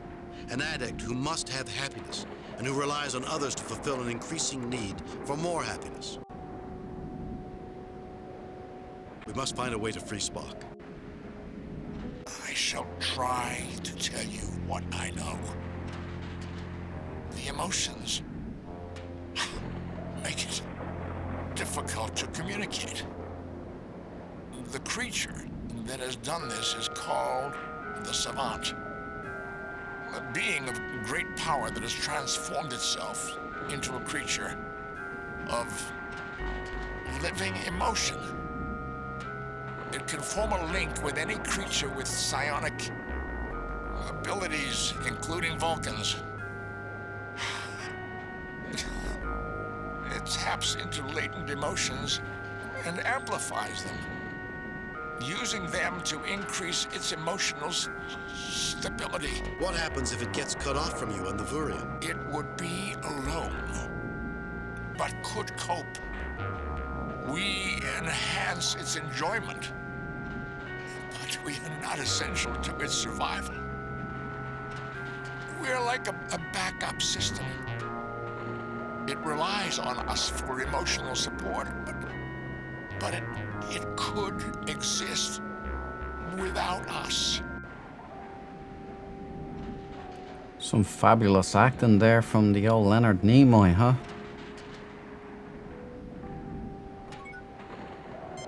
The wreckage of an alien derelict, the Vurian's life support pod. There are 100 archaeologists who would love to be standing with you right now.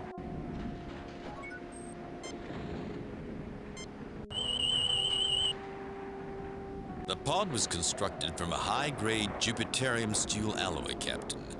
No signs of life, no signs of power. My guess was that it was irreparably damaged on entry into this dimension. The Vurian is lucky to be alive.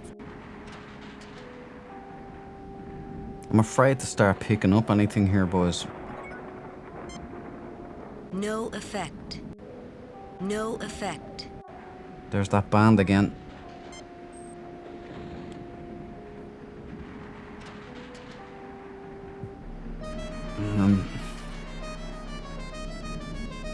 Can we go this way?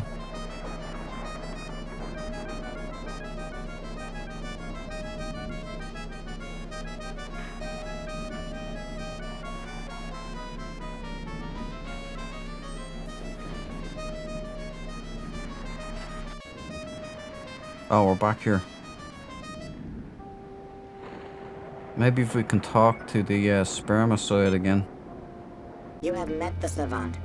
Now you realize the true power of this place. Are you willing to help me, Eminata? Through the Savant, I know your desires. Why should I help release the poor Vulcan into a life of misery? Because I need him to save the lives of over 400 people on the ship. Because Spock does not want artificial joy. He does not want this lie.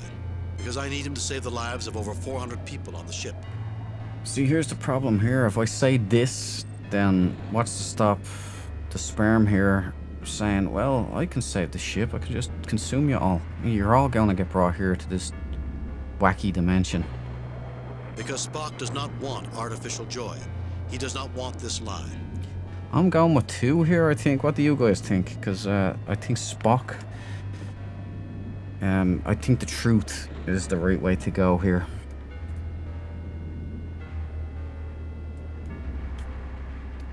I think two.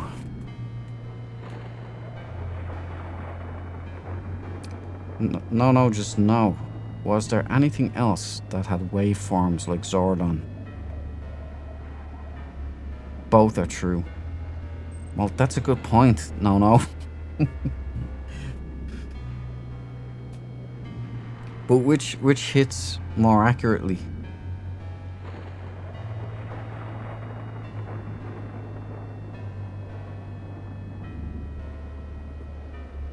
I'm thinking this one. But this because one. I need him to save the lives of over 400 people on the ship. Because Spock does not want artificial joy. He does not want this lie. Damn, this is a tricky one. Only one of them is gonna get us out of this mess. I'm thinking besties, no besties, right? Because Spock does not want an artificial joy. I think that's the way. Amanda Bynes likes two. I'm feeling two as well. Yeah, let's go punch it. Let's go for it. Very well, Captain. I will help you. Oh, boom! We did it. Good jobs. Okay, so what now? You'll help us, but you're not really doing You it. have met the Savant. Now you realize the true power of this place. You agreed to help us. You have already met the Savant, and he remains unmoved. I am taking the emotions in your mind and broadcasting them to him. Your concern for your ship, your love for your comrade. He regrets your feelings, but his purpose is unchanged.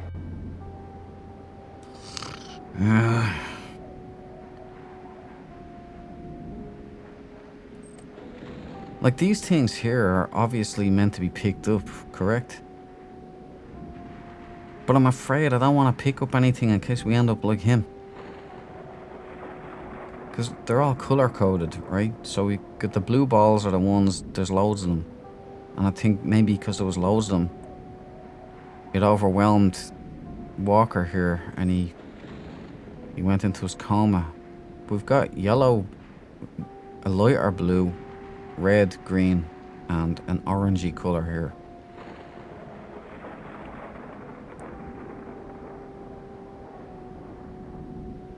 But I don't know why we'd need to pick up any of this, because I don't see any puzzles at all. You have met the Savant. Now you realize the true power of this place. Are you certain? I can't even talk to her anymore. I can try. I am attempting to again broadcast your emotions to the Savant, so he can better understand. He rejects your emotions. He says that these primitive experiences should be ignored. The pouch. Maybe we can put these in the pouch, no? We've got a piece of the ship.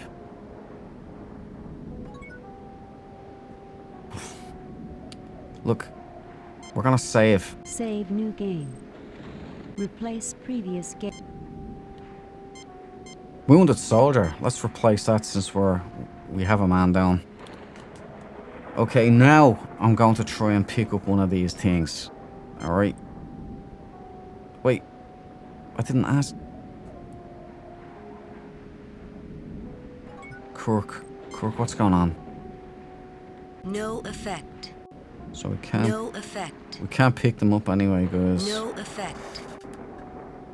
That says that, you know what They were I'm a little saying? large, Captain. They were a little large, Captain. Oh my. Oh, I can pick this one up. We got a yellow. Checo.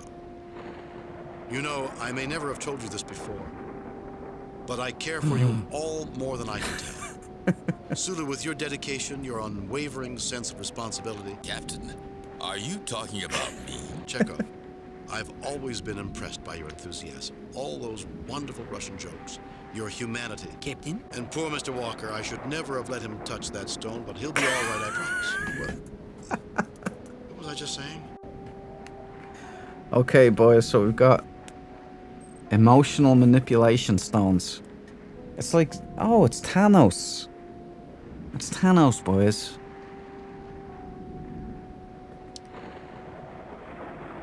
Amanda Bynes. Broadcast coma do it into him. How do we do that? No effect. Captain, he is in no condition to. Okay, let's see if we can pick up anything. We can't pick up one of them, obviously, but... No effect. Maybe I have to get the others to do it. Maybe.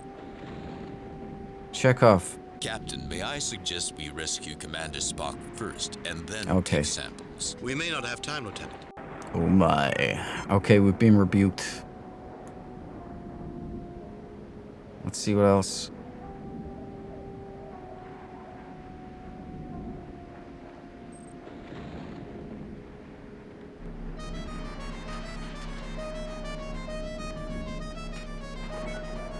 Yeah, probably can't, Amanda, yeah. Strange boulders jut from the depths of this strange planetscape. Do we have phasers? We do, but... Oh, okay. That's interesting. These stones check out as organic matter. I think we've discovered that already, Sulu, about 1,000 times. Nothing wrong with the medical tricorder, Captain. Okay, right, we go into the thing, we select this, then we select that, then we go boom. Fascinating. This stone is giving off a pattern similar to the brainwave pattern of volcanoes and other psionic creatures. No, just now it could be pixel perfect.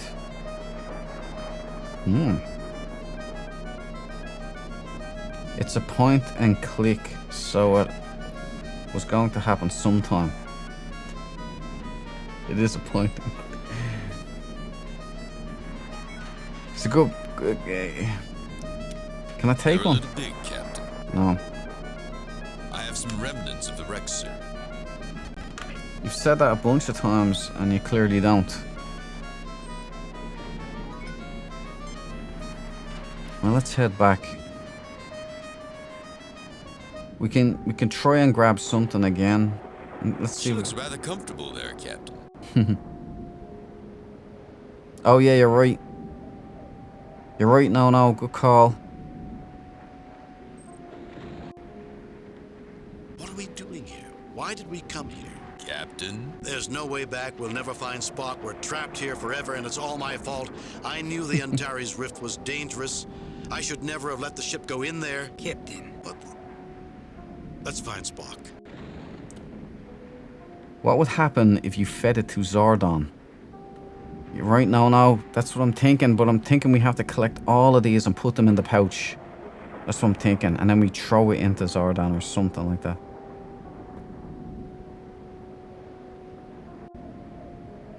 Why are you reaching for your phaser, Mr. Sulu? Captain. You're all against me. Gotten rid of Spock, now me. Who's next? Scotty? Uhura? Or are they part of this too? Captain, snap out of it. Something is definitely wrong. Such intense emotions. Okay, hopefully this is a nice one.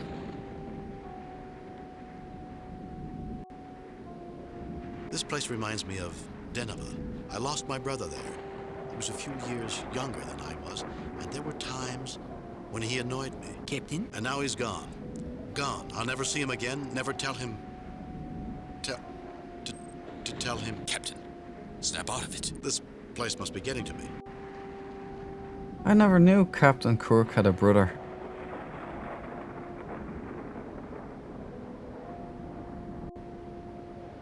I heard that, Mr. Sulu. I didn't say anything. You've always been saying things behind my back. You've always said I don't have enough discipline, that I don't respect my crew. You're insubordinate, Mr. Sulu. Get hold of yourself, Captain. What on earth was I saying? I'm sorry, Mr. Sulu. That was not... Captain, I think we better get out of here as soon as possible. I don't dare pick up one of these.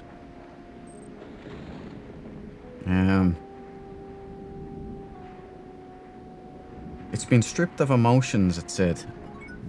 That's it. Let's see how these...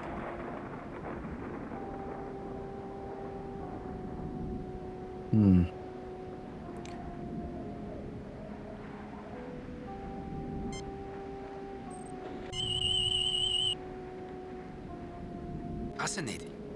This stone is giving off a pattern similar to the brainwave pattern of Vulcans and other psionic creatures.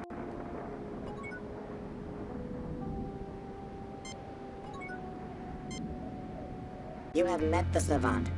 Now you realize the true power of this place. Are you certain you can't help us? I can try. I am attempting to again broadcast your emotions to the Savant, so he can better understand. He rejects your emotions. He says that these primitive experiences should be ignored. You have met the Savant. No, stop. Now you I hate when realize... Are you certain? I can try. I am attempting to again... He rejects your emotions. Yeah, okay, I have to feed him. Alright, let's go. Use what you got first. Okay, no, let's head in and see what we can do. I'll just see if I can hand it to them. To the Zordon. Spock! Now which one? Anything? Blue looks first, so let's try blue. Okay, it's working. It's working. No. Cast it into the fire! This object has no effect against me.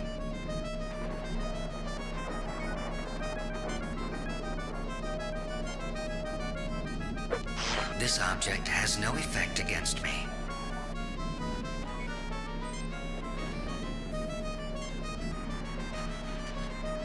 That was a strange experience. I suddenly thought that the Enterprise was being stolen from me. I had a similar thought, only... I wonder what Dr. McCoy is going to say when we bring back samples of these stones. What the hell just happened? This object has no effect against me.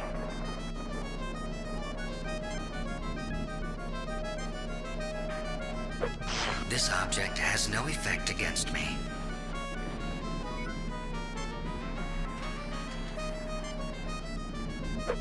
This object has no effect against me. Let's see if we can talk to him. Welcome. Have you come to ask for transportation back to your ship? No. Not without Spock. Savant, isn't there anything I can do to make you see reason? Captain, I do see reason. My intellect is many orders of magnitude beyond yours. You should trust my judgment. I trust Spock's judgment, and you're imprisoning his free will. Yeah, I didn't know how to put them in a pouch, though. Free will is an arrogant deception, Captain. When one looks at the universe in a broad perspective, one finds that fate is far less flexible than it may appear. Now we're gonna go back and we're gonna try and manipulate this guy through the sperm. I forget her name. I don't know what her name is.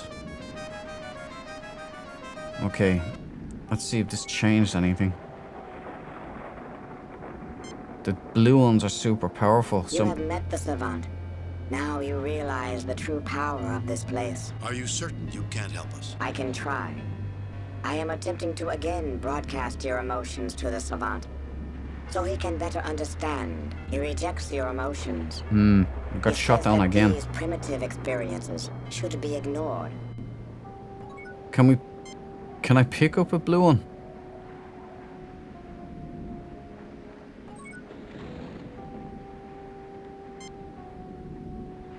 Use the pouch on the blue stones. Good suggestion. Let's try that. Let's save first. I haven't messed up, have I? No. So throwing all those things into Zordon didn't bark me there, did it? Save new game. Replace, delete, cancel. Save new, replace, delete, previous, replace previous game. Yeah, Castle Trelian. Let's see if we can use pouch. I'll get it.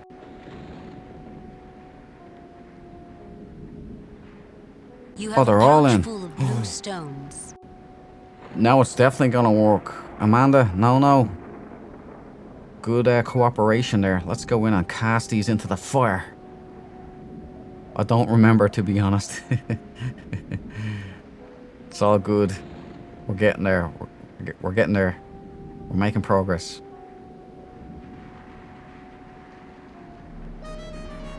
Okay, Zordan, you son of a bitch. Let him have it.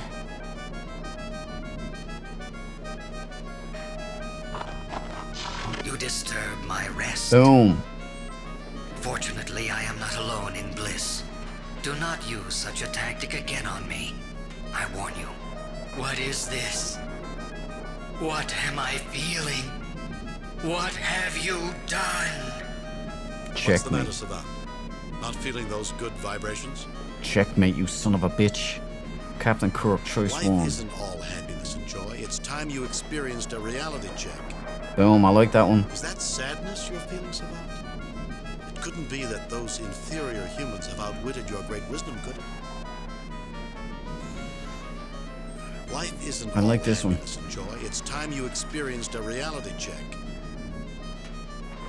What do you guys think? Choice 2? I'm feeling choice 2 or 3, but 2 more so. What's the matter, Savant? Not feeling those good vibrations?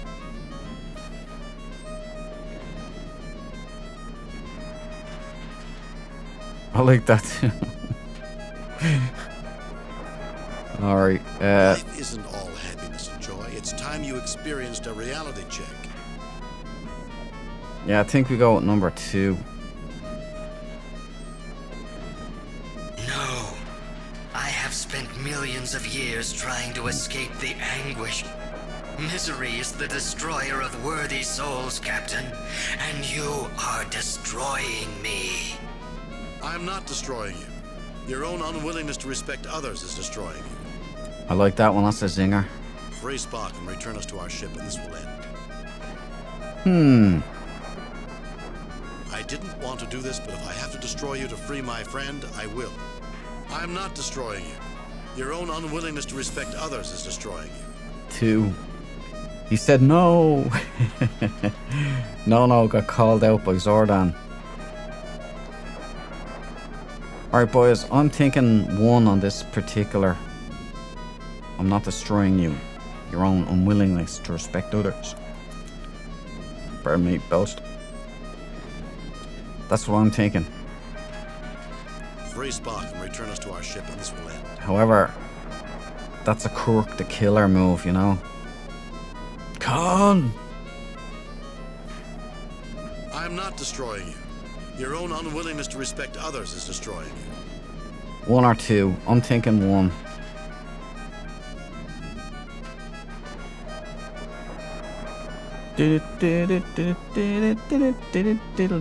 Yeah, I think we go with choice number 1. Engage. Am I really such a monster that I deserve such pain? You have lost respect for others, Savant. Everyone may have different goals, different ideals than you, and you have the right to pursue them. You need to respect their free will, even if it makes them miserable. You do not understand me, Captain, but I am in no mood to argue. You and your scientist may be freed. Enjoy your universe, Captain Kirk. Did we win? Hey, boys. Yeah, you don't tell a demigod you plan to kill it exactly. We're out of the Antares Rift and are on our way to Starbase 8, where the Enterprise has extensive repairs scheduled.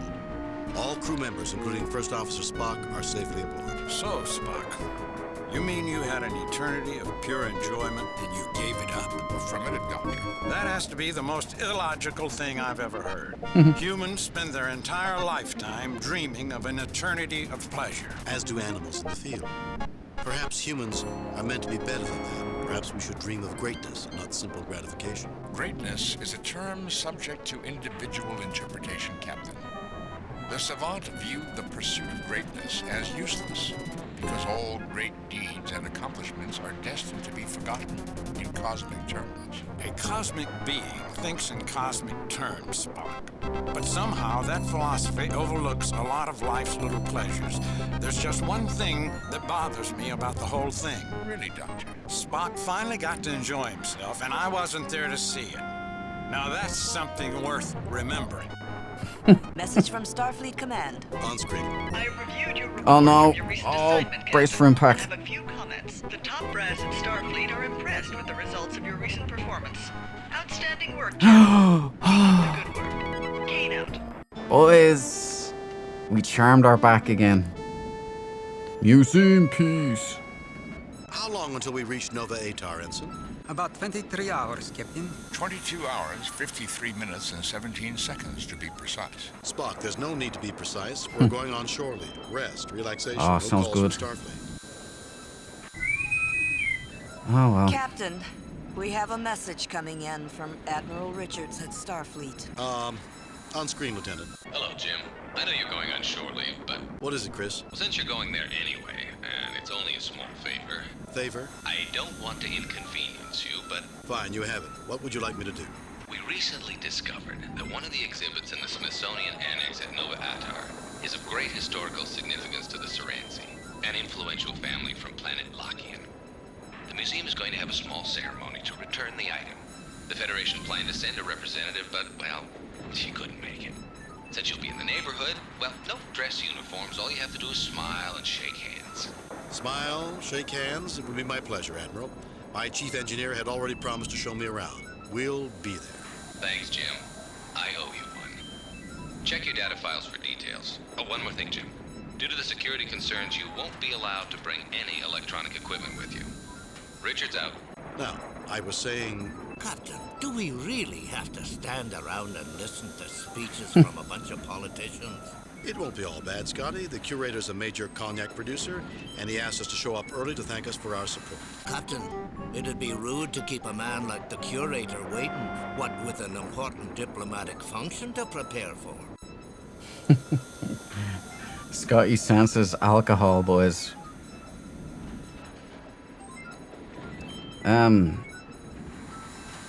There was a lot there that I should have. First of all, it's just gone way over my head. Save. Save new game. Replace previous game. Wounded soldier. Yeah. Castle Trelane. I think just soldier. I think we go back there. No, just no. What about Red Shirt? Yeah. What happened? Did he die? I'm presuming McCoy fixed him up. Because we didn't get docked. The Admiral loves us again. So that felt good. We're in our good books again, boys. Antares. Let's just talk to Spock. All sensors are clear, Captain. Antares. No.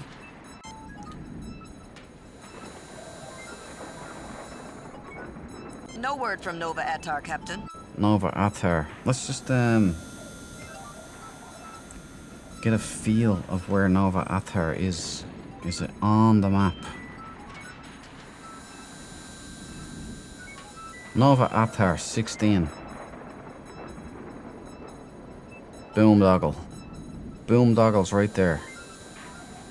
So we can check Nova Atar and see what's going on. Antares. Yeah. That's the Antares Rift. We just left that. Or, yeah, we just left that. So we go to Nova Atar now.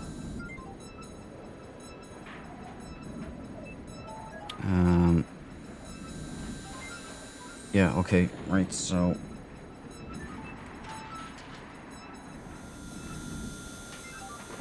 Where's me? Oh yeah, here we go. Alton, there we go. I'm back in business. So, Nova Atar.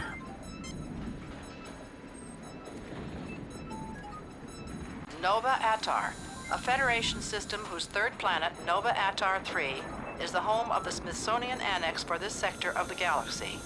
Nova Attar is renowned for its rich collection of artifacts. Attar tree.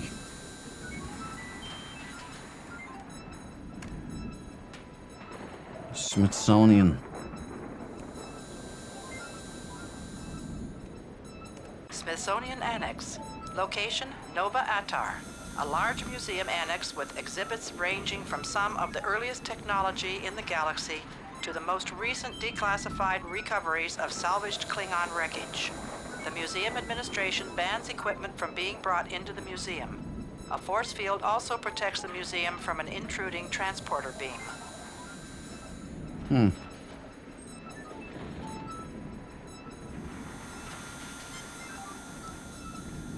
The museum administration bans equipment from being brought into the museum. A force field also protects the museum from an intruding transporter beam. That's all ominous. Okay, 16, right?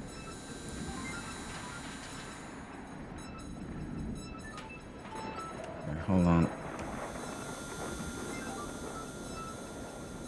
So we're up. Nova Attar 16. Down here. Motion tracker says far left. And it's the first one. So that's easy enough. Right, the motion tracker's never wrong, boys. So we alt in. I see tier all 5 to get you guys a clear vision. And then I escape Spockathon. And then we go to motion tracker. And this is it, I think. Mr. Chekhov, warp 1, engage.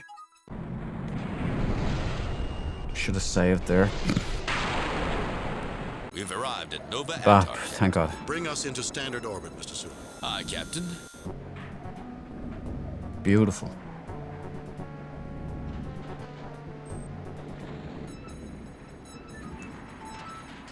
Okay, let's save before anything else happens. Save new game. Replace previous game. The wounded soldier, I reckon. Yeah, just do it.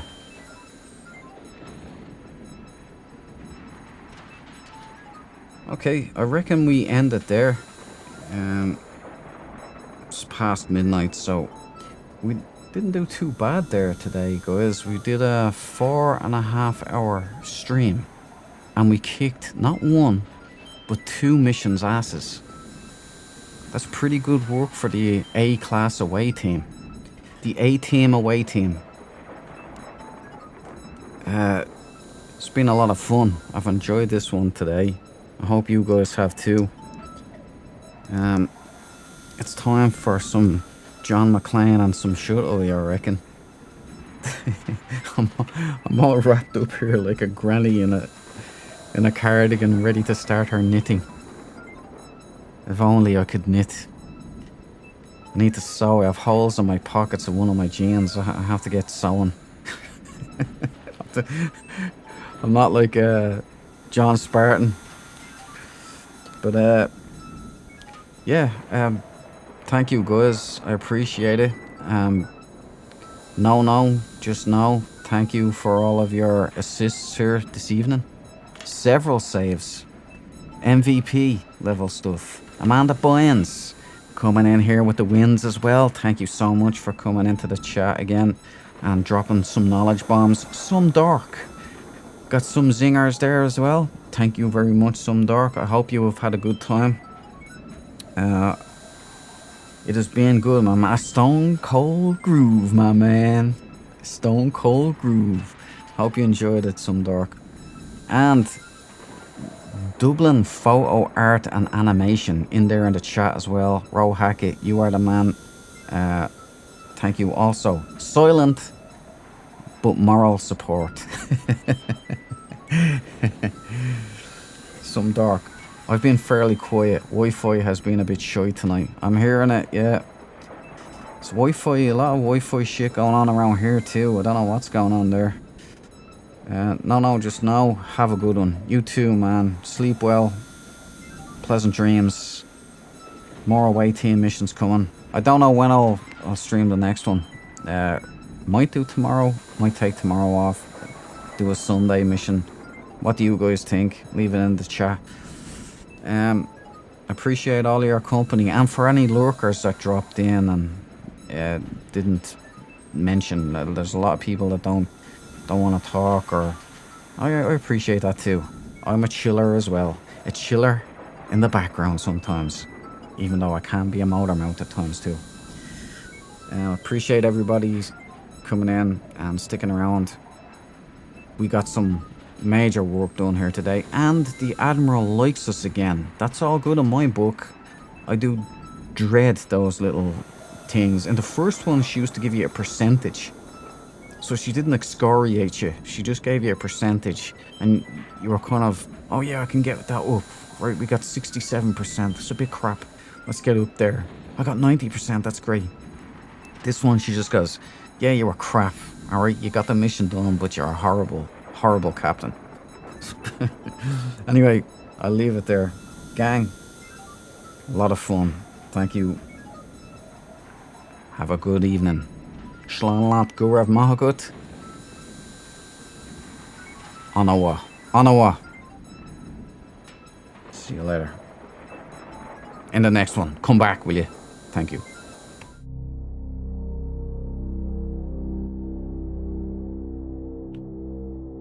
I'm down for tomorrow. No. Okay. I can do tomorrow, so.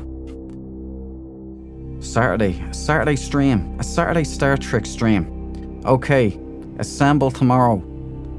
Star Trek away team.